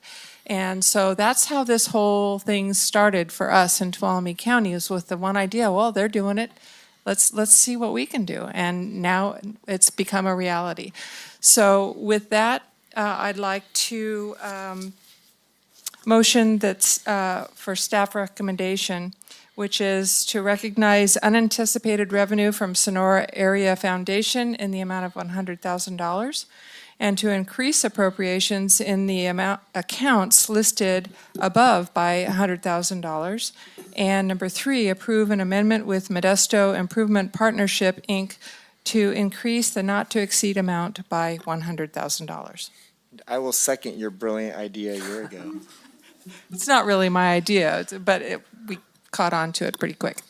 Okay, I have a It's motion. a good idea. Thank you for catching it. Motion by Supervisor Heft, second by Supervisor Kirk. I'll call for the vote. All those in favor, please say aye. Aye. Aye. Any opposed? Okay, motion passes 5-0. Thank you very much. So we will break. We do have a 1 o'clock, I'm sorry, we have a 1:30 appointment that is for, related to redistricting. We are required to start that public hearing at 1:30 on the dot. That is actually a legal requirement, so I'll ask everybody to be here no later than 1:30, please. Thank you very much, and we will break for lunch. Okay, welcome back, everyone. Thank you for being here for this meeting of the Tuolumne County Board of Supervisors for December 7th, 2021. We have a 1:30 appointment regarding redistricting, and I'll look to our board clerk, Ms. Ryan, to tell us about that 1:30 appointment. 1:30 p.m. Item number 1, public hearing on the 2021 redistricting process to redraw the Tuolumne County Supervisorial District map, introduction of a draft proposed map, and give staff direction thereon, and receive staff presentation including an update on outreach activities, summary of public comments received to date, and overview of redistricting criteria. Good afternoon. Good afternoon. I'm Debbie Batista. I'm the County Clerk and Auditor Controller, and with me is Chris Schmidt from the County Counsel's Office, Madeline Amlin from the GIS, and Sam Zella from the GIS. This is kind of your staff team for redistricting. Each one of us has a little piece of it because of our expertise, and this has been a very interesting project. Oh, doesn't he have to do that? Could you open up the public hearing, please? Thank you very much. So at this time, we'll open the public hearing and take it away. Okay. So just as a recap, every 10 years, we have to do redistricting for supervisorial districts so that we can reevaluate and make sure that the population in each of the districts is kind of evenly allocated, and also if there are communities of interest, that they are not unfairly divided so that their vote could be minimized in voting in supervisors. So these are all based upon the 2020 federal census that happened on April 1st, 2020. And then they were released from the federal government to us on September 20th, 21. So this is our third public hearing. We've had a public hearing at night. We've had 2 public hearings at the board. And there is a web page out there that the public can put any comments or information on. We've utilized that web page. So far we have received 4 maps from the public, 2 emails from the public, and numerous phone calls and in-person conversations. So we utilize all that kind of information to come up with a map that staff is going to recommend that the board look at and hopefully make our final map next Tuesday on the 14th. So some of the things that we heard from the public and we heard from you guys and others is that we didn't want to make major changes in the supervisorial districts, and myself as the election clerk is really in favor of that because we will only have a minimum of about 4 weeks to put all these changes in before candidates can start actually filing for office, and we want to make sure that everybody has an equal opportunity to run if they want to run, and would hate to tell people, we're not quite sure yet, give us a couple more days. We want everybody to have the same amount of time to run for office that they can. So how do we want to do this? So again, we received, is the next one the 4 maps? So we're going to go through the 4 maps that we received from the public. So this is map number 1. And they did a wonderful job on allocating the population. If you look at the standard deviation, again, we have to be within 10% of the highest and the lowest. Their deviation's not even 1%. They did not assign 31 people, but that would have been easy to allocate once we find the little areas. This map's not the greatest one to show the unallocated population, but the next one will be, and you'll be able to see that. However, in this particular map, the boundaries of all of the supervisor districts were materially changed. Also, there were communities of interest like, do we have the one that's, yes, but do we have the one that's closer? Or is that one? Okay, so Cedar Ridge, for example, doesn't have 1 supervisor, doesn't have 2, but has 3. Also, there was portions of Twain Harte that were divided between 2 supervisors. The other thing to point out was that District 4 and District 1 supervisor was put all in one district. And although we don't think that that's illegal, there's ramifications to that. We would highly recommend, we wouldn't want to go the next couple years with 2 supervisors in 1 district.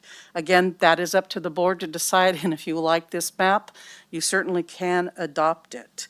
However, there were parts of this map that we really did like. So in this map, when you'll see some of the changes that we are going to recommend, they had Brentwood all go to district number 3. They had Ridgewood going to district number 2. They allocated some more of the property from Phoenix Lake, and they also increased some of the area of Columbia to district 5.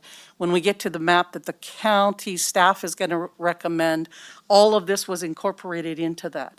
But we don't think that this should be, if we can say this, that this should be a map that this board wants to adopt, mainly because of the major changes and the questionable of how we deal with Supervisor 4 and Supervisor 1 in the same district.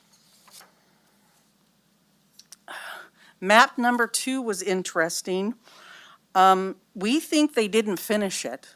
And so we are kind of just, the population wasn't met. If you can see that in one of the supervisor districts, they have 484 people. And the other supervisor district, they have 23,156 people.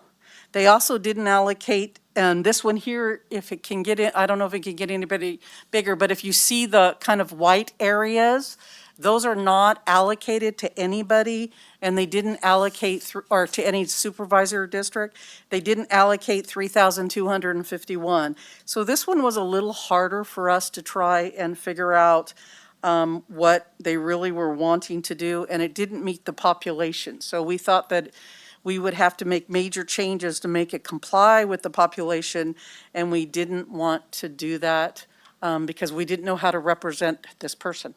So this map we accepted as a map, but we didn't utilize it really deeply when we came up with the county staff map.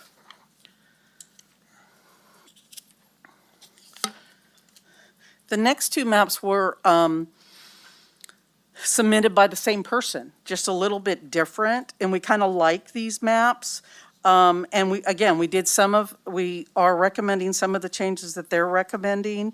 They brought up Columbia further into District 5 than what we were suggesting. And they had some other major changes that we just tried to use all of the other input that we had, but this map met all of the criteria. And we did utilize it, we just aren't recommending that it's the map that you guys accept. And the next map is exactly from the same person. The only difference is that district number 1 is a little bit different in map number 2 than it is in map number 1. Okay. So this is the map that we are going to recommend. It's not as well populated as as a couple of them that were presented by the public, but we tried to get in everybody's comments that they wanted in this map. And the population still worked out well, and the standard deviations is staying under 7%. So let's go through some of the major changes. So one of the major changes, and you can see that this population change is 416 people, is that what we heard was that Brentwood Park was being, two different supervisors had pieces of Brentwood Park, and that perhaps it should only be one supervisor, and that it better fit the community of Twain Harte. So we're recommending that we move the piece, and you can see it in here. If you look at this map, the red line is the old borders, and then the pink is the new, right there is the new borders. And again, 416 people, and this would all be in District Number 3, and the population and the people in Brentwood Park would all be represented by only one supervisor. We're not going to show you every single little change we did, because some of them were 2 and 3 people, and it was just cleaning things up. What we're going to try and show you is the major ones. You want to do Ridgewood, and we'll just go back and forth? Sure. Okay, so the second major change we'd like to highlight is Ridgewood subdivision. And in this area, you can see the old line right here, the straight across line, really split that subdivision into 2 different districts. And so we wanted to put them all in one district, and this was a comment we received. So we've extended District 2 just to include that entire subdivision area. And it's a population change of roughly 183 people. And again, in this change, the homeowners association would all be covered by one supervisor versus 2. And this is a change that Supervisor Hath was talking about in the last meeting, where we put some of Silver Dawn District, and we moved it from District Number 4 to District 1. And we kind of think that that this kind of area is more in tune with Phoenix Lake than it is with some of the areas covered by Supervisor 4. And the change is not major, it's 22 people. You got Columbia. Okay. All right, so in Columbia, part of this change is actually due to the census blocks changing, so that was sort of out of our control. But one change we did make is the college campus and then the dorms were actually split into 2 different districts. Previously, the college campus was in District 5, and the dorms were in District 1, and it seemed to make more sense to have them both in the same district. And so we further took that line all the way out to Sawmill Flat Road. So instead of splitting the college now the way it was previously, we brought this line out to Sawmill Flat Road here.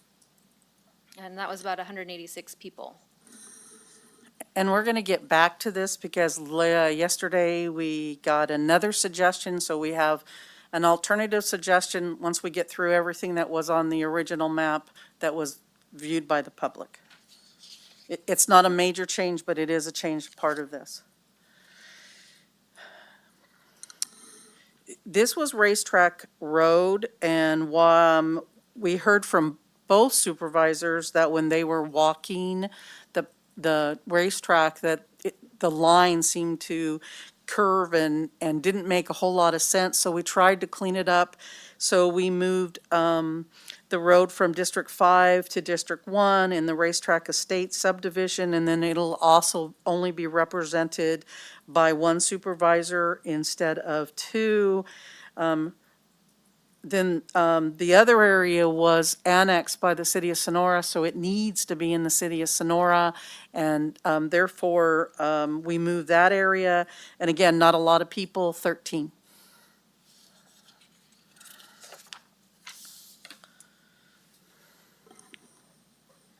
Okay, those were the major changes. We've got a few minor changes here, and these were mostly to help equalize populations.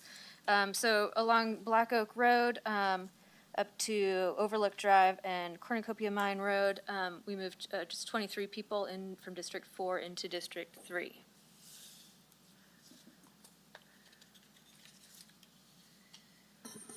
Again, the same thing with Yosemite Road, that to help with the population and kind of shift things a little bit. And again, we're only talking about 18 people. And remember, we are not talking about voters. We are talking about true population from 0 to 125. Hopefully, we have somebody in our community that's 125.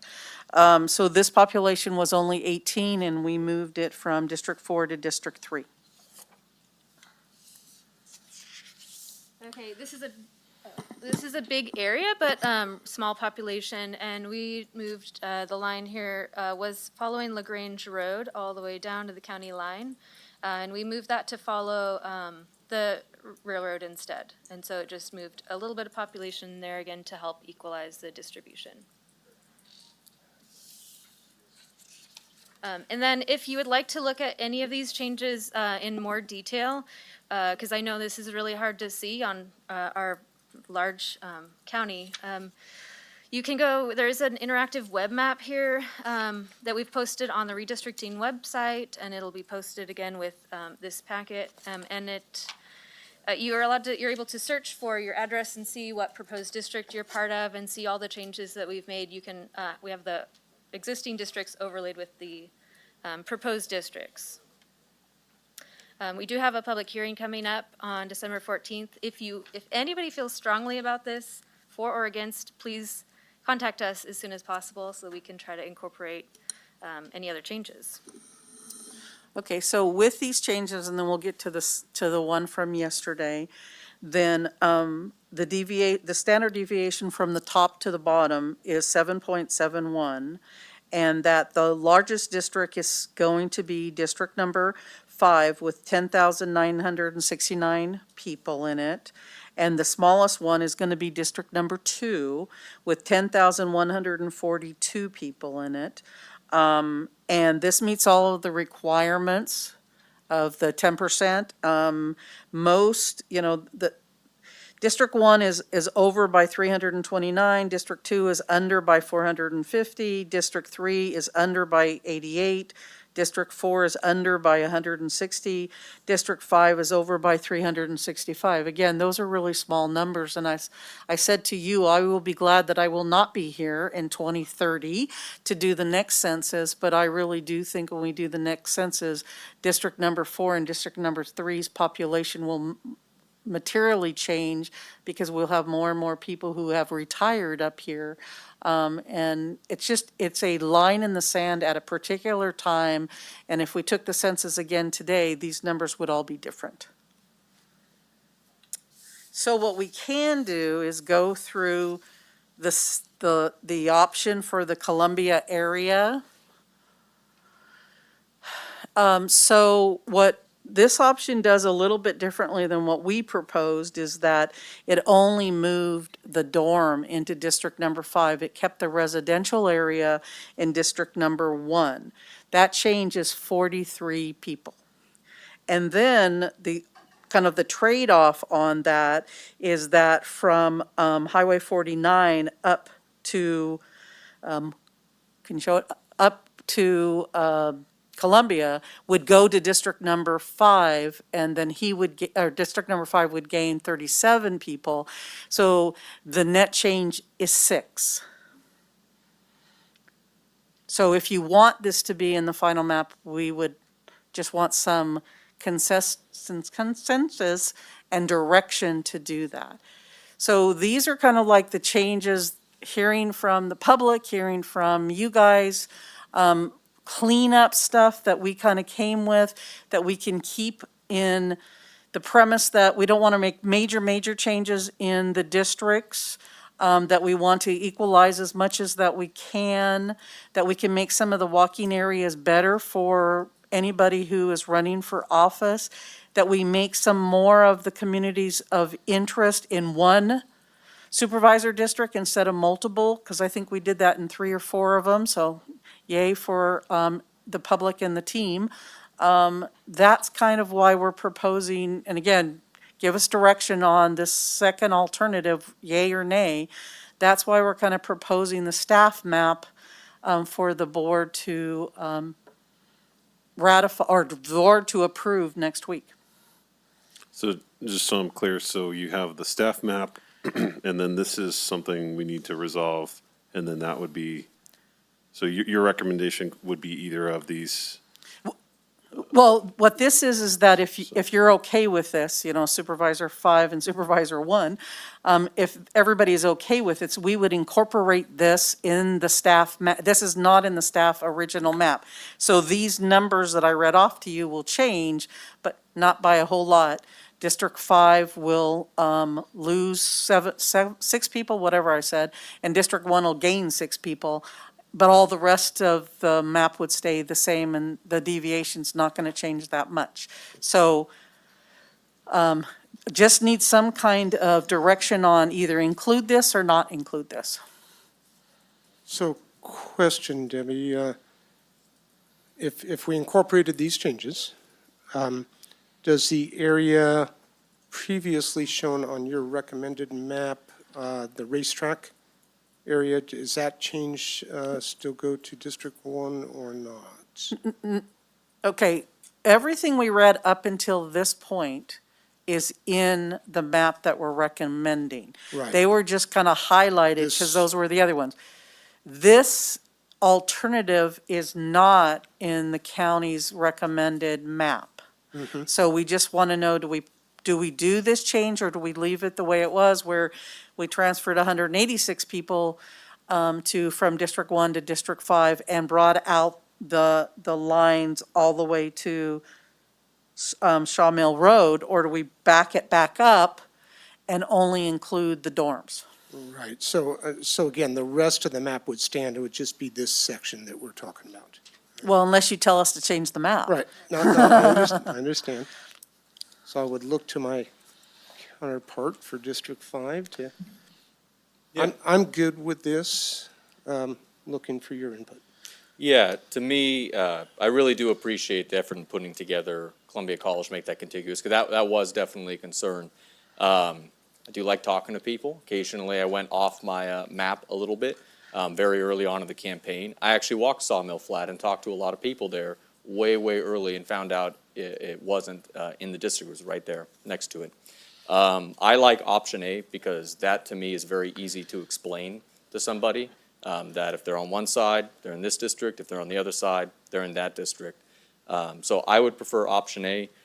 The only other thought on that is looking down at the western area from 49 and along Shaw's Flat. I don't think there's a ton of people there, but potentially having at the Shaw's Flat Jamestown Road, I think south of there's kind of that weird square.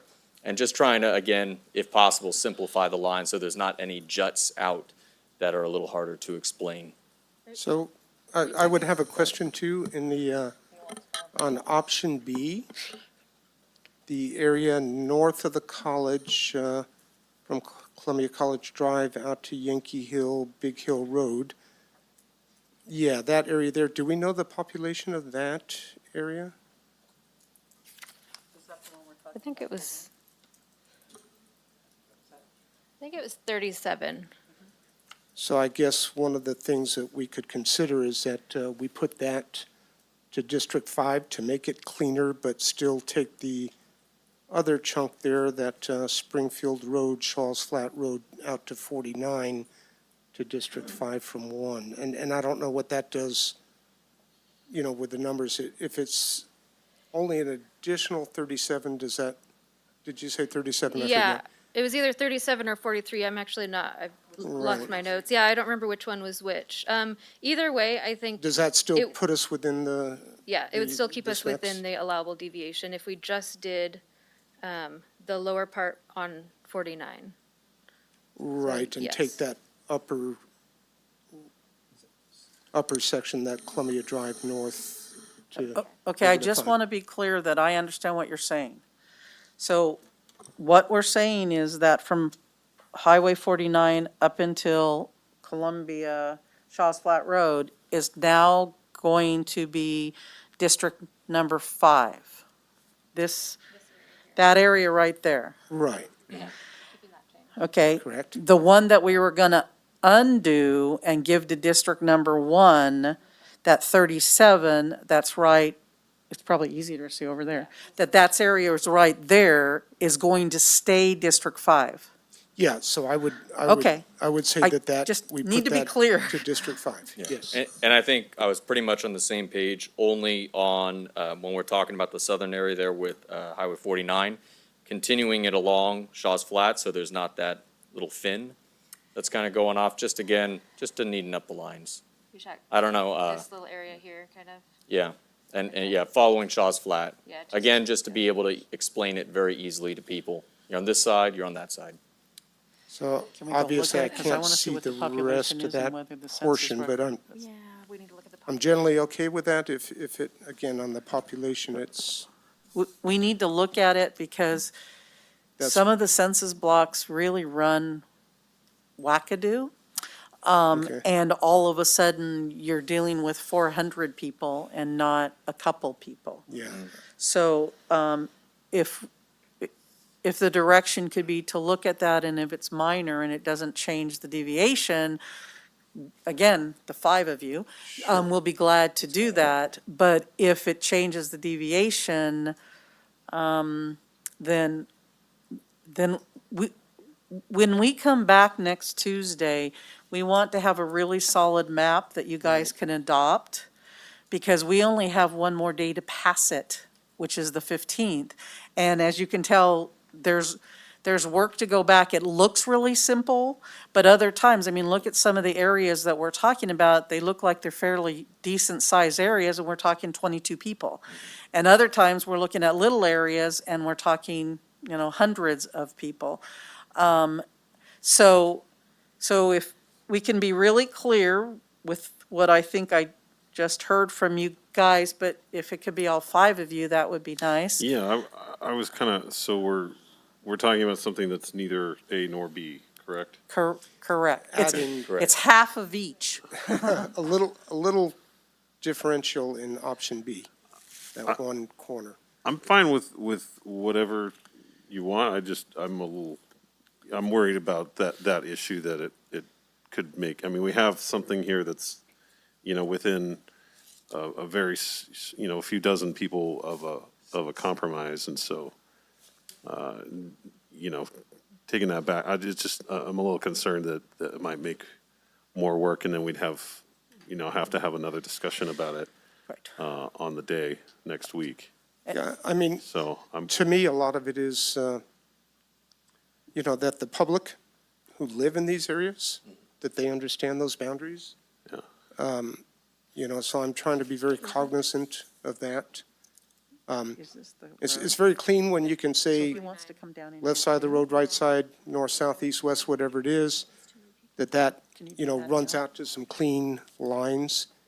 And so I'm okay with it for those reasons, which I think, Yeah, and I agree. It's not just about the population, it's being able to explain it. So I Right. think we're both pretty much in agreement on that.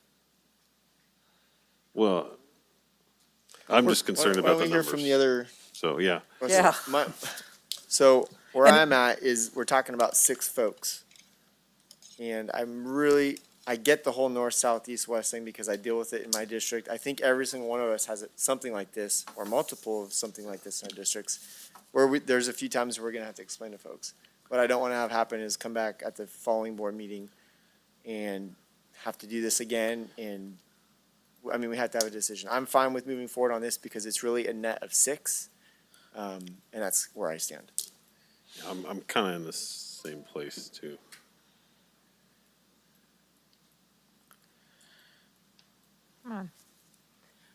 I like option A better, it makes more sense, but I would defer to supervisors from District 1 and 5.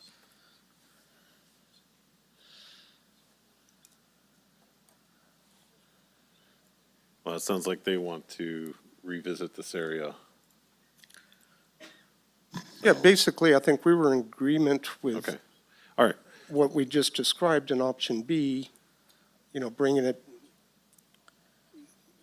back. It's just that little section of Shaw's Flat Road where it crosses 49 and runs down, that we don't know the population and what that does.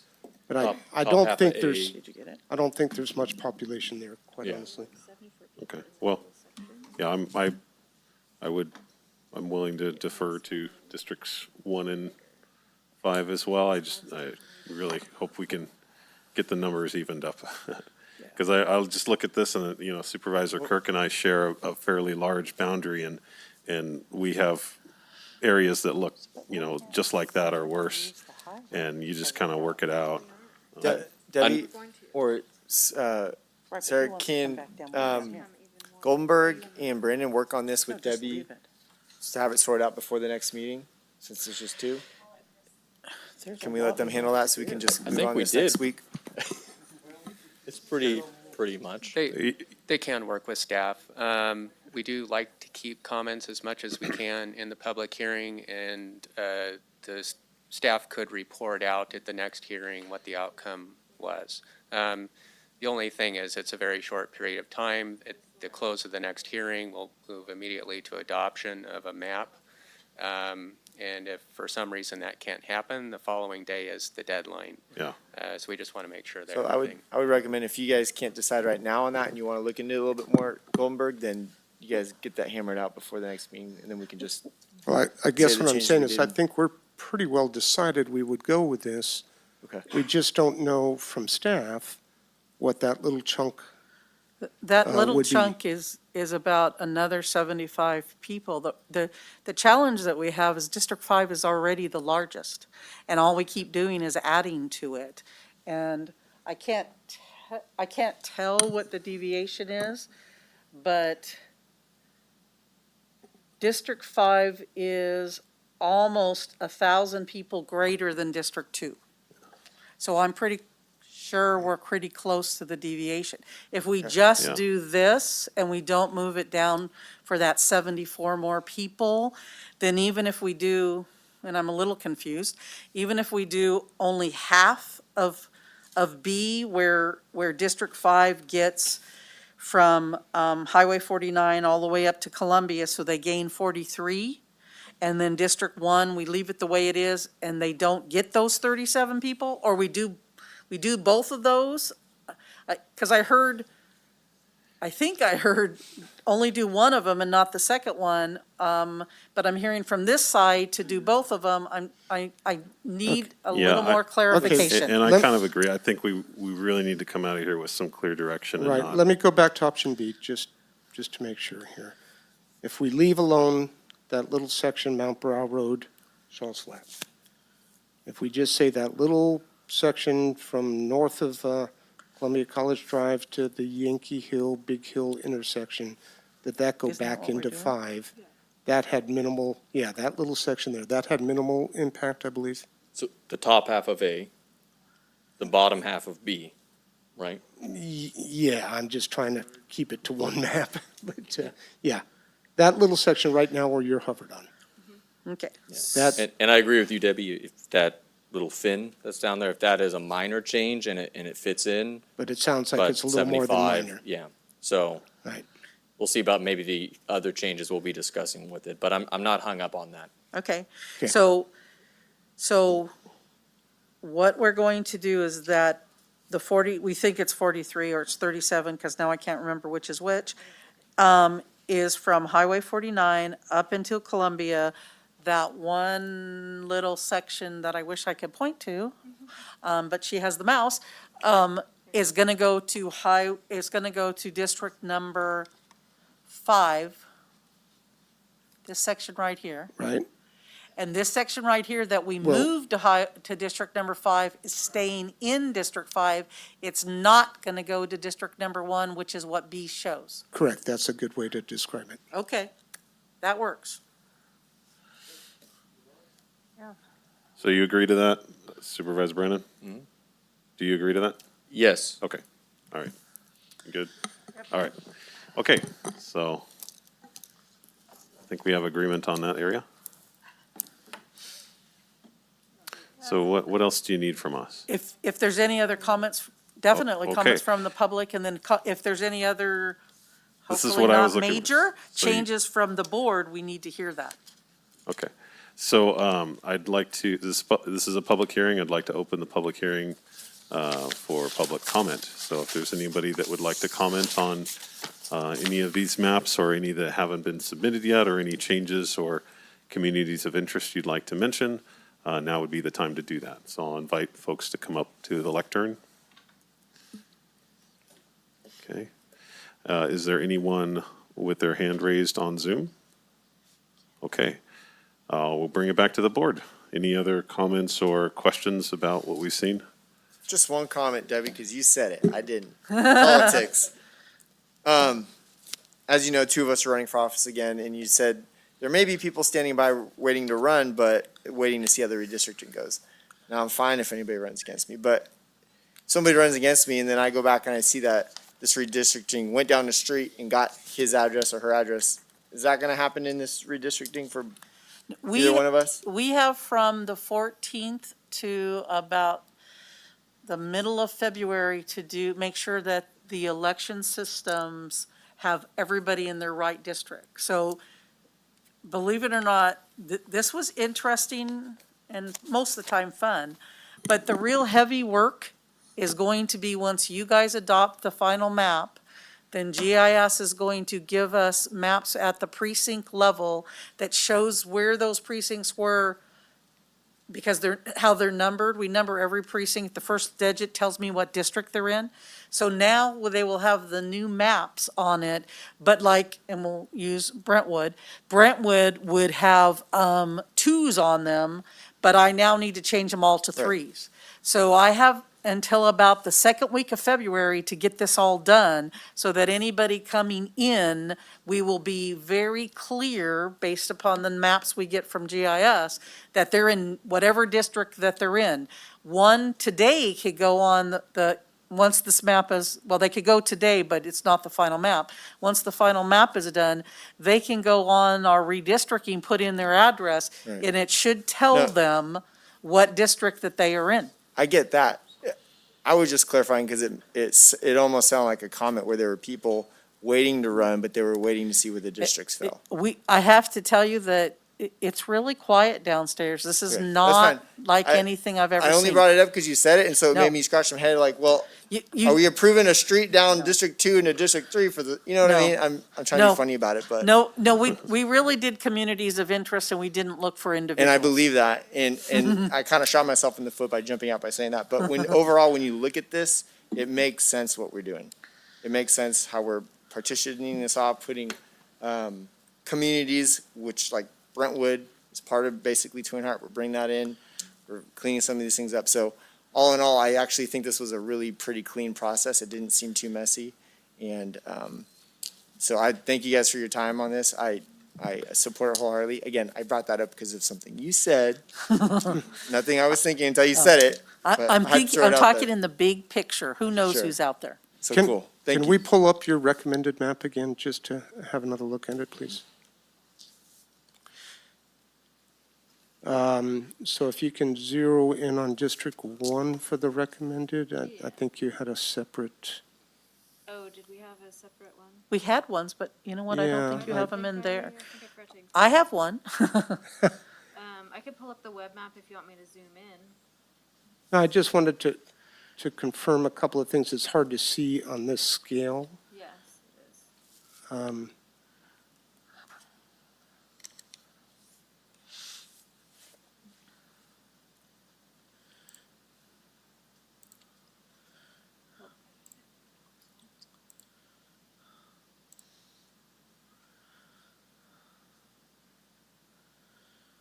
I don't think this lets me zoom in. And you know what? We printed them because I had them with the last group.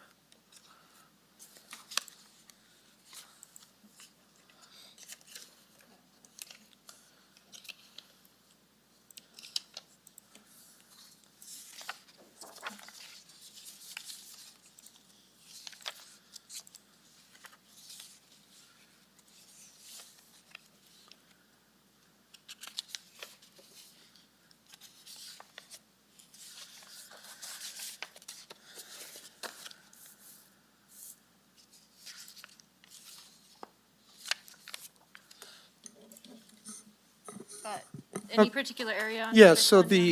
the, if you went from where your arrow is going down to the right, that little section that used to be in District 4, I think Silver Dawn, yeah, that little chunk there. So I'm good with that, makes perfect sense. I think Supervisor Half recommended that as well, is that correct? I recommended it from Silver Dawn all the way down to Summit, so some of that didn't get captured, but that's fine. Okay. There's that, it's kind of like thumb shape like this. Oh, up here? Keep moving up, move up, and then to the left, Over here? and then keep going up to the left.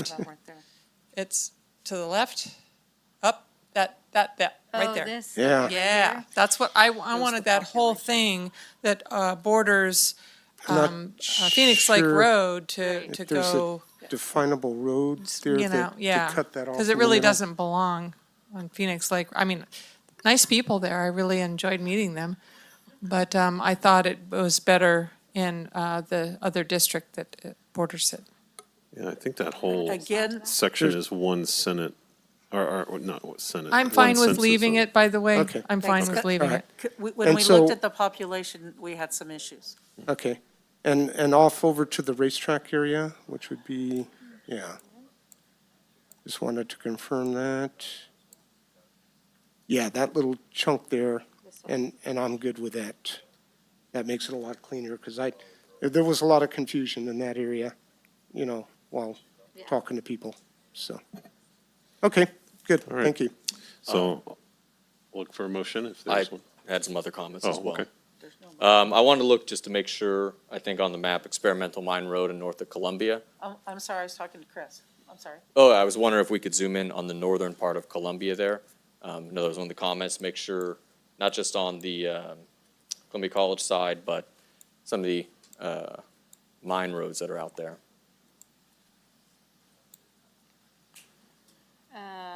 Are you talking about up here? Experimental Gulch. No, I'm thinking, Gonna give me a road name? and I'll yeah, search because for I'm it? getting, the map here seems like it puts in, it's Experimental Mine Road.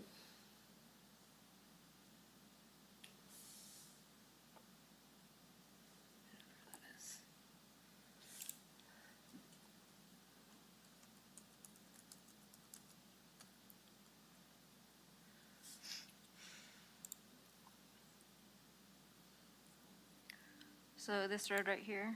Yeah. Okay. So Experimental Mine continues out, goes to Italian Bar and goes right through a lot of District 2. And then to the south, there's the San Diego Ditch Road. Experimental Mine doesn't really have any outlet. It pretty much goes straight to Columbia. And I would say that it's not a lot of population, but I know people in particular that were very surprised that they were not part of the Columbia area on that road in particular. Because again, So- that doesn't connect up to anything. So Ponce Experimental Mine Road. I mean, that section's been in District 2 for, I think as long as I'm aware. And then again, District 5 is the largest and District 2 is the smallest, so. And again, kinda hard to as move. Supervisor Campbell's just pointing out, we would need to move 152 people to put that in District 5. And again, District 5 is the largest area, and we, you know, it's not a perfect world where everybody gets to, because we're so spread out as a county, that every single community gets to be in the same community that they would want to be.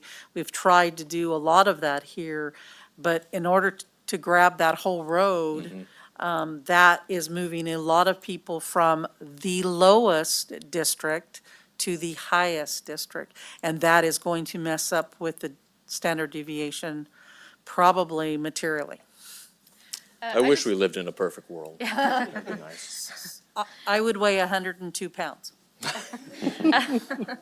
I just wanted to show this other map really quick, not trying to confuse you by showing you 1,000 different maps, but we're using census blocks as our basis for this, because that's what we have concrete population numbers for. If we start using other lines, then we can't really get a firm idea on the population. And because we live in a rural county, you know, census blocks are generally designed to be a block, a city block, so street to street.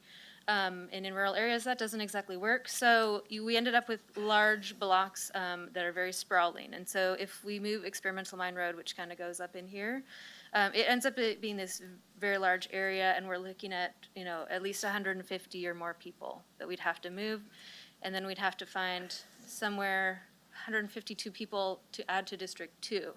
And so that's where our challenges lied with this, because we did experiment in this area and tried to extend that Columbia line or that District 5 line up, and this is the challenge we ran into here. Okay, and the one part I want to ask, if there was any ideas of areas that would be removed and moved into another districts to balance the populations more, since I do have the highest population, it seems right now I'm kind of pushing on that upper threshold. We tried to do that, but again, you know, it's the balancing act of trying to keep the communities of interest together, trying to meet lots of desires from different people of why they want and what they want. And so in the beginning, and we did some of that, excuse me, we tried to move some people from District 5 to District 4, because in the beginning of this process, District 4 was one of the lowest numbers of population, and yet we were able to enhance that, just like we were able to enhance District number 3. I think District number 2 was number 2 or number 3 in the beginning, and now it's number 5 in population. It's that balancing act to get all of this done.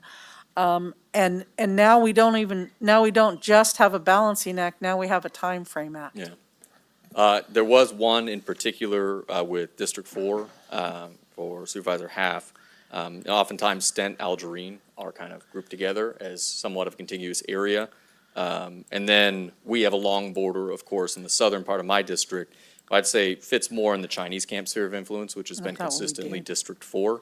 The potential of having at Yosemite Junction to split off west towards Tulloch, and then being able to have Stent and Algerine combined into one area. I know that's a bit of a big one there, but whether that would balance out the population. I'm sorry, can I interject? If we're gonna start doing this, we're gonna be here all day. Either we're gonna move on staff recommendations or we're not. So I think we should, I want to put forth the motion to. So I looked up the recommendations for today, and so we're not being asked to make a motion. I did ask for one, but the direction is to review and receive input regarding draft map for county supervisors district. So we're looking for consensus. So I think we're probably there. Respectfully, we've had items where we have taken up time, and redistricting is important. I think these are some valid questions, and I don't plan to take up 2 hours talking about it, but a little bit of time, you know, this is, I think, valuable. And you're certainly able to ask them, but I think we have broad agreement over the map that's recommended with those changes in the Columbia area that you agreed to. Well, I have only just stated that idea about 1 minute ago, so it's hard to say we would have broad agreement on it, right? I think broad we have agreement at least against it, broad agreement for it. At least 4 out of 5 sounds pretty broad to me. So if you have other questions, please feel free to bring them up. But we do have other items to discuss today. Unfortunate, but if you choose to move forward, that's fine. And just to be clear, Algerine is in District 4. That was part of some of the things that, if you're looking at the map right here, I want to use my finger. If you use the map right here, God, this mouse doesn't work. There's Algerine right here, and that's in District 4. In Stent, I would disagree with you that I believe I have friends who live in that area, and they better associate themselves with Jamestown than they associate themselves with District 4. But maybe my friends are different. And they are. Yeah, and Supervisor Brandon, I don't mean to be, to come off rude, but like, there's so many areas in all of our districts, like Soulsbyville Road, when I door knocked, I'd have to go down one part of the road, cross the street, door knock, jump back across, because these 3 or 4 weren't, I mean, it was, we all experienced these, but I don't know, I mean, we could do this all day long. I'm saying this is not a goal, but we have had meetings that have gone till 8 PM. We have on items taken 2 hours of discussion. Certain supervisors have made very long statements, which I've sat through, and this is something substantive. Again, if the majority wants to move forward, that's fine.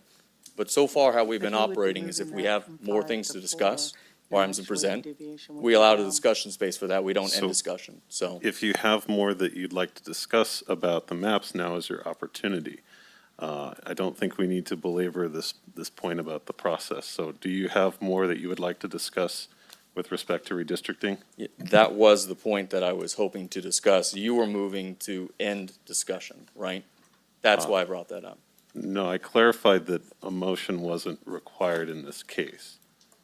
So, again, do you have more you'd like to discuss about redistricting? Yeah, so specific to Stent, Algerine, and then the south area around Keystone in particular. And what I was asking was Supervisor Half's opinion on that type of trade there. Again, the Keystone area and south of there, I think, is kind of in the Chinese camp sphere, more so. And the Algerine area, I'd say, is more in the Stent and Jamestown sphere. I don't know what the population change that would be, but if it would be net neutral, because that southern area of the district there is quite large for 5. If that's not something that has any interest, then that's okay. I was really just looking for your opinion on that, if you thought that was a good idea. I do better graphically when an area is pointed to that you're talking about, because I really don't know what you're talking about. Flipping through maps on here too, back and forth all the time. Are you talking about the area where the red kind of outlines, the old red outline, and then there's a beige left in there to the left of where the pointer is right now, that little almost quadrant? It goes down, there are 2 major roads there. Sorry, the map I got in the agenda packet does not have the road names. It's hard to read. But it's not all the way down to Hog Mountain. And the 2 sections that completely circle Algerine.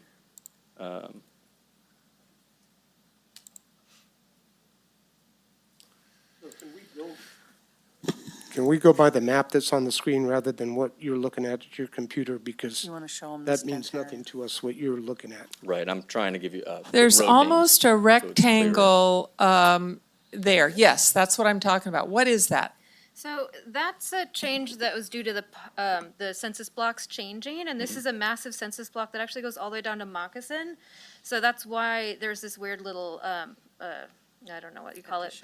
Yeah, this little addition into District 4, because we didn't want to move Moccasin from District 4 to District 5, because that doesn't really make sense as far as our identified communities go. So what are the roads in there? I'm just trying to get my head around what is that?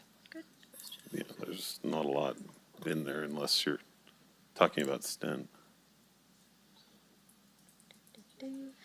It's not very much of anything, it looks like. I don't see any major roads. Here's Stent and Quartz, and we've got, I think this is Stent Mill Loop over here, Stent Cutoff right here, Jacksonville, there's Algerine Road. Jacksonville Road, I believe, comes down here through this too. And then just adjacent to it, there's not a whole lot here. And I believe the 2 roads I was mentioning, it would be Twist and Lime Kiln there. Would be, I'm sorry, what? Twist and Lime Kiln. So to the west would be, sorry, this is on the Algerine. I was trying to make sure I got the names. Would be the 2 blocks to add in. And then it would be a simple border at the bottom of District 5 that would go below Keystone to District 4. So Twist has been in District 4. Are you suggesting it not be? Yeah, that was just the idea. I would not be in favor of that. Okay. All right. Well, I appreciate you hearing it out, and I don't think I have any further questions on it. Okay, so I'm thinking we should probably move on. Do we have broad consensus on the map as it is with the changes A and B combined? Okay, all right, thank you very much. Thank you, guys. Supervisors. We will be back. Oh, Same and next week. apologies, before you go, I would like to close the public hearing. Thank you.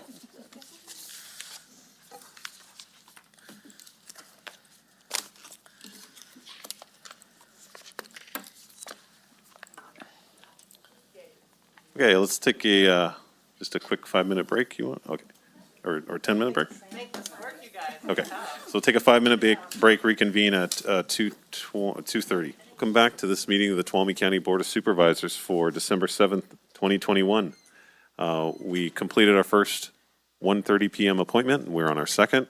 Ms. Ryan, would you please read that for us? 1:30 p.m., item number 2, public hearing to consider Valley Vista subdivision.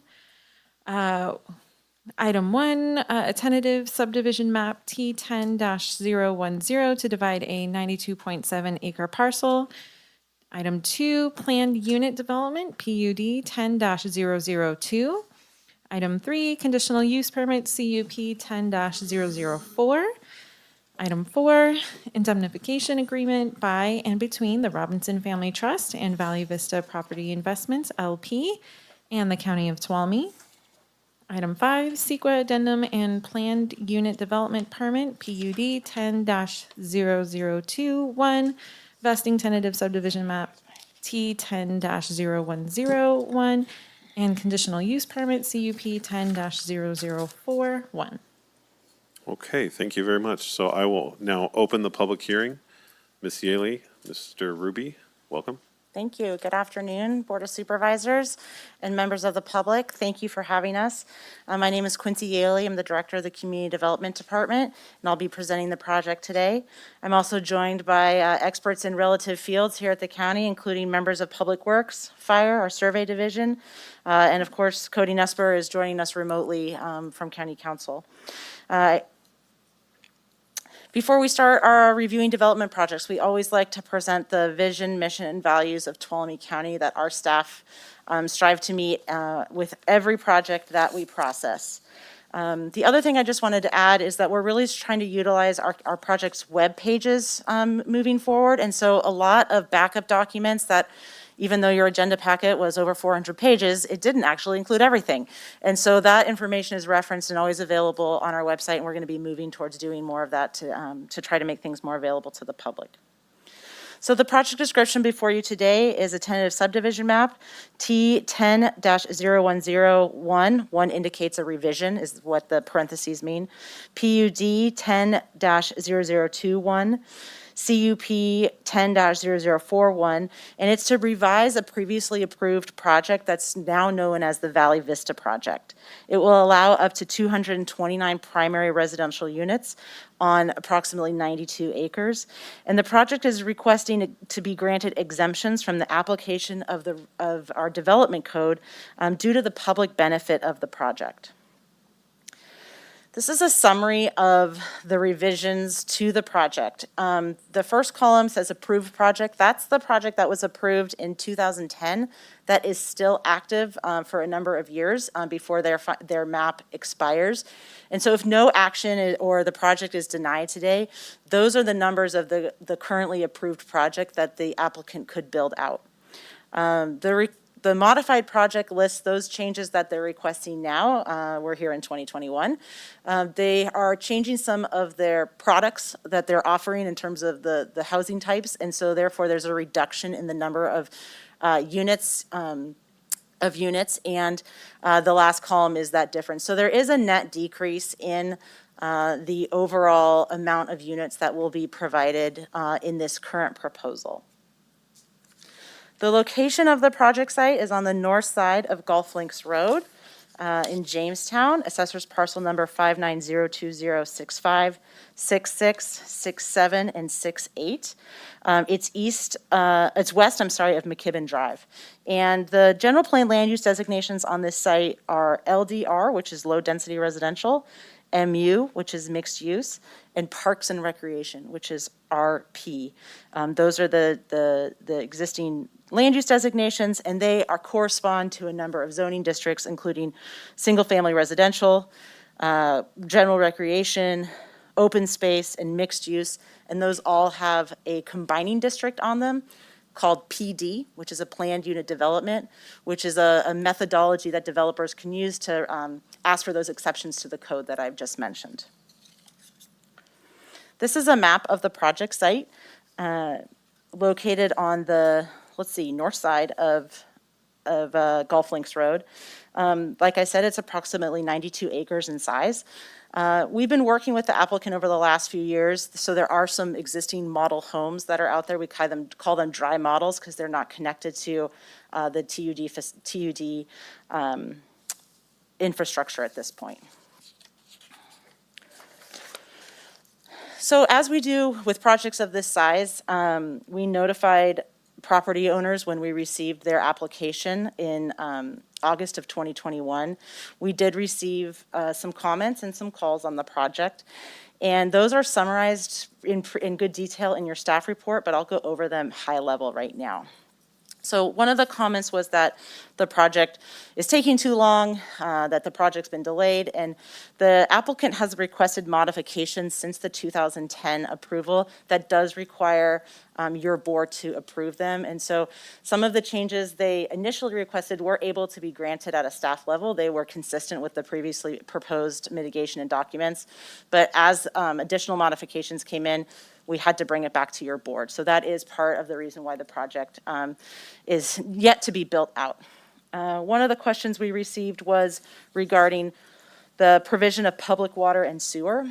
When the project was originally proposed, it was anticipated that the water connection would be TUD. That's not changed, but it was anticipated that they would connect to Jamestown Sanitary District. Since then, they went through a LAFCO process. They had received a conditional annexation into the district, but due to capacity limits at Jamestown Sanitary, the applicant has now requested to receive service from Tuolumne Utilities District, and they have gone through a review process with TUD to have that both water and sewer service granted to them. Traffic speeding, we talked about this earlier today in another item. In this 2021 project, we did review the current traffic conditions against the proposed traffic conditions, and I'll talk a little bit about that later. Big question is the project going to require another stoplight? The previous project did require a stoplight, and as we can discuss further, this project is looking at analyzing traffic impacts incrementally as the subdivision builds out. So rather than requiring a stoplight right now, we're going to look at it as it moves into the future to determine whether Caltrans will require that traffic light. It is a Caltrans roadway. They would be the entity requiring the traffic light, not the county.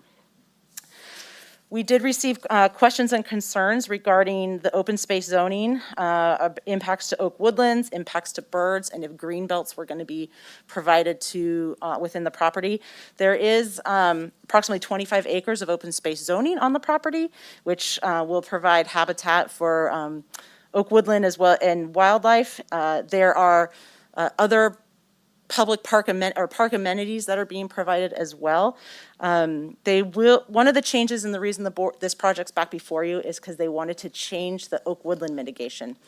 In 2010, they proposed to mitigate offsite. Now the project is proposing an on-site mitigation through the open space zoning as well as the payment of an impact fee to the Oak Woodland Mitigation Fund. And the total value in that Oak Woodland Mitigation Fund, I will update one of the supervisors I told earlier I was way off, is about $175,000. So that's how much we have in that fund that can be put towards Oak Woodland restoration, and this project would contribute towards that. A concern we received was the change in taking away the age restriction of the housing. The original project was for 55 years and older, and now the project is not proposed with that age restriction. So it's opening up to all types of residents, and as we know, we need all types of housing here in the county. Another concern was evacuation routes and access. There will be two points of access on the Golf Links Road, and as we know, the evacuations are handled by our sheriff and OES. There also is a question that's been raised about access to a northern property that's off-site. That easement will need to be reserved at the time of the final map, so we're not there yet, but when we get to the final map and they're going to record all the lines in the subdivision, even as they phase it, they'll be required to show that easement and provide that at that time. So another concern raised by adjoining property owners was its adjacency to the Motherlode Gun Club. There's no changes proposed in this project as in relationship to its proximity or its It's fencing with the gun club. They will be required to construct a fence along that common property line.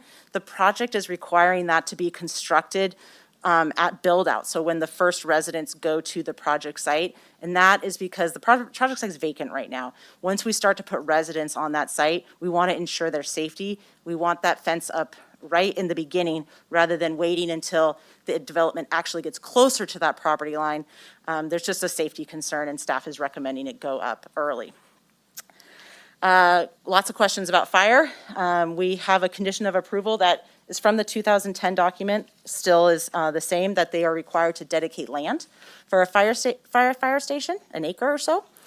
We've also worked really closely with the applicant and their consultant, and I appreciate the many revisions that I sent back to them on the habitat management plan. This is something that we don't always do for open space zoning, but we're getting a little more savvy at it. We want to be able to make sure that we preserve the intent of the open space zoning with respect to oak woodland habitat, but still allow a property owner to maintain that from a fire prevention standpoint. And so that is something that we've worked really hard on, and I think it's a good plan. And building permits will be required to pay a county service impact mitigation fee, or that Geiger fee. Another concern that's been raised by the community is with respect to the mineral rights on the property. Probably a little unique. I don't think we've brought one before you yet, but the mineral rights to this property are not owned by the applicant. They're owned by a separate individual. That's a separate legal right that they hold, and this project will not impact that legal right. That legal right will be maintained. With respect to zoning and mineral extraction, in the different zoning districts we have, single-family residential, mixed-use K, prospecting, which is a very, very limited amount of soil disturbance, is a permitted use, but the extraction of mineral resources under 1,000 cubic yards or less than 1 acre, you get into the use permit area. So if in the future there is an intent or a desire to do mineral recovery on that property, there is a permitting pathway for that to occur. Traffic, have Mr. Ruby here. I'm sure there'll be questions about this, but one of the big reasons this is back before you is because, as I mentioned, the previous project required a stoplight at Highway 108 and Sharberloon Lane. And based on the new traffic patterns that we have in the county, the new stoplights that Caltrans has put in, there was a reason to relook at that. And so we've looked at that with a new traffic impact analysis. It includes a different structure to the mitigation measures, including still some improvements on county roads, as well as improvements to Highway 108. And the idea is that as the project builds out, we will relook at those those impacts and mitigate them if necessary. And we've worked really closely with Caltrans to get that to be able to happen, to look at it through the future. And thank you to Public Works for your attention to this issue. So the environmental analysis, anytime we have a project, we have to go through the California Environmental Quality Act. There is a provision in that state law to allow an addendum to a document. So that is what we did in this process. Again, this is the first time we've brought you an addendum. Normally, we bring you a document that looks at all 19 resource areas. There is a way, if a project meets certain thresholds, for us to just look at specific areas. And after looking at the proposed changes to the project, we felt that the project qualified for an addendum to the initial study. It still requires to come before your board, and findings need to be made. That addendum was prepared just to look at a few areas, because the other changes in the project description were not impacting the other, let's see, 15 or 14 resource areas. So biological resources and traffic, those were two big ones that have some changes in the mitigation measures. Cultural resources has some minor changes. We did update the technical study for that. We also updated technical studies for bio and for traffic. Recreation and land use planning, those are included because we did have some language changes in the initial study addendum due to the project description change, but there's no changes in those mitigation measures. It's just really to close the loop and make sure that the new document there's not cross-references between old documents and new documents. This project went to the Planning Commission for a recommendation, and it was recommended to be approval, 5 in favor, 1 in opposition, with 1 commissioner absent. In addition to the concerns that I already identified for you, which came from the public, we did spend some time at the Planning Commission talking about Tuolumne Utilities District and Tuolumne Sanitary District, and that the project was now proposed to be served by TUD.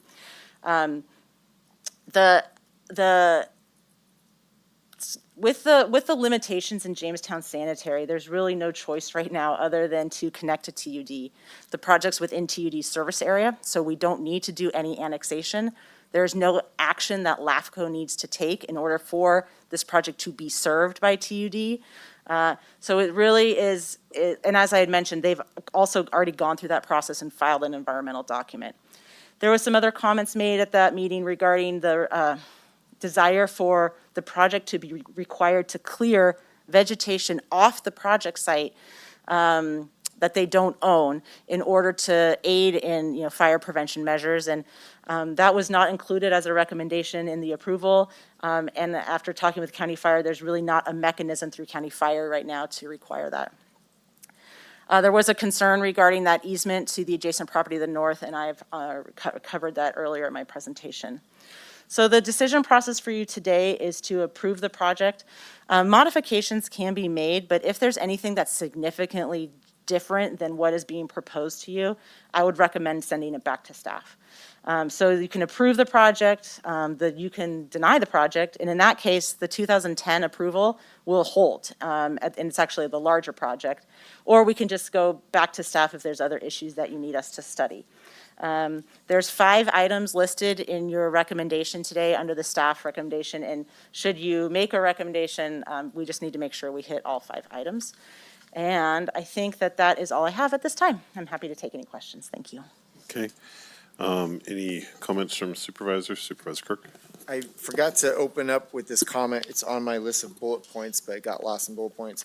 And that simply is that Mr. Brotby, back in 2018, had donated around $500 to my campaign, part of this process. So I just want to make it clear. I can completely make an unbiased decision in this process, but I want to make that clear before we start discussions. So I'll leave it at that for now. Yeah, as well, I've talked to legal counsel. I had received a campaign contribution from Mr. Brotby in the recent election. They had ruled that this is not a disqualifying conflict. There was earlier this year a site visit to see the dry homes that had been put in. And then as constituents had brought up concerns, the ones that are in the packet, just contact to answer questions with that, so. Okay.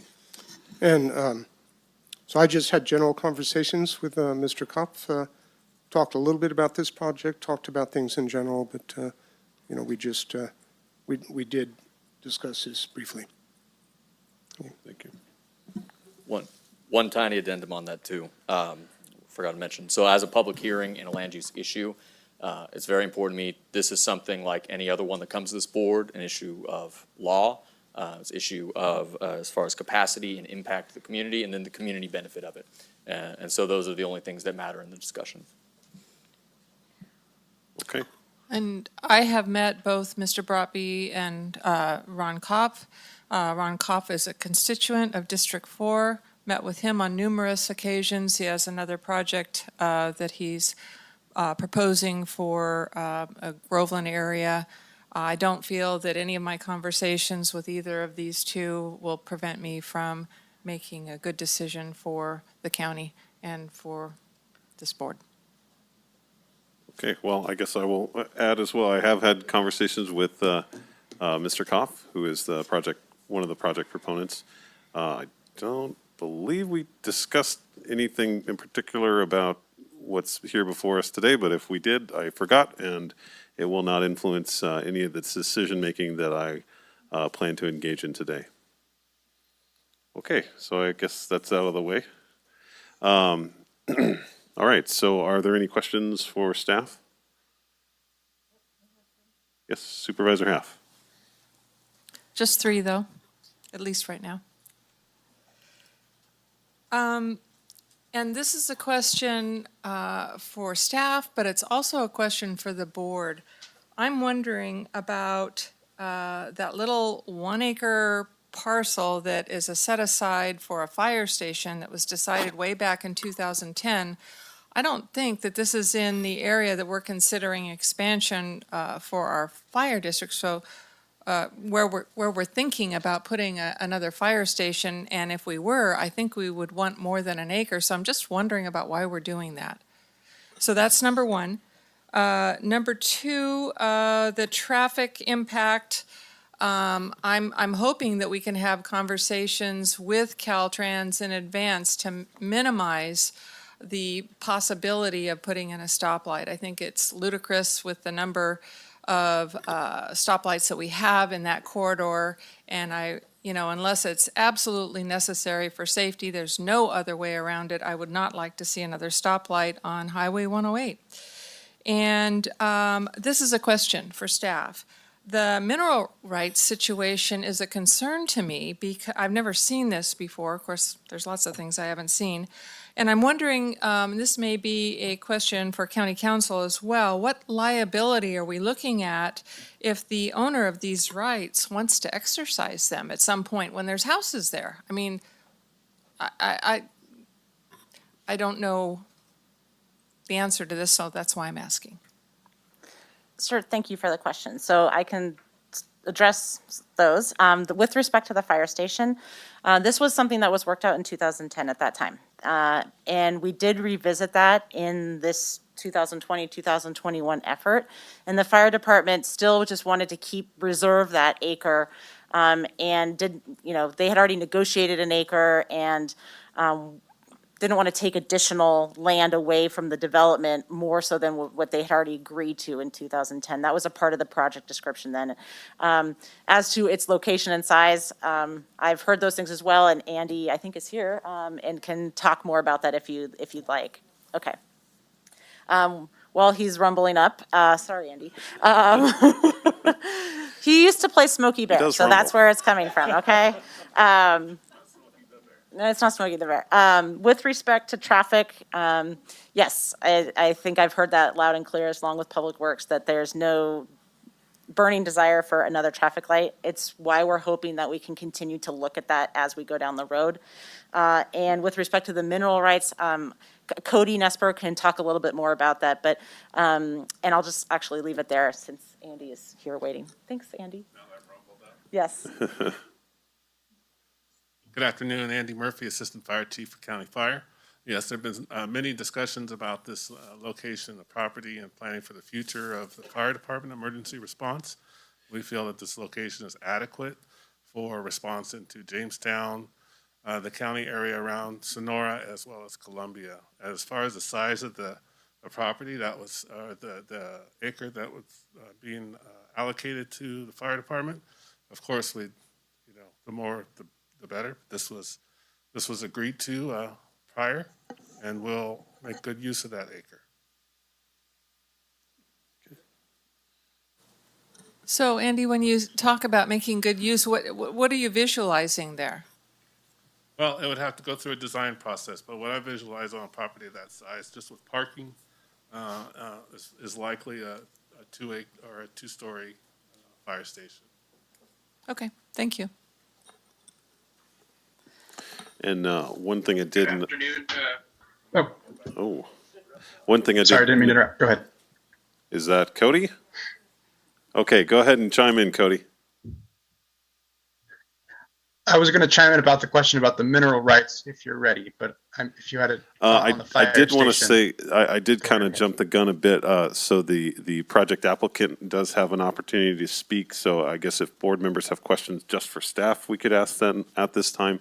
But also we do want to provide an opportunity to the applicant to speak, and that might answer some of our questions as well. So just putting that out there. Cody, you go ahead. Sure. So, as Quincy described, the mineral rights holder is separate from the surface rights holder. This is what's known as a split estate. The deed that reserved the mineral rights describes that the mineral rights holder has the right to the minerals on and underneath the property, but it also explicitly says that that right should not interfere with the free use of the surface rights. And so this issue is acknowledged in the initial study and in the addendum. Reasonable access to access those minerals is required. It's implied in that split estate deed. As far as liability to the county, it's really an issue between the property owners, the mineral rights holder and the surface rights holder. It's not really a concern for the project approvals. There was an ordinance that was passed by the Board of Supervisors back in 1979, Ordinance 1009, that allows for surface rights holders to apply for development permits separately from mineral rights holders, so that that process was envisioned and is permissible. Okay. Other questions just for staff? Or would we want to let the applicant speak first? Yeah. Good. I have a number of questions, Okay. but I would like to hear the applicant and potentially the public too. We have a lot of, I think, pro and con folks here, and then ask afterwards. Okay, and that would be my thought. The applicant might answer some of the questions we might have, so.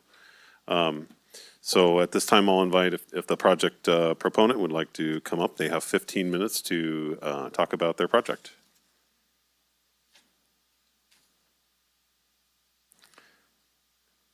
Good afternoon. Can I take this thing off so I'm not mumbling through it? We are trying to, we are asking that people Okay, do keep their masks on. Thank you. All right. Good afternoon, Supervisors. Thank you for opportunity to present our Valley Vista community today. CDD has done a good job of overviewing the Valley Vista community and our amended submittal to you today. We want to thank staff for all their efforts to work with us and help us navigate the long list of regulatory reviews and approvals. It has been well documented that our state and county have a need for all types of housing. Lack of housing impacts our young adults who want to stay here or move back, businesses and services trying to attract and retain qualified workers, and seniors trying to downsize and remain close to friends and family. The Tuolumne County Association of Realtors MLS stats show that our county continues to have a strong demand for housing from local residents, people relocating from the Valley and the Bay Area, as well as a number of new businesses and existing businesses that are looking to expand and whose employees need additional housing opportunities in our county. Our Valley Vista community can meet a portion of those needs and a portion of our county state housing requirements stated in the county general plan adopted housing element. Valley Vista is a mixed-use infill community that was originally approved in 2005, then amended in 2010. It was then known as Dry Creeks. And the amended plan submittal that is in front of you for review and approval today addresses changing market conditions that we've encountered over the last 11 years while addressing a small portion of the housing that is much needed in Tuolumne County. Our county general plan has many references that support this type of mixed-use infill community. Some examples are: promote the efficient use of land, promote infill and clustered patterns of development that facilitate the efficient and timely provision of infrastructure and services, encourage a compact development pattern in and around identified communities, promote extension of public water, sewer, stormwater, drainage, and structural fire protection services, encourage pedestrian-oriented development, promote neighborhood commercial development, and encourage residential infill development through flexible development standards. You may have noticed that not many of our county general plan promoted and encouraged mixed-use infill communities are being built. This is because communities like Valley Vista are complex and require many studies, reports, and related documents, review and input from numerous government agencies, many regulations, conditions of approval, and mitigation requirements that combine to make these communities difficult, time-consuming, and cost-prohibitive to plan, entitle, and develop. The complexity should be evident by the size of your review packet for our amended plan, along with the related conditions of approval and mitigation requirements. The many conditions and mitigation requirements all add time and cost to the desired housing that we're trying to make available to as many and as broad a cross-section of residents in our county as possible. Your agenda packet outlines the features and benefits of this community, and I'd like to highlight a few of those. Almost a third of this community is open space, 28.91 acres of the 92-acre site, containing seasonal drainage corridors, oak woodlands, and setback areas at the project perimeter to buffer portions of the community from adjacent land uses. The housing has predominantly been configured in areas that were cleared when this land had a seasonal 9-hole golf course built by local residents many years ago. There will be a community center for residents that residents will be able to walk to using sidewalks along all interior roads, in addition to 1.7 miles of trails throughout the community. The community center will be a central gathering area for residents with a clubhouse, patio areas, pickleball courts, bocce ball, open grass areas, and parking for cars and electric vehicles. A neighborhood commercial area is also planned adjacent to the community center. We are located in TUD service area, and this community will connect to TUD water and sewer. Many of you know that TUD is now under construction on a $35 million upgrade to their wastewater treatment facility that will treat all wastewater to a tertiary level to be recycled on county ag land and recreational lands. Valley Vista also has an agreement with TUD to jointly develop a 500,000 gallon water tank. Our community required a 250,000 gallon tank. TUD wanted additional capacity in that area and additional pressure. So we worked together to make that happen, a win-win. Fire hydrants will be installed throughout the community, and fire fuels and open space will be addressed with the development of the community and maintained as part of our habitat management plan. As Quincy noted, that went through several revisions. Homes will also be wildland interface compliant with non-combustible siding, wrapped eaves, etc. High-speed internet connections will be provided with our agreement with CalNet, and an underground propane delivery system will be developed with Camps Propane, eliminating the need for propane tanks in every yard. We have put in place a dry model center for the manufactured homes. The manufactured housing will be built to specific standards in a factory and shipped to the site where they will be put on place on permanent foundations. A majority of the homes will have 2-car garages that will be built on site with additional parking for 2 cars in the driveway, and additional guest parking areas will be set up throughout the community. Front yard landscaping will be included and maintained by the HOA. Manufactured homes will have an MH Advantage designation. An MH Advantage designation means that the housing is built to meet construction, architectural design standards, and energy efficient standards that are consistent with site-built homes. And they're appraised to the same standards as if they are on-site stick-built homes. The Homeowners Association will also maintain community amenities, roads, and open space. In addition, there are upgrades and improvements to off-site roads and infrastructure. As noted previously, the market has changed over the last 11 years, and we have refined and amended the previously approved plan to meet current market needs. The overall density has reduced to accommodate desired home design, lot layout, 2-car garages, required housing setbacks, existing site constraints, and final engineering requirements.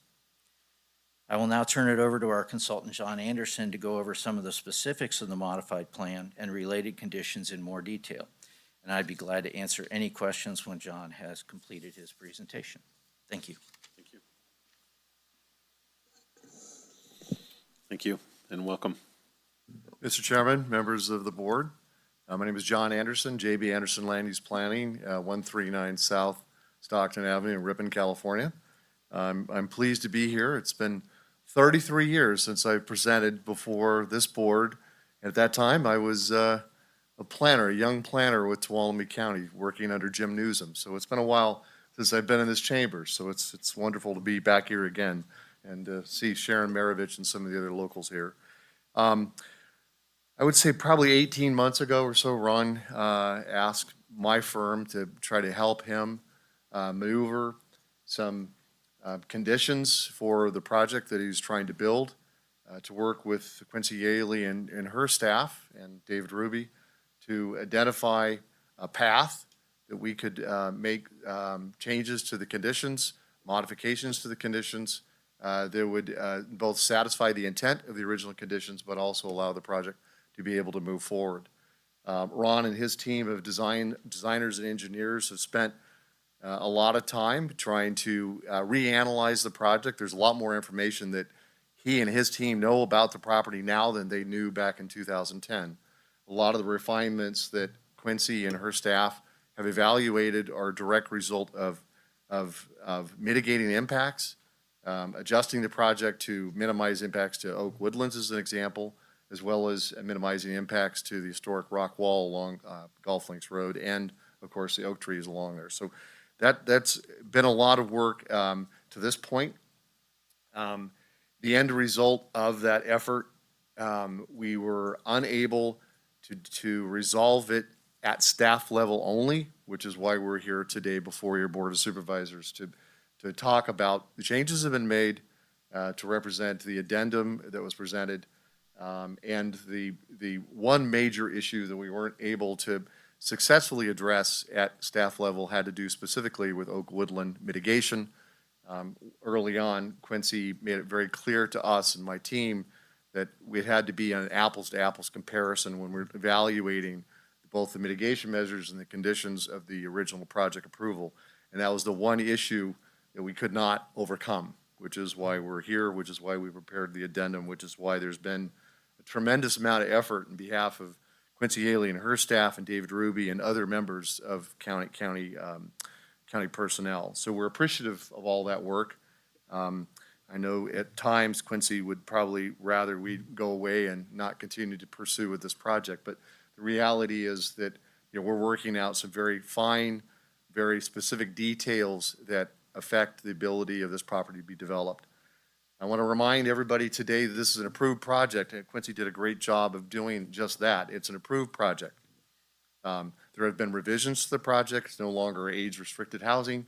We've reduced the number of units. There's been some interior circulation changes. But basically, it's an approved project. What is the board expecting to do? We're asking to make modifications to key conditions of approval. There's still 132 conditions on the project, at least as it relates to the map. And there's very specific conditions relative to the conditional use permit and also relative to the PD that's part of this project. So none of that's going away. It's definitely a part of what is being presented to you today. There's been a lot of discussion regarding mineral rights. One of the supervisors raised that as well.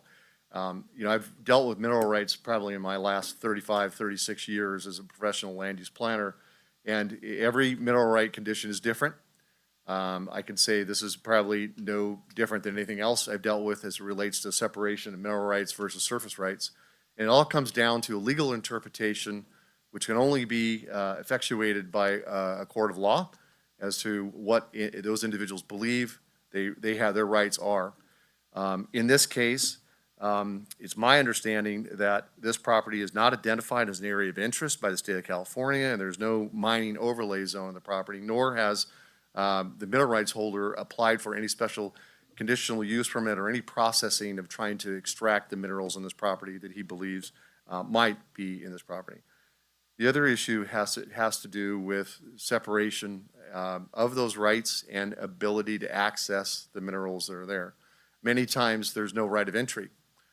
In this case, I heard County Counsel's office talk about his interpretation of what's been presented for his review as reasonable access. And again, I'm not sure that is the exact language that's in those deeds. If it is, great, but again, it's something that's up to interpretation by the courts, and I'm not really here to talk more about that.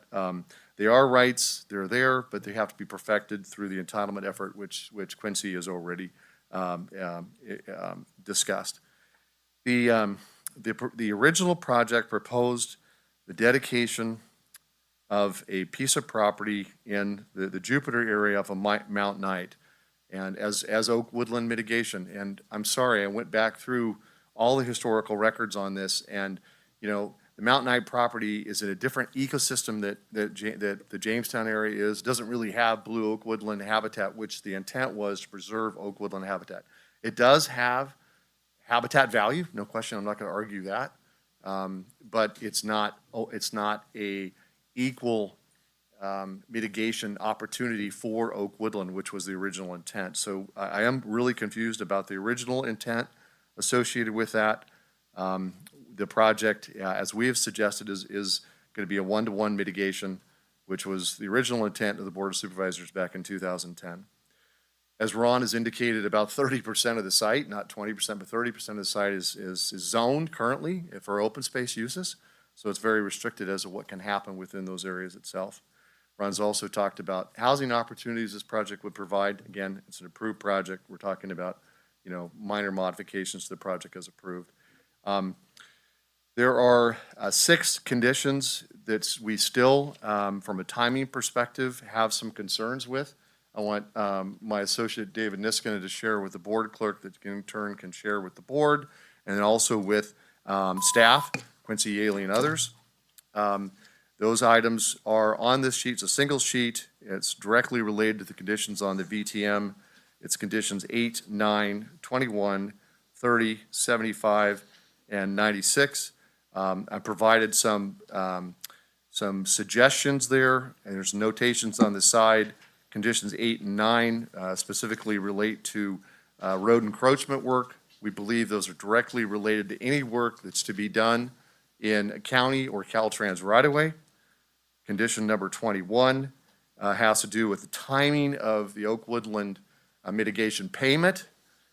We believe that at least in the first 2 phases of the project, that the project is self-mitigating, meaning that the Oak Woodlands preserved on site mitigate that impact.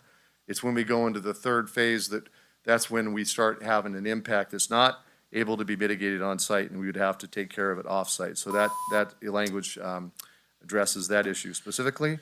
And so I will have to cut you off there. Okay. That is 15 minutes, but if. All right, and then, of course, if you have any questions, feel free to bring me back up. And if Thank you. supervisors have questions, they'll still be able to call on you, hopefully. Did you have something to add? No. Okay. I did also want to, do you have questions, or shall we open public comment? I do. I just have a quick question. Okay. But it's to Quincy. Quincy, is this your first time seeing this, or is this? Our office hasn't seen it, so Andy's attorney is working remotely, so I understand somebody from the CEO's office is going to come scan the document. Okay, so that I'm clear, these are things that you guys are requesting to have altered or So suggested Supervisor to Kirk, change? yeah, Supervisor Kirk, as we move through any development process and we get to the end, we always hope that we are in a partnership with the developer. And there's always a few issues that we're not able to come to a resolution on. And so staff will bring you a recommendation on what their recommendation is as to what either conditions of approval or CEQA mitigation measures should be. In this case, the applicant is not in agreement on a number of those issues. I am aware of them because we've talked about them, and I've explained our staff position on that. So I haven't read this document, but I would hope it's a summary of those issues that we've previously discussed, although I don't know. I'll have to take a look at it. Okay. So I would like to open it up to public comment. So if you have any, if there's anyone in the room that would like to speak on this project, whether in favor or opposed, now would be the time for that. Hello, welcome.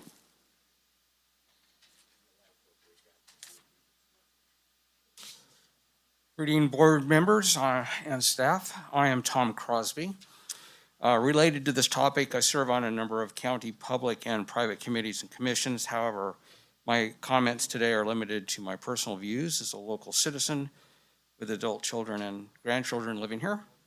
I'm increasingly aware of the difficulties of our young people and young families are encountering in obtaining appropriate housing. Housing is a continuum where adding properties at nearly every valley point increases the supply and thereby stabilizes affordability. So, and I'm understanding that the age limits have been removed is really important here as well, because we can also put youth in these areas. We need to build sensibly and in parallel encourage business growth and employment at income levels such that our young people may have the option of purchasing their first home here, staying close to their family and friends, and not leave for the lack of local solutions. I believe it is an important and worthy goal for all of us engaged in business and governance systems to promote, efficiently address obstacles, and ultimately succeed in having development such as Valley Vista, supplying new housing options for our community. And to this goal, I continue to supply my support of the board's leadership. Thank you very much.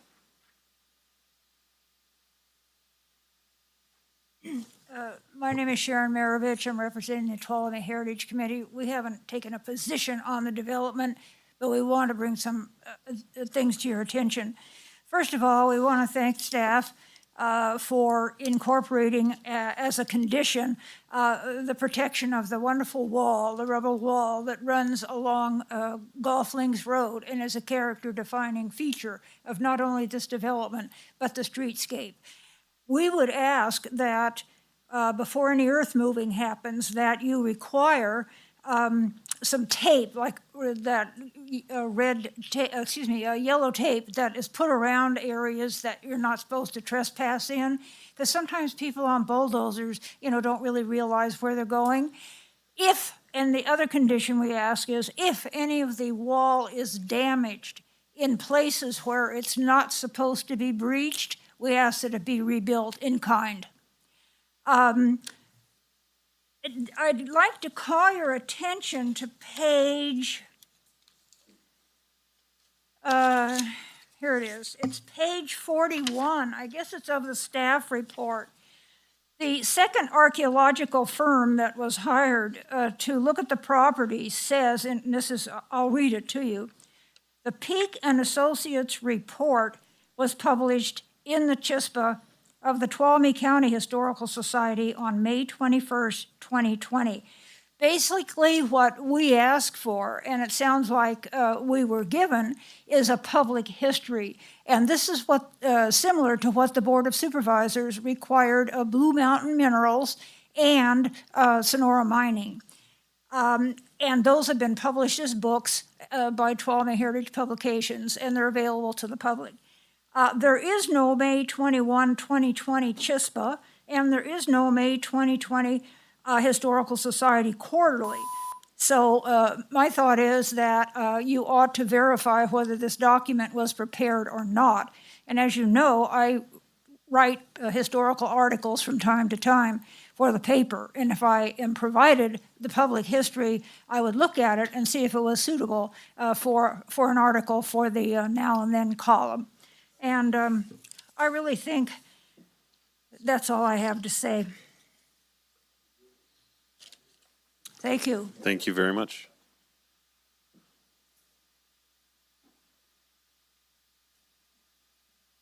Hi. Hello. I'm Bob Wyman, and I live on Golf Links Road. This project is about housing and fire safety, and those impact the surrounding roads. I understand that housing is a hot issue for many. The Washington fire illustrated problems that arose in the Golf Links Road area.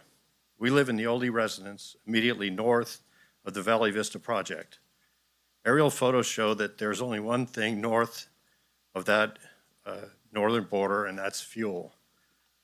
When the fire prompted evacuations of Volpone Acres and Golf Links Road homes, authorities closed both Golf Links Road and Shabrillion Roads at Highway 108, leaving Jamestown Road as the only way in or out.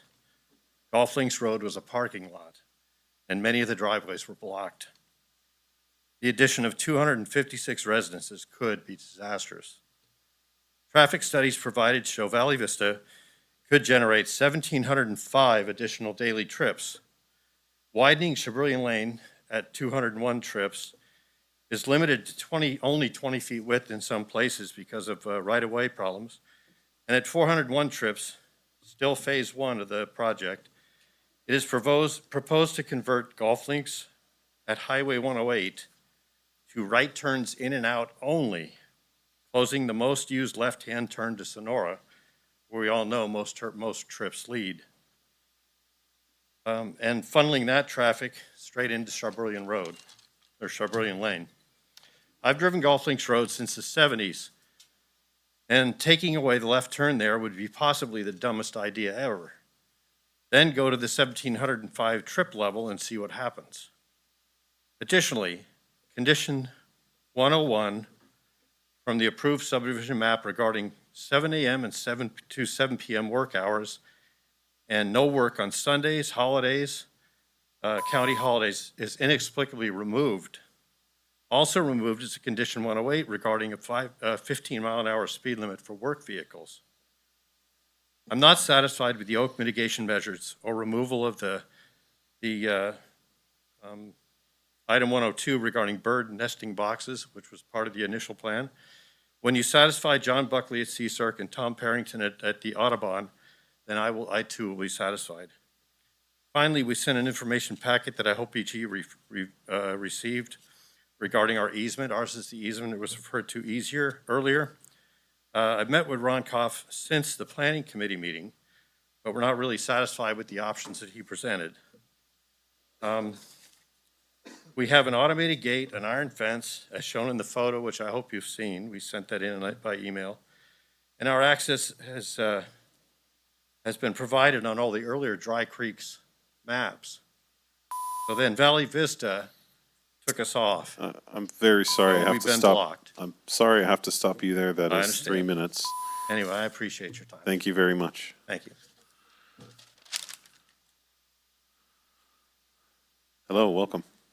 Good afternoon. My name's Tyler Newton. I'm the operations executive at Adventist Health Sonora. I want to voice support of the Valley Vista project. In order for us to have a viable and thriving workforce, we need housing. This project will greatly increase the supply in the community and help us provide better care for the community and our patients. Thank you. Thank you. Hello. Hi, my name is Melina Taylor. I'm just another citizen in town. I used to have a business in Jamestown, and since I moved here 2.5 years ago, I'm on the Tuolumne County Business Council, and all I hear every single time we meet is we need to find a way to house people in this county. I don't know if these kinds of subdivisions are the ultimate solution, but they are one of the many solutions that the Housing Task Force is working on. So I'm working with several other people, sorry, I'm nervous, at the Business Council level to try and create solutions to the problem and to mitigate what's in the way of us having beds for the jobs that we have in this county. So I do see this as a great project. I think it should be absolutely put through. I think that discussions between landowners and my degree is from conservation and resource studies at Berkeley, and I studied environmental law and policy. And I've seen so many arguments between landowners trying to get land and get everybody fighting over parcels for mining rights and for homes. And I think all of that can be worked out in conversation. It doesn't need to be worked out by politicians. So thank you so much for my time, and have fun. Thank you very much. And if you hadn't said you were nervous, we never would have known. Is there anyone else from the room that would like to speak? Okay, let's check on Zoom. Are there, oh, I'm sorry. No, sir, I'm going to have to ask you to come to the lectern so that we can, so that the cameras are able to have the correct angle, so the community can see. I'm sorry, sir, we're asking that if you would like to speak at the lectern, you keep your mask on.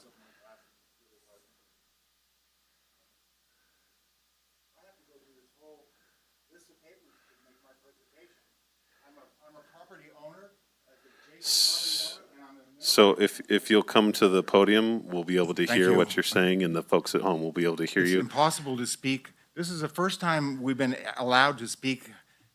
In 2010, when this project started, there was no notification to the mineral right holder.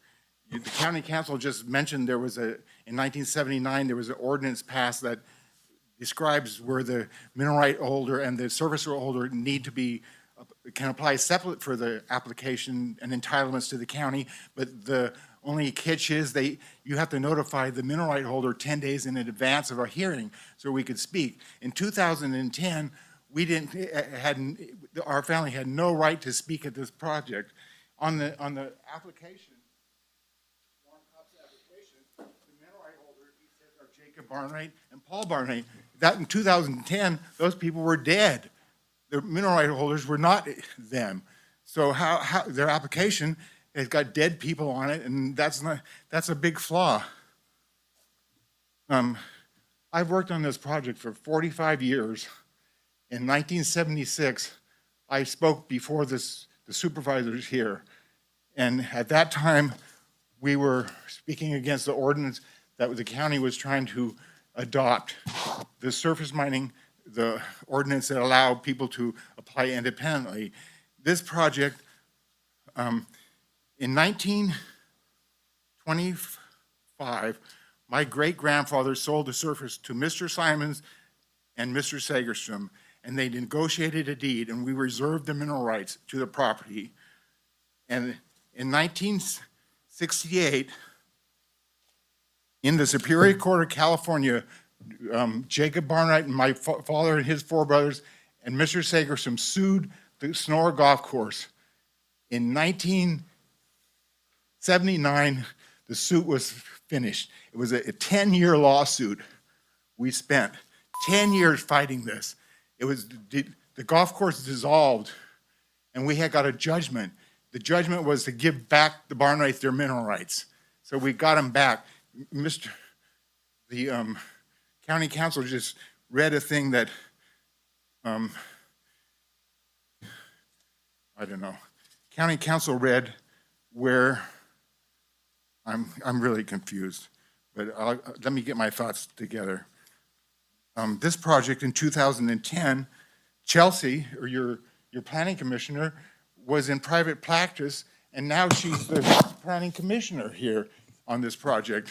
I asked her if she had any conflict of interest. She said, no, I believe her. Here's my deed. I pay taxes on the mineral rights to this property. I just accumulated this through inheritance, and my family has quitclaimed these interests to me. I own 100% of the mineral rights to this project. This is my attorney's brief. So I'm sorry, describes I do have to, sir, I do have to stop you there. I understand you have more that you would like to say. If you could, so we do have staff here. I'm sure they would be willing to talk to you after we have this discussion to go over You're your, like, this your is mineral like a rights. court of law. This is a testimony. They don't stop testimonies in the Superior Court. They let the people talk. Yes, you're sir. ready to condemn my mineral rights. Sir, we have to be fair to everyone that is available for I'm public the last comment. person to speak here. And these are, There's this I is. own the property. Sir, I get sir, like I double don't, time. sir, I'm not going to argue with you. I'm sorry, you've had your fair time. If you have more That's bullshit. that you would like to say, you're gonna need to talk That's to not due staff. process. Thank you, sir. I'm sorry, sir.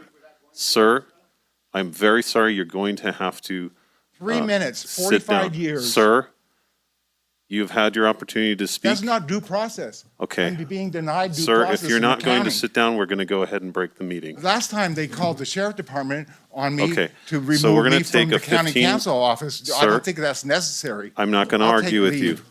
I'm this not whole- going to argue with you. I So have a my judgment. understanding is that Then county. let me present this. So let's these take a documents to 15-minute the break. county We'll now. reconvene at This is 3:45. Thank you. My comments for. When we left, we were on a public hearing to consider development project. We were in public comment, so I do want to continue with that. If there's anyone, I do think we had people on Zoom. Is that correct?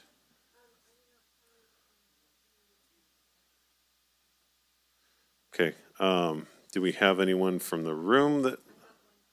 Okay. So we have at least one on Zoom, and I don't see anybody from the room standing up. So if that person is ready, we will let them have the opportunity to speak. Yes, hello, Mr. Chair, board, staff, and public. Thank you for the time. My name is Sam Sagerstrom.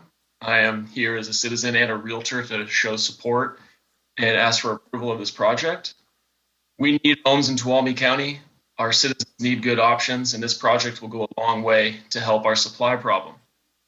In real estate, we can look at the market conditions based on a months of inventory calculation, where a balanced market is about a 6-month supply of homes or 6 months of inventory by taking the average of the homes that are sold each month and dividing it by the active listings.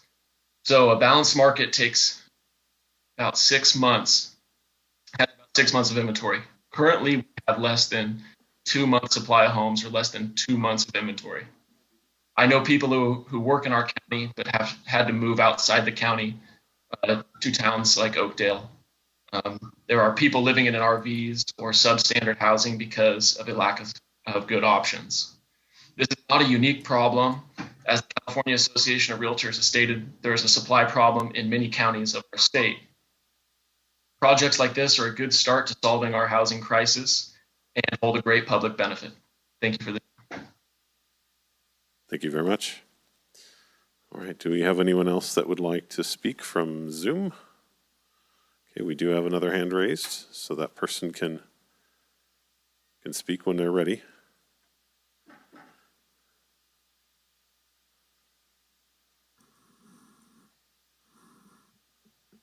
Hello, can you hear me? Yes, we can hear you. You're on with the Board of Supervisors. Hi, thank you, Chair. Thank you, Board of Supervisors. My name is Debbie Woodbury. I am listening in today and feeling frustration again. I'd like to get back to the basics of, I am one, my husband and I, down a deposit on a lot there at Valley Vista.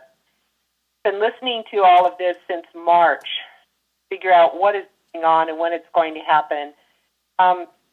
There is a supply issue on homes. We have been looking elsewhere in Sonora and Jamestown. We currently live in the Don Pedro area, and we want to downsize, and we are seniors. So we're looking for some place that we would feel safe, and I like the idea of having something new, yet I'm still close to hospitals, shopping, the things that we need. You know, I understand all of the things about historic walls and trees and birds and all of that. But, you know, we're talking about human beings, and there is a crisis. I sit on the board with Mariposa County Behavioral Health Board, and there is a constant issue of homelessness, affordable housing. These are things that, like I just heard said, need to be addressed. So you have a solution here right in front of you. It's not like you're looking for something to help people. You have the solution right in front of you. So I would just request that you guys you should approve this development. It's going to help in so many ways, help businesses, revenue for local businesses, revenue for the county and taxes, additional programs that could be made available, homes for families and seniors. These are all needs that you can take care of by a yes vote. So I'm just calling in support, and thank you for your time. Thank you very much. All right, do we have anyone else that would like to speak? Okay. All right, so we will close public comment, bring it back to the board for questions. And I think, so we did, at the end of the applicant's presentation, they presented us with suggested revisions. And so maybe that's a good place to start. So I'll look for Quincy. Have you had a chance to review the list of revisions, and could you walk us through what's being proposed here as opposed to what the staff recommendation is? Sure. Thanks, Chair Campbell.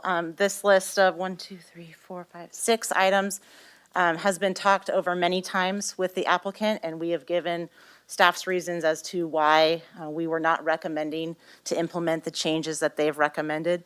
To be fair to the applicant, of course, I told them that as the decision makers, you are the folks that really need to hear from them on these 6 topics. So we're going to start with the first 2. These are referencing the conditions of approval. It's why they're not in sequential order. So they're referencing the proposed conditions. And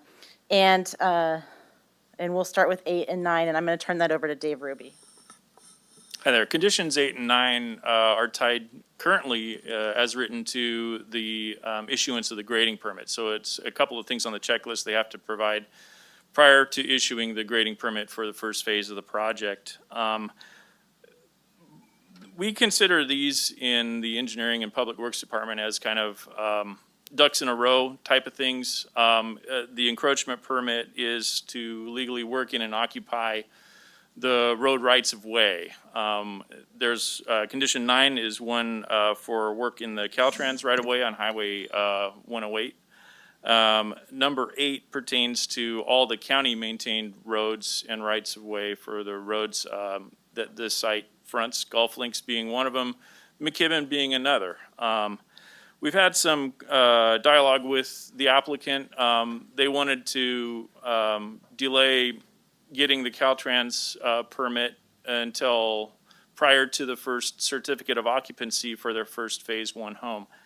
And because it's a Caltrans related condition and not a county public works related condition, because the county does not have jurisdiction over the state highway, we deferred that decision to Caltrans. And at the time it was posed to Caltrans, Director McElhaney consented to allowing that to occur. And County Public Works is willing to stand by that decision if Caltrans continues to feel that that's their position on it. So we've kind of placed it at Caltrans's feet, again, recently asking them to verify that that's still their position on that particular issue concerning the state highway.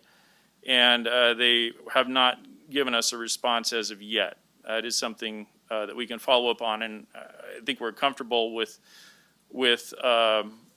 honoring that Caltrans decision if they can verify that that's still their stance.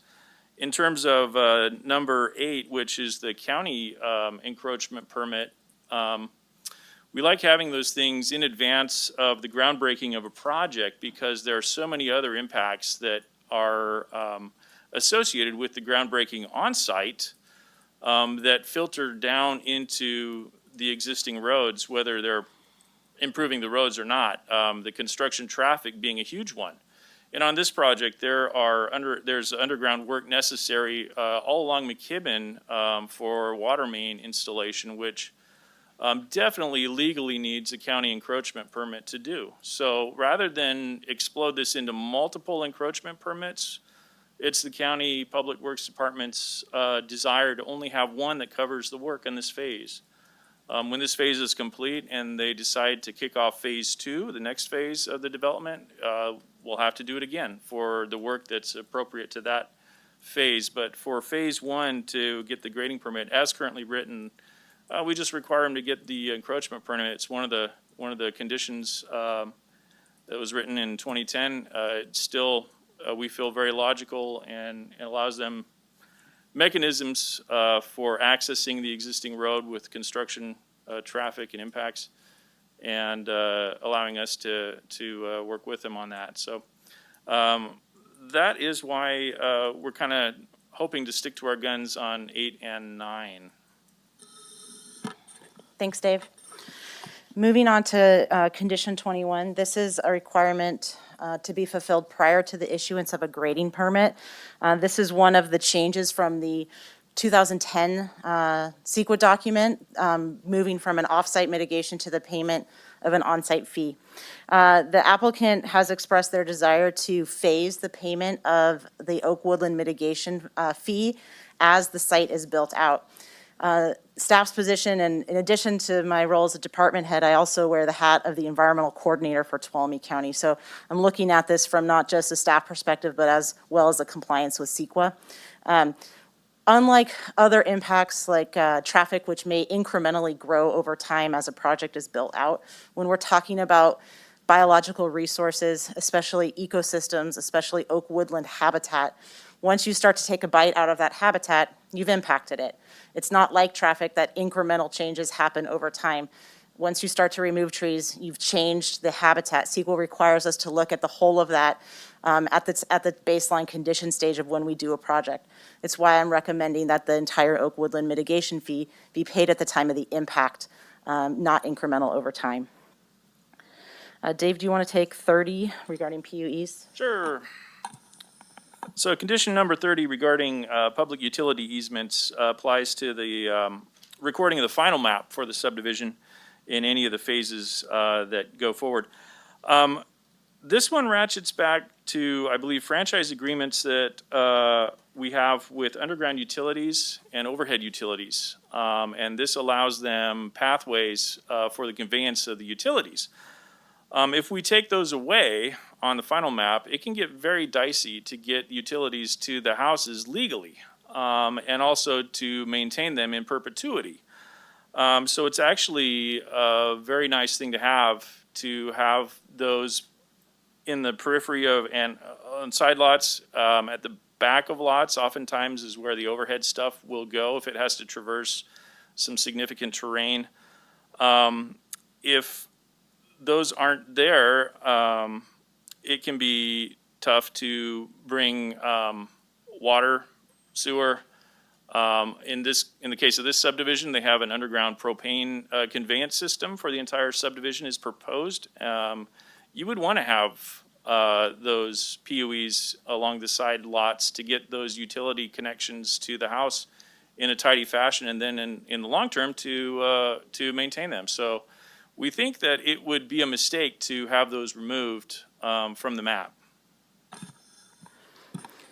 Thanks, Dave. The last two are related to the planning department or land use department. Condition of approval number 75 references the construction of a fence between the project site and the Motherlode Gun Club. The condition requires that to be constructed, and the applicant is requesting that it not be constructed until specifically the lots adjacent to that fence are being worked on.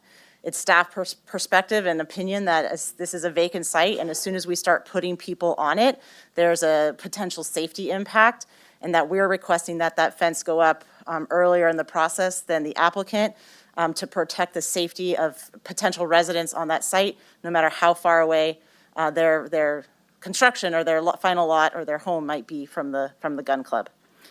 Lastly, Quincy, just on that, is it to keep people from walking towards the gun club? yes, it's a non-climbable fence. Okay. Thank you, Supervisor Kirk. The last condition, this is a standard condition we put on our projects, that any open space zoning is delineated with orange construction fencing prior to earth moving on the site.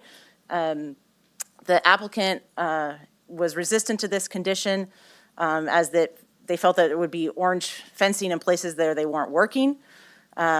I countered with that we could modify the condition to say that any grading within 300 feet of the grading, any grading within 300 feet of open space would need to be delineated. That's another common metric that we use. And their proposal is that it's just to be, that they don't need, that it's more vague. So we are asking for a much tighter requirement in terms of when and where that open space zoning fencing needs to go. So I think that that's the list from the applicant, and I would also just want to make sure that the board and the public know that Mr. Barnwright's comments are currently being scanned in by our county council office and will be a part of the administrative record for the project.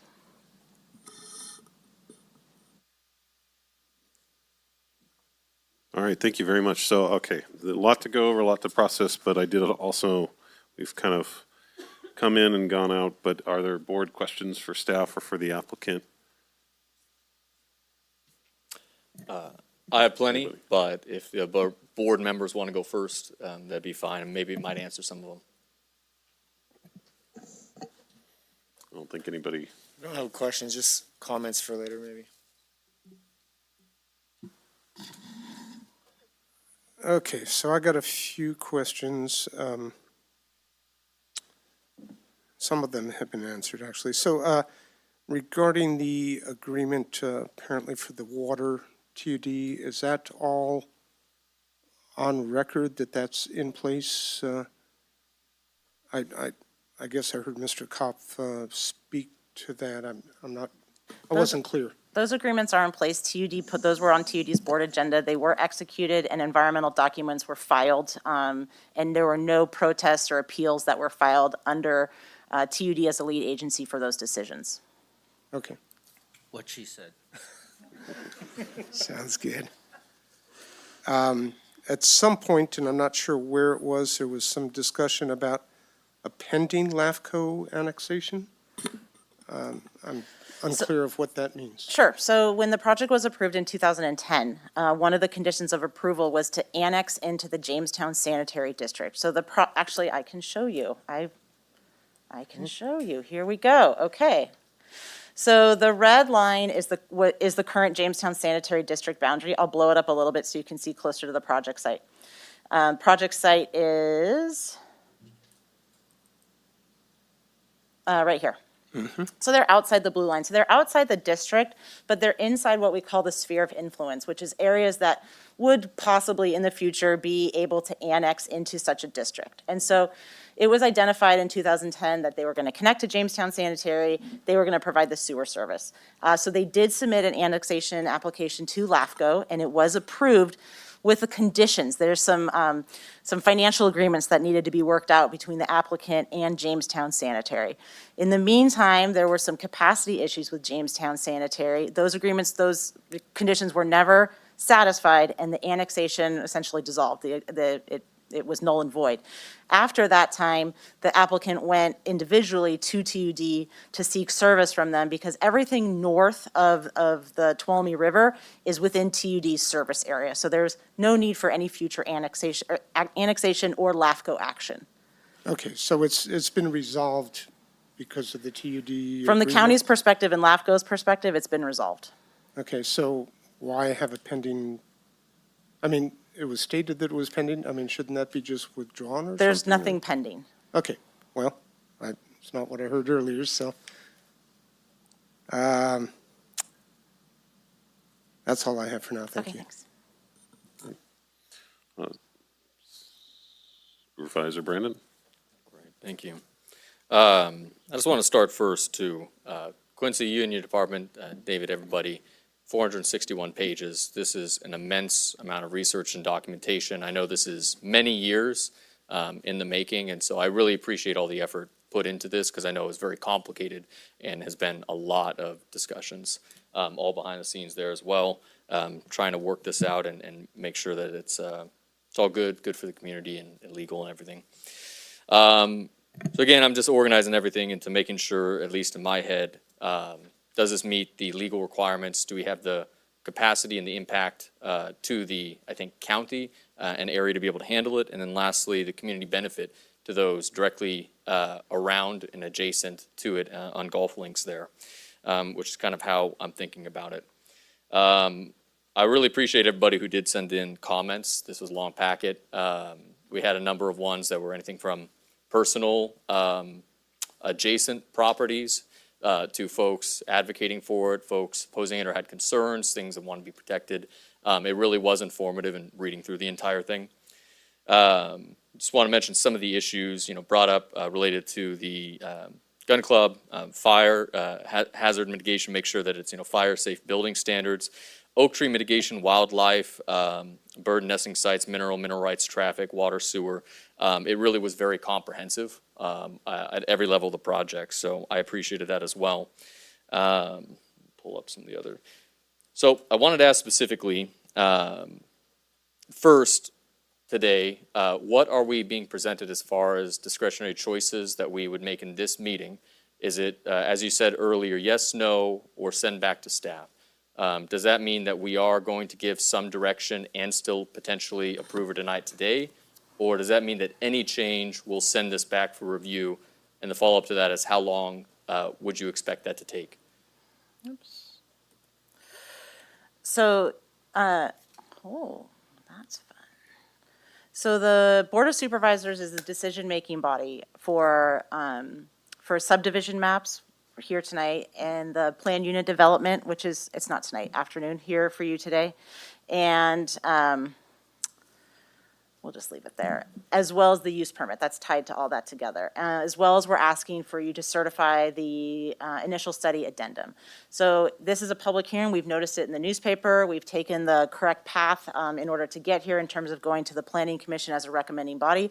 So staff is requesting, our recommendations are in the staff report, recommending approval of these 5 components of the project.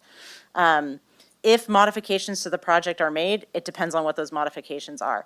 If they're related to the environmental document, so there's changes in mitigation measures, and those would change the outcome of the analysis, we would need to take that back and do that. And depending on the complexity of the change, I might not be able to tell you tonight whether or not that change is complex enough to go back to staff. The other thing is, the CEQA process is really there for public participation. And so when we change mitigation measures, we owe it to the public and are required to go back to the public and show them what those changes are so they have the opportunity to comment on it. How long it would take to come back before your board would depend on the level of the change of what you were requiring, what you were asking us to look at. It would not be before the end of the year, and would just depend on other priorities that we've got things planned out sequentially, so we would need to just juggle those priorities in order to get it back to you. Depends on if the change requires research by county council. It's hard for me to predict until I hear what you might want to modify. Okay. And part of that too is just asking with this new information. I wish this was presented ahead of time, so we had it in the packet. But looking at these seem like they would fall under significant enough that it would trigger. We were talking about some of the minor ones earlier, or are some of these things that we could consider today without a delay? Well, the way to kind of look at this, Supervisor Brandon, is when we write conditions of approval, in the parentheses, we tell you where that condition or requirement came from. And so there's a number of these that are referencing back to a mitigation measure. So if those are going to be changed, we would recommend you take it back to staff. Some of these are code sections, like 75, and number 8. So there's really limited flexibility in those.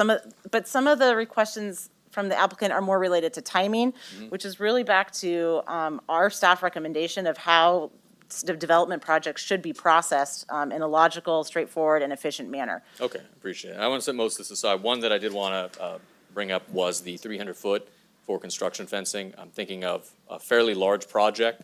If it is going through in several stages, and say 3 stages there are going to be full of this fencing, but won't be built on for quite a while. That's kind of a visual impact to the area. Is there a way to implement what you had suggested, that compromise of 300? Would that be something that would trigger it? Sure, no, I don't think it would. So with respect to 96, it says the open space zoning in the area of development. That's way too vague for us county staff to be able to enforce. So we would say either you do it all, or you would do it within 300 feet of earth-moving activities. And we would want all open space, so not just on one side of the drainage that's closest to where the grading's occurring. We would want all open space within 300 feet to be delineated by a fence. And no, I do not think that would require that to be sent back to staff. I think that meets the intent of the mitigation measure. Okay, and because of the complexity of this, it's going to go between a few really specific kind of low things too, and then obviously some of the larger impacts. Mr. Chairman, I want to ask too, as far as making any recommendations or direction from the board, we want to just ask all the questions, go through it. Kind of as we go through, should we do on something like this, do we need to bring this back up later after we've all spoken, or should we give direction on whether that might be a good idea? I'm not clear on what you're asking. Do you have changes that you would like to suggest? Yeah, the one I was just mentioning. Supervisor Brandon, so typically what we'll do for you is I'll ask Heather to turn my screen off. I'll start taking notes, and then if there's a motion, I can put those changes that have been suggested, and the board can say, yes, we want to make that change, no, we want to make that. So that way I can kind of keep track of it for you. Okay, mentioned to you, you'll bring it back up for and so then at the end, I'll put those on the screen for you. Okay, thank you, appreciate it. So yeah, I would be in support of seeing the 300 as kind of a visual impact. Going to one of the large parts and one of the big issues, could you explain the traffic impact mitigation and ongoing fee, and just how that's going to work in particular for golf links and the immediate community there? Obviously, that road has some condition issues. It's going to bear a lot of the traffic. An explanation already of the traffic impact mitigation, so I kind of don't think we need to cover the same ground. I would just appreciate to have my time to ask questions. Well, but you're covering ground that we've already gone over. It's in the packet, and I think it was already discussed. Did it specifically cover how it would impact Golf Links Road? Again, I think that issue is already covered. Is there something specific that was left out that you needed information on? Yes, what I asked. Okay. Can you provide clarity? Yeah, I'm sorry. I can do that. So there's to my understanding, a traffic impact mitigation fee paid to the county for the overall road system. So my question is directly to Golf Links and the immediate community, how does that impact that road? And are there funding mechanisms to ensure that road itself, this mentioned some specific improvements, but overall, how would that impact that community? We're talking about two different things here, actually. There are project-related impacts that this project causes that it has to mitigate for itself. And those mitigations, some are on Golf Links Road, there are others on Sherburlian Lane, and other possibly on the highway as well. Every development project in the county is subject to its share of a traffic impact mitigation fee. This is by ordinance in our county. And that program exists as a way to mitigate for unforeseen regional level problems that a project didn't foresee. Now, when you go through the CEQA process and the technical studies of a project, they want to know what's this project going to cause in terms of impacts to the environment, including the traffic. And so it's been looked at length in great detail, and those mitigations for this project are reflected in the conditions of development before you today. And is that the staged level of service based on the number of trips, the trip Yeah, there are threshold? different triggers at a number of trips which correspond to the number of lots being built out per phase. So they've kind of said, okay, if you're up to this level, you need to provide these mitigations. If you're up to this next level, you need to provide another package of mitigations. And it was studied and felt by the traffic engineer that that would offset the impacts to the traffic system reasonably. So in terms of the traffic impact mitigation fee, the way the county's program is currently structured, there is an adopted list of routes that those fees could be spent on. Unfortunately, Golf Links Road is not one of the listed routes. Right. So it couldn't, the contribution of fees from this project could not necessarily be spent on golf links to solve problems that the project brought to Golf Links. They have to solve those problems directly as the mitigations that are required for the direct impacts. So that would be measured at each trip threshold, and that money would be the one going to the local road, while the traffic impact fee overall would go to the whole road system. No, they don't pay according to the number of trips that are made. That is not correct. They pay based on the number of units that they're developing. It's a kind of a flat fee per lot for residential subdivision projects, and there's commercial element to this project as well, and there's a separate calculation for commercial projects, sometimes by square foot, other times. I see. Let me try and reframe that then. 'Cause Okay. I want to get it So, specifically what I'm A lot asking of the about. information that you're asking for is provided in the board packet. While you were talking, I was looking some of this up. You go to page 79, it's in the traffic circulation review update. I mean, how long do we want to go over some of the basics of the traffic mitigation fee when that's not, I mean, you just heard it's not germane to what we're talking about. As a very important project, and one that happens to be in my district, as long as it takes. I don't think that's a very clear answer to what I'm telling you. What are you telling me? That you are veering very far away from getting any kind of resolution to this. We're going over basic elements of traffic impact mitigation fees that don't apply in this case. So do you have questions that are germane to the issue? Yes, which is the concern. As mentioned, Golf Links, I think, is not in the list of roads where they can go.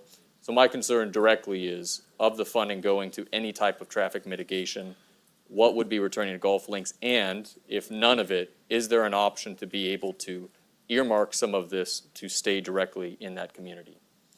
Not the way the ordinance is currently written. You'd have to modify the existing county ordinance, I believe, having to do with traffic impact mitigation fee and adopt a new project list.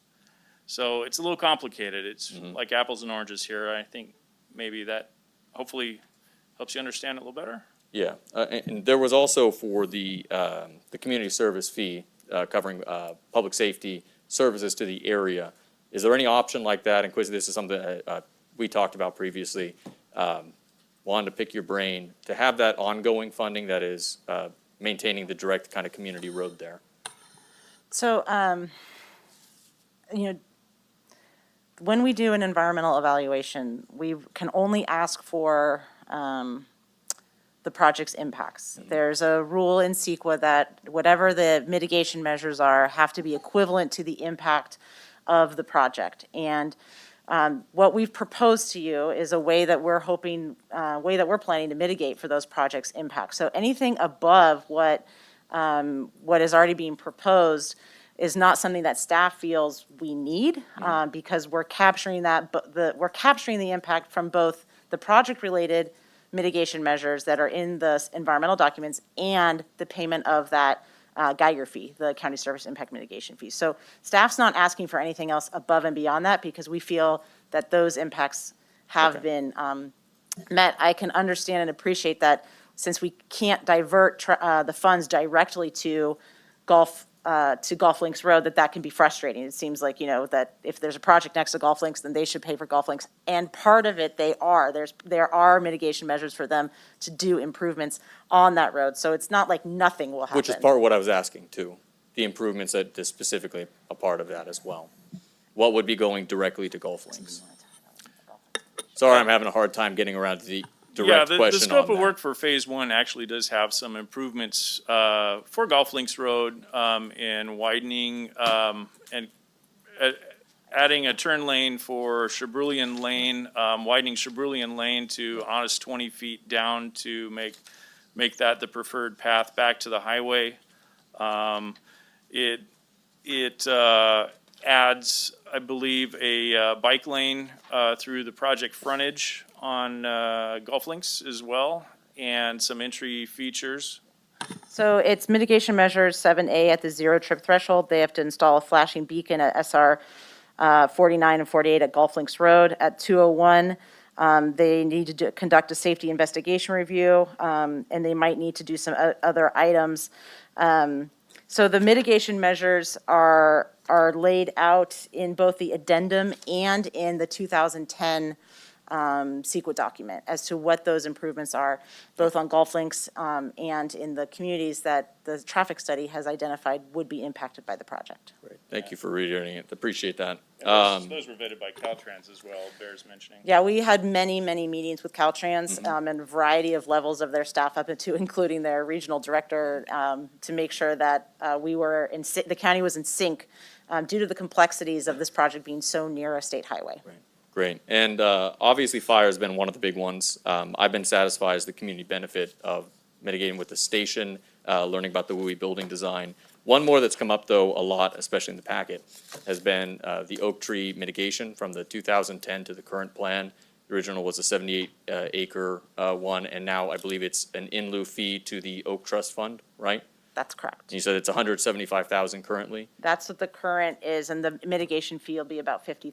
$50,000, okay. In addition, they've also done on-site mitigating as well. So the Oak Woodland fee is not the only mitigation that is happening for Oak The Woodland. planted ones. And It's just the one that they're requesting to change. Okay.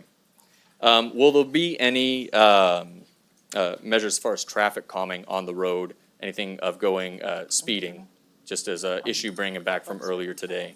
Internally within the subdivision, or? Yeah, so one was mentioned, was the condition of approval for during the construction of the speed. I'm more thinking once people are living there, it does connect to Jamestown Road. People do tend to fly around there.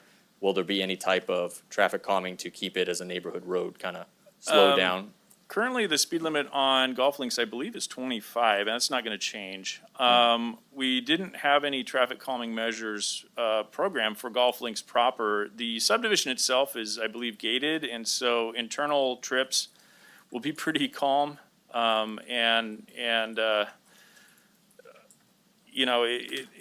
believe they want to do a homeowners association, so any shenanigans within the subdivision, I think, would be subject to reprimands from the HOA. We didn't foresee any need for any further traffic calming on Golf Links or elsewhere. Okay, great, thank you. And then I just had a couple very specific ones. I did want to revisit what Sharon Maravich had spoken about as far as the rock wall. That seemed to be pretty reasonable to just avoid any issues happening with that, to stake that. There were also issues with, while the site's being developed, some spotlights. I had been talked to by somebody. Just that at night, some of the houses north, if there was a way to try and angle them so that they're not going to be as much a hazard. I know that's obviously a safety concern in the evening. Not a huge thing, but definitely could affect the residents locally for a while.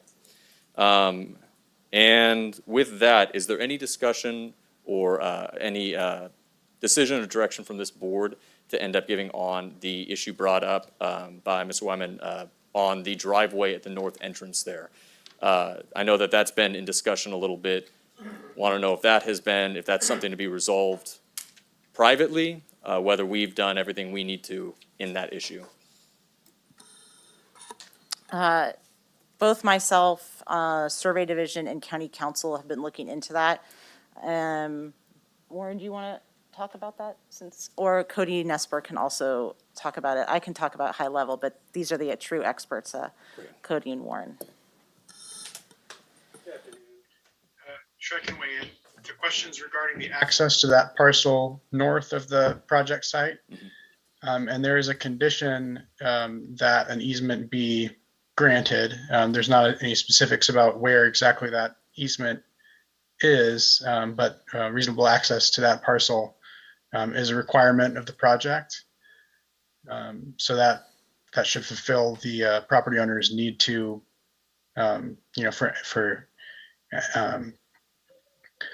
to enter their parcel. Yeah, similar situations occur as subdivisions create public, or in this case, road easements which are paved, and the existing easement would remain in place until quitclaimed by the current owner. So some lots, such as 79 as proposed, would still have the easement crossing it, so a building permit would not be able to be issued until it were quitclaimed. So alternate routes, at least as wide, would have to be provided. And then the owner of that interest of access would then quitclaim in its entirety or in partiality at its, and again, it's a private concern between property owners. Okay, that I didn't fully understand that as well. There's a little bit of lingo in there. Well, it's an exchange of interest in access. So they would have to have an equal access easement basically, Or and then greater. switch ownership of that over? Correct. Okay. I did get it right on the first time. I wasn't quite sure. I was a little shaky on that. Thank you. Yeah, thank you so much. So a lot of really good comments. That's the end of my questions. Looking forward to discussion on this. Okay. I did want to take one moment to thank a lot of the commenters we had in the document: Lance, Jean, Debbie, Karen, Sachiko, Lori, Robert, Genevieve, and a number of others. It really does help inform the perspective here. Read those comments, and I really do appreciate the time you took for that. Okay, so I do have a question. And really, Quincy and your staff, thank you for working on this, and I appreciate the amount of time that the applicant has put into this. And a number of people did submit comments and emails to me, and I think all of the board members, and most of them are reflected in the document. Really appreciate that. It does help inform what the situation is there and what the concerns are. I actually share one of the concerns that I think has been cited a number of times, and that's with traffic on Highway 108 and what potential impacts it could have, whether there's a stoplight at Chaberlin or whether there's a one direction turn only lane, those types of things. And partial to that is that we received a letter from Caltrans on, we received it this morning. So the first time I saw it was this morning. Can you explain a little bit about that? And my main question is, are we deciding right now whether or not a stoplight goes in on that intersection? Who decides whether that stoplight goes in ultimately? And who pays for it if it is required in that location? Okay, that's great questions. As currently written in what we understood Caltrans's desire for that condition pertaining to that, it was kind of a wait and see approach. They wanted phase one to be constructed, and then at that point, before any subsequent work happens, to study it again, to see if subsequent development would trigger the warrants for a stoplight on the highway. Their paramount concern is the safety on the highway and smooth operation. They're like everyone else in the county, public works, planning, admin, everybody wants that highway to work as optimally as possible, but they also wanted to have the mechanisms in place for the project conditioning that if the build out of this project triggers the need for a traffic light, they would provide it. So it would be provided. They being? The developer. It would be provided if warranted, by the developer in subsequent phasing of the project. Okay, so we're not deciding today, the decision we make today is not going to be whether or not there's a stoplight there.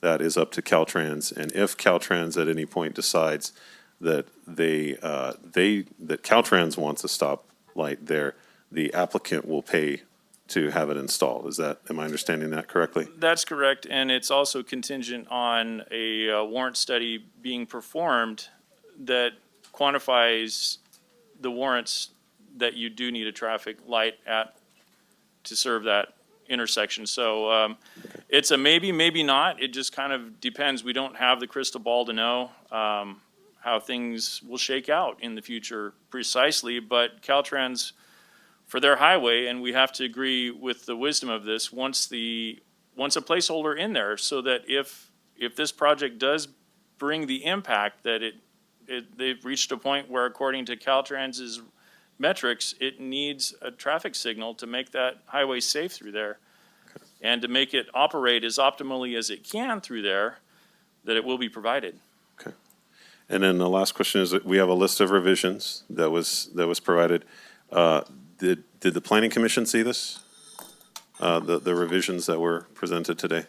No, the applicant didn't raise these issues at the Planning Commission Okay, meeting. so this is between what was approved by the Planning Commission and now, that these revisions are?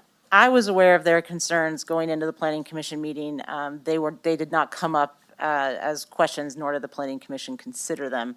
Although my understanding from County Council is this does not preclude your board from implementing any changes you wish based on the information you received today. Okay, thank you. I'd like to just follow up a little bit on the Caltrans thing. Yeah, so we got, this document today, just clarifying a staff recommendation that we not adopt any of these, is that correct? That staff recommendation is that the conditions of approval don't change. However, with Supervisor Brandon provided. Understand there's one that's being proposed, yeah. So the Caltrans letter, so this shows up today. We're trying to digest it, and the Caltrans letter, I guess it was emailed to me this morning, but I didn't see it till the lunch hour.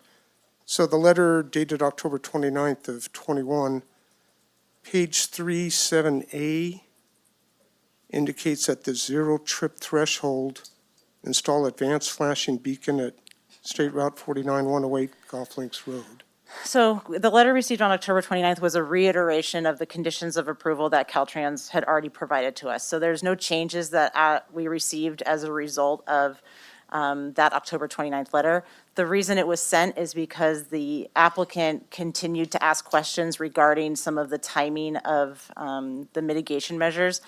And our county staff continued to consult with Caltrans as a result of that. So they would just send us periodic comment letters, but there's nothing new in there, Supervisor Goldenberg, that isn't already in what the Planning Commission considered or is what in your materials today. Okay, so that's still a requirement then? Yes. Okay. And, yeah, and kind of along with Supervisor Campbell's, looks like at the 801 trip threshold is when they would conduct this signal warrant analysis to decide what to do or not to do as far as the stoplight at that point. So that obviously is going to take some build out, before we see that type of traffic flow. It's not something that's going to be known for a while. One of the things that we're encountering, and as our tenure here at the county is happening, is that previous projects were not anticipated to be phased. And so in the conditions of approval, it became very challenging for applicants trying to build a project in phases when the conditions of approval were not phased. So that was a major undertaking by our staff with the applicant to try to dice these conditions up in a way that, that they were fairly allocated to the correct phase of the subdivision. Yeah, and it does make it difficult, right? I understand planning processes. I've been involved in some pretty intense projects, and it makes it difficult. Thank you. Supervisor Half. Yeah, I have two questions now regarding this material that was submitted today by the applicant. And the first one is with number 9. And Dave, this is directed to you. I heard you say when you were explaining this that you wanted to re-verify Caltrans's position. Why would you need to do that? As a professional courtesy, If they've already given their approval, I don't understand. It seems like overkill. Why would you need to do that? when we reopened and did the CEQA addendum, just making sure, because that permission was given prior to this, and just making sure that they're still okay with that. Because CEQA changed somehow? Yeah, so if we were going to change anything today, since it's a condition of approval that's involved a state agency, I would not recommend to your board, out of professional courtesy, that you change a requirement that a state agency is putting on a project without going back to them first. Got it. So that would be one of the changes. If you were to make it, we'd need to bring it back and reconsult with Caltrans, although we've done that several times. Okay, I understand. And I want to check my understanding on number 30. I thought all the utilities were proposed to be in the street. So why would you need these easements around the outside? The mains are in the street, but you actually don't walk out to the street to get flush the toilet. You don't walk out to the street. So they need to have a path to get to the actual structure. So that's provided via these PUEs between the mains in the road and the houses. And let me just check my understanding again. You're suggesting these easements go around the whole property or just on one side? They're on side lots, and then on the lots that are on the periphery of the outer edge of the project, it's a PUE on those outer periphery lots as well. Around the whole periphery? Yes. It also makes it difficult when we're doing building permits. We use PUEs, we reserve those to ensure that buildings are not constructed over easements. And so if we have on-site or overhead or underground utilities, we need to be able to maintain those, and if a structure is built on them, then no one can do that, and we have a real problem. So the PUE easement also ensures that that nothing is constructed, even a shed or something that even may not need a building permit, is constructed outside of those easements. So is there some point at which, once the home has been constructed, you know which easements have been used and the other easements can be vacated? Sure, we do that all the time. They submit an application through survey and we bring it to your board. Part of that process, though, is to consult with individual utility companies to ensure that, again, the county is not taking away an easement or an access issue that another utility company may want to maintain. So we do that consultation prior to bringing it to your board. Okay, thank you. Yeah. All right, so if there's, I'll look for a motion if there's no other questions. I had some comments, but I will not make comments because. No, if you have comments, by all means. Supervisor Campbell, just for the Yes. record purposes, I would recommend your board close the public hearing if you're simply going to board discussion Okay. and vote. If you Well, have more questions, you could leave it open. If there are more questions, then we'll leave the public hearing open. but There are I'll- not questions, so we can close it. Okay, For myself. I will then close the public hearing. I would like just, and I'm sorry, I haven't said one thing yet, but I'll wait. just clarification on what Supervisor Brandon was asking. That's in reference to item 75. Is that? With the construction fencing? Are we looking at, just trying to compartmentalize that to make it less of an impact by going 300 foot? I wasn't clear. 96. What I'm imagining is the entire project with I'm any sorry, open 96, space. yes. having for a very long period of time construction fencing up as it's staged, as opposed to having it just in the immediate area of where the construction's happening. It's really a visual impact that I'm thinking of that could be there for however long this goes. Okay, thanks for the clarification. Yeah. Okay. I'm not going to say everything I was going to say because we've had so many questions and been here long enough. My only concern was some of these things, but I just want to make sure this is not going to hold the project up, is it, Mr. Koff, and the development as far as we're still going to move forward?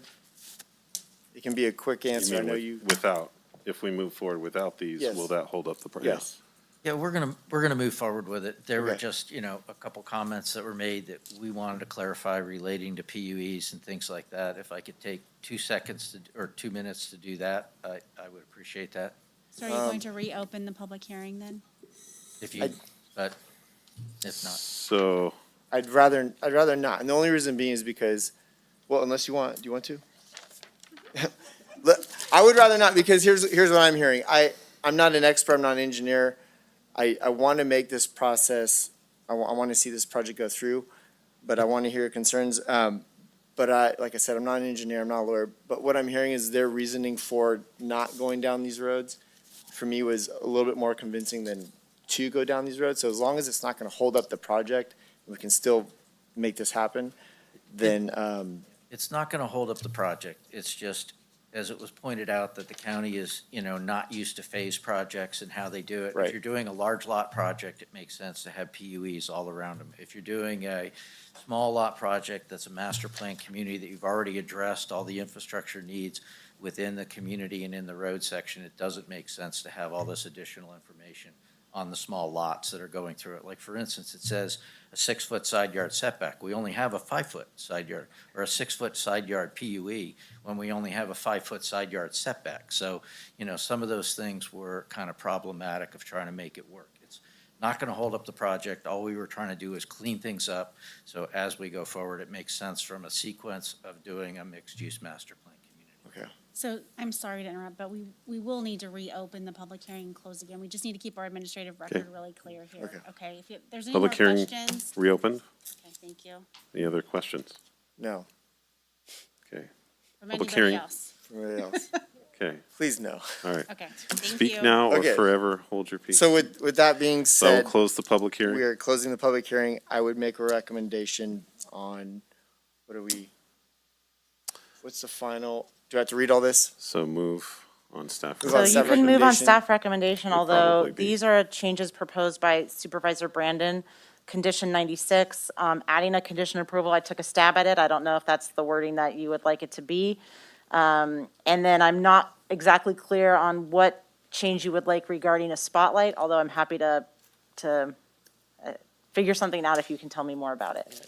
I think that one may be able to be removed as a condition and just as a note to developer on that. But specific to the second one with the rock wall, it was also identifying it with some type of marker. That way, nothing inadvertently happens to it. Okay, got it.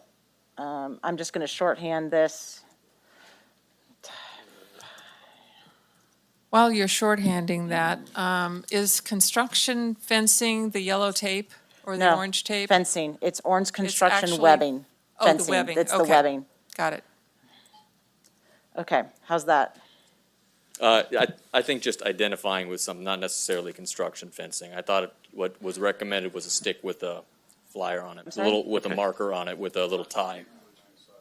So I would recommend that we use the same type of fencing through the whole project so that the contractors can know what they're looking at. And it's really very there's really no difference from sticking an orange fence around it or caution tape. I would rather it be the same thing so the contractor knows exactly what they're required to I'm going to avoid. put forth the motion. Let's vote on it, and then we'll go to here. I'm going to recommend staff recommendation. Okay. That's my motion. Staff recommendation without Without that. additional findings for approval. Does that suffice as a motion? Well, I'd like to do a substitute motion Okay. to consider those two approvals, and we can do them individually, which would be fine. Okay. So we have a, And I would second that. so let's back up a bit. So we had a motion by Supervisor Kirk. Is there a second to that motion? I'll second. to approve the project under staff recommendation, and then we had a second motion by Supervisor Brandon to approve it with additional findings for approval that were listed, and that was seconded by Supervisor Goldenberg. So if there are no other motions, then we'll call for the substitute motion first. Correct. All those in favor, please say aye. Aye. Those opposed? No? No. Okay. But- So, and we're looking for a 3 vote? Okay. But hold on a minute. But I want to go down So- as a yes for the project, not a no for the project, just on the recommendation. So motion passes. Time out. I'm gonna change it to Motion. to yes. So 4-1. I don't like the sound of that. I support. Call for the vote, please. Again? Yeah, do it. All right. So, 'Cause all do it's we gonna- require all it's gonna another read as motion is for we don't that? Support the project, which isn't. Okay, everybody, let's vote what we actually think we want to do with this project, okay? Yep. All right, so I'm going to call for the vote. Supervisor Brandon's motion, second by Supervisor Goldenberg.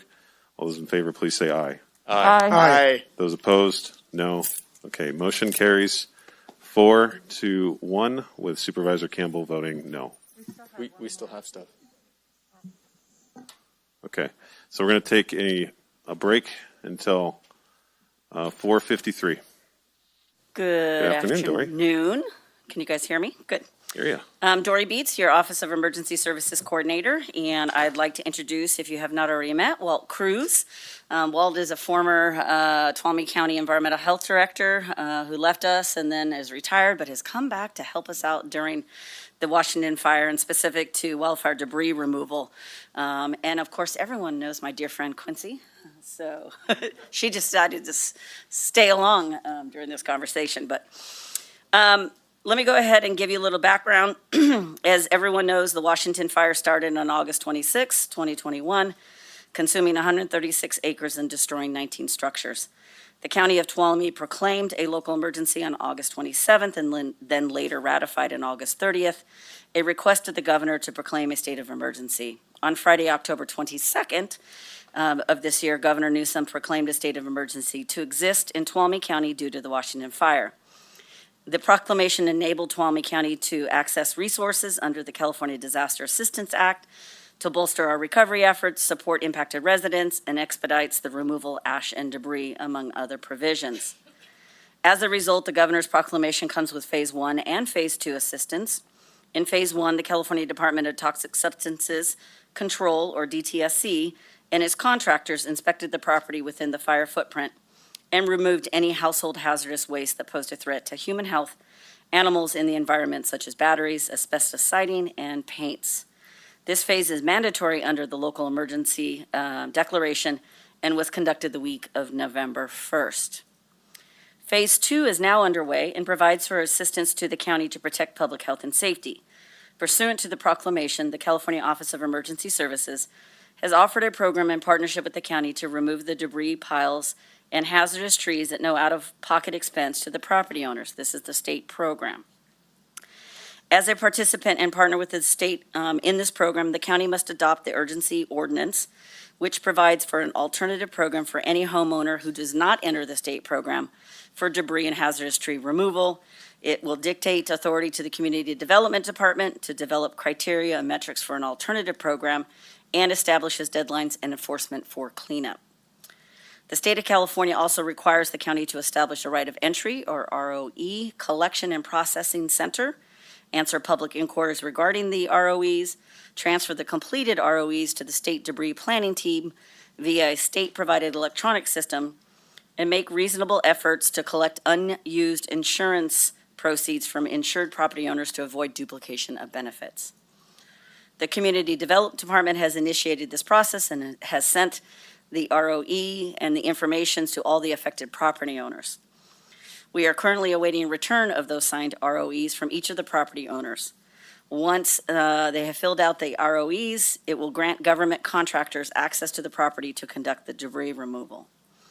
If all ROEs are returned in a timely manner and the urgency ordinance adopted, contractors could begin as early as mid-January for the debris removal.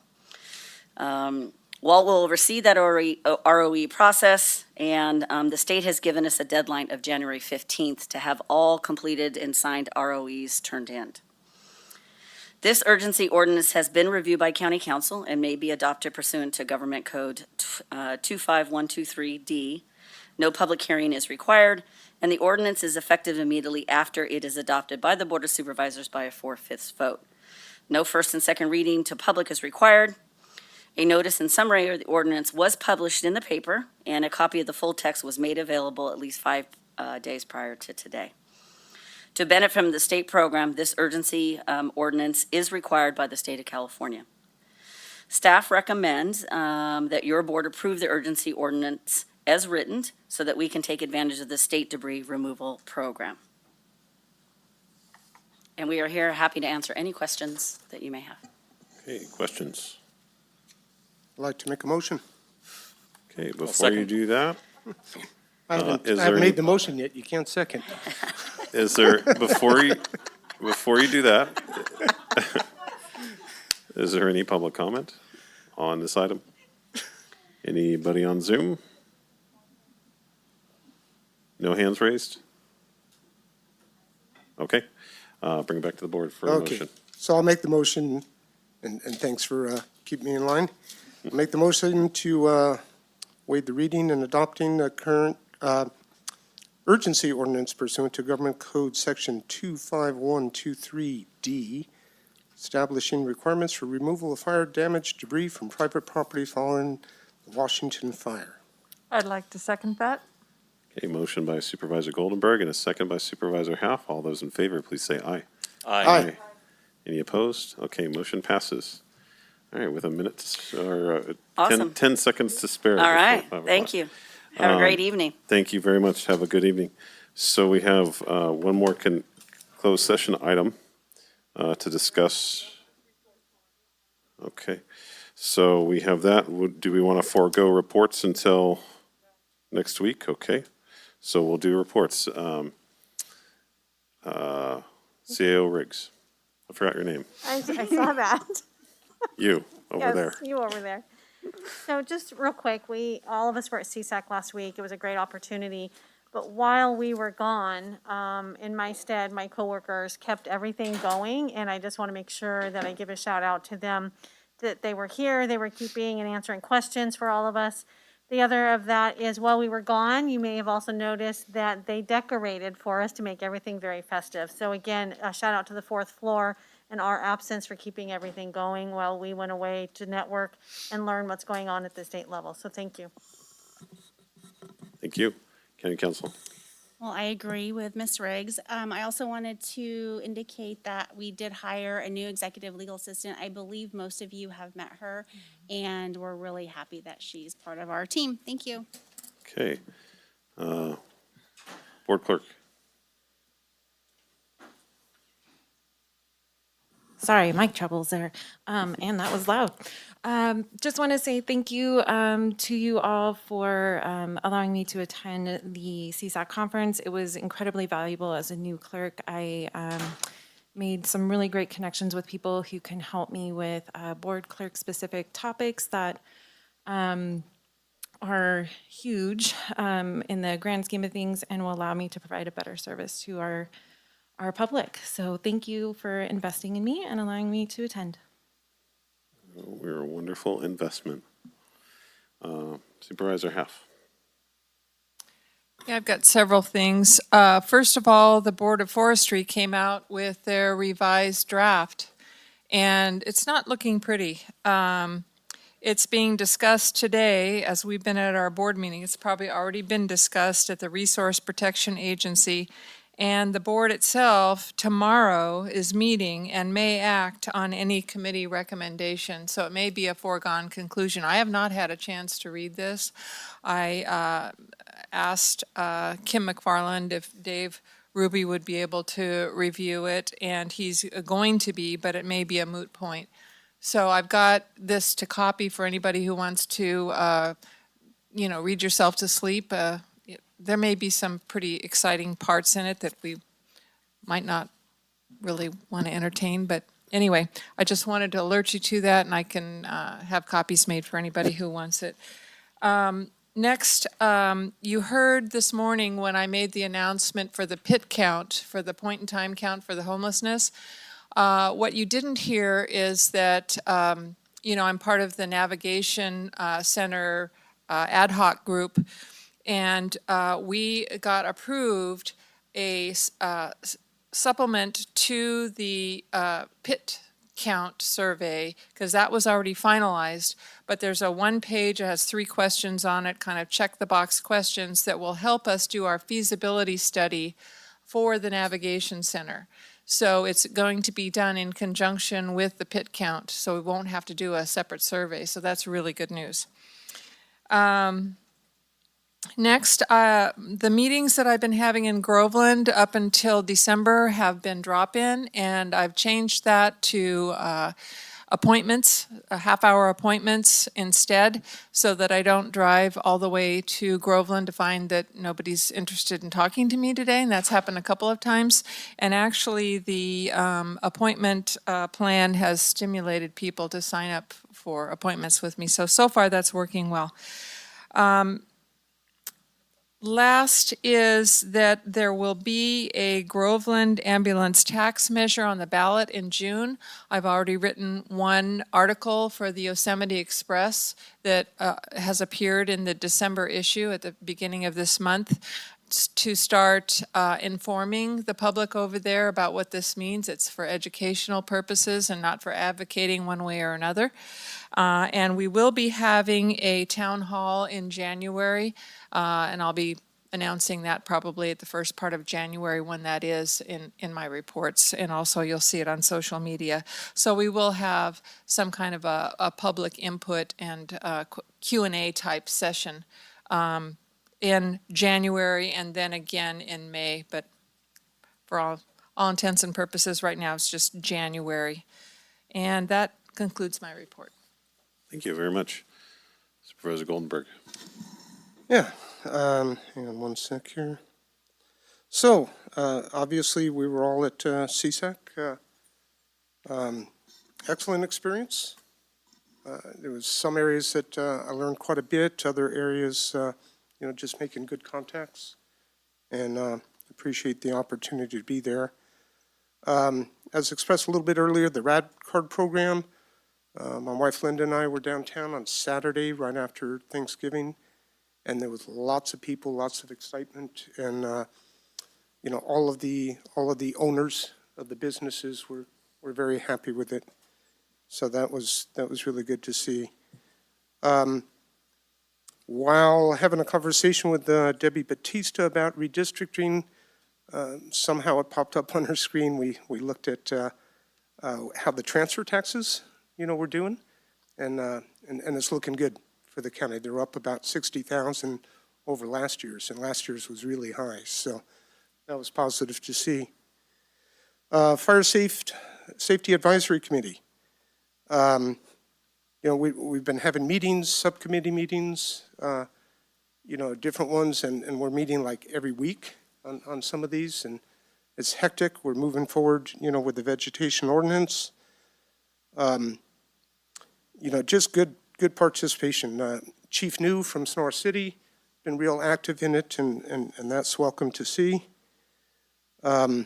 We are having, tomorrow evening at 6 p.m., we're having a public meeting, which has been well distributed by OES Coordinator Dory Beats. So 6 to 7, I'll be on there, as well as a number of other staff.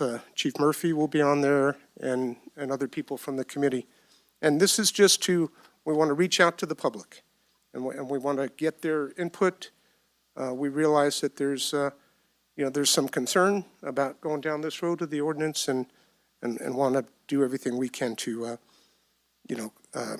just interact with people. Other than that, I did participate in a call yesterday. Actually came out of the CSAC conference. I was invited to participate in a call with the City of Santa Rosa mayor, and just gave my input about fire issues, and I was on there for probably about 20, 25 minutes, and It was a good call and a nice experience, and, just talked about, obviously in 2017, they had what was called the Tubbs Fire, and it was very destructive in the city. So we had good conversation and talked about some things, and I'll probably participate again in the future. So that's it. Thank you. Supervisor Brennan. In the future, if possible, this might just be a general comment on, I think it would be more valuable to have some of our reports and stuff at the beginning of meetings. I know 508, probably not a lot of people are tuning in the whole time. Just an idea for when we talk about the agenda in the future. Obviously, CSAC was a really great event. Got to learn a lot from Health and Human Services and their policy committee, as well as the Ag Environment, Natural Resources, be able to observe that, observe the general board meeting, and of course the networking as well. Did a tour with Courtney Aviation out at Columbia Airport, seeing what they do. They're a multi-spectral kind of fire scanning, fire mapping group. It does a lot of contracts locally, and it was very interesting seeing their equipment, meeting their staff, hearing about some of the staffing challenges they've been having. So connecting with potentially UCCE. We have a new cohort coming up, 8, which is a pre-apprenticeship program with the San Joaquin Office of Education. So sharing that, answering some questions as well. Recommend sharing it also. Take somebody who's 18 or young person, gets them onto that journeyman career track, which is really great. Lots of calls with community members, one of them in particular with Nancy's Hope Thrift Store. If you're not aware, the lease is up on that facility. It's been posted. There's a fundraiser up right now. That is, to my understanding from her, the ATCA designated Columbia headquarters, in addition to the many other programs that she runs there. And so trying to make sure there's some continuity. We're talking 30 days on the lease. I think there's been extended 60 for part of the building. Some type of continuity to ensure that she has a facility. In that area, there's not a lot of buildings that can be able to take that up. So having discussions continuing and need to follow up again with, is it possible to use the airport armory? If there's anybody watching still, any generous community folks who are willing to help with this. I know she is doing a private fundraiser, looking for whatever we can do with this. And other than that, was not able to attend some of the regular committee scheduling. I had a COVID exposure and was negative and then had flu. And so some of them, and then CSAC. So some of them I've not been able to attend, and since we've made the change that they cannot be hybrid anymore, if they chose in person and you have to quarantine yourself, you can't attend. So anyways, it's been really productive last week. I just appreciate the county and being able to spend time with everybody. It's great having staff there. It was great seeing Heather and her association too, which is just awesome. And really appreciate it. Thank you. So I'm just going to keep it to one thing. So one thing that I learned at the CSAC conference that we attended last week was I had a discussion with some members of the California State Association of Counties Financial Corporation, and they offer a plan that's called Easy Smart Pay, and it's a way to streamline the ability for people to pay their property taxes. And so we'll probably be having something before this board relatively soon in reference to that. It allows taxpayers to pay in a wider variety of methods, and it also allows people to make monthly payments with a credit card or directly from a checking account, which people haven't had that ability to do before. So it should save the county money. It should give more payment options to homeowners. So it should be a good all-around option for us, and we're really happy that to be able to get involved with CSAC on this. They kind of developed this program over time, and we'll be able to look at it fairly soon, I hope. And that is my report. Thank you very much, and we'll adjourn the meeting. Have a good evening, everyone.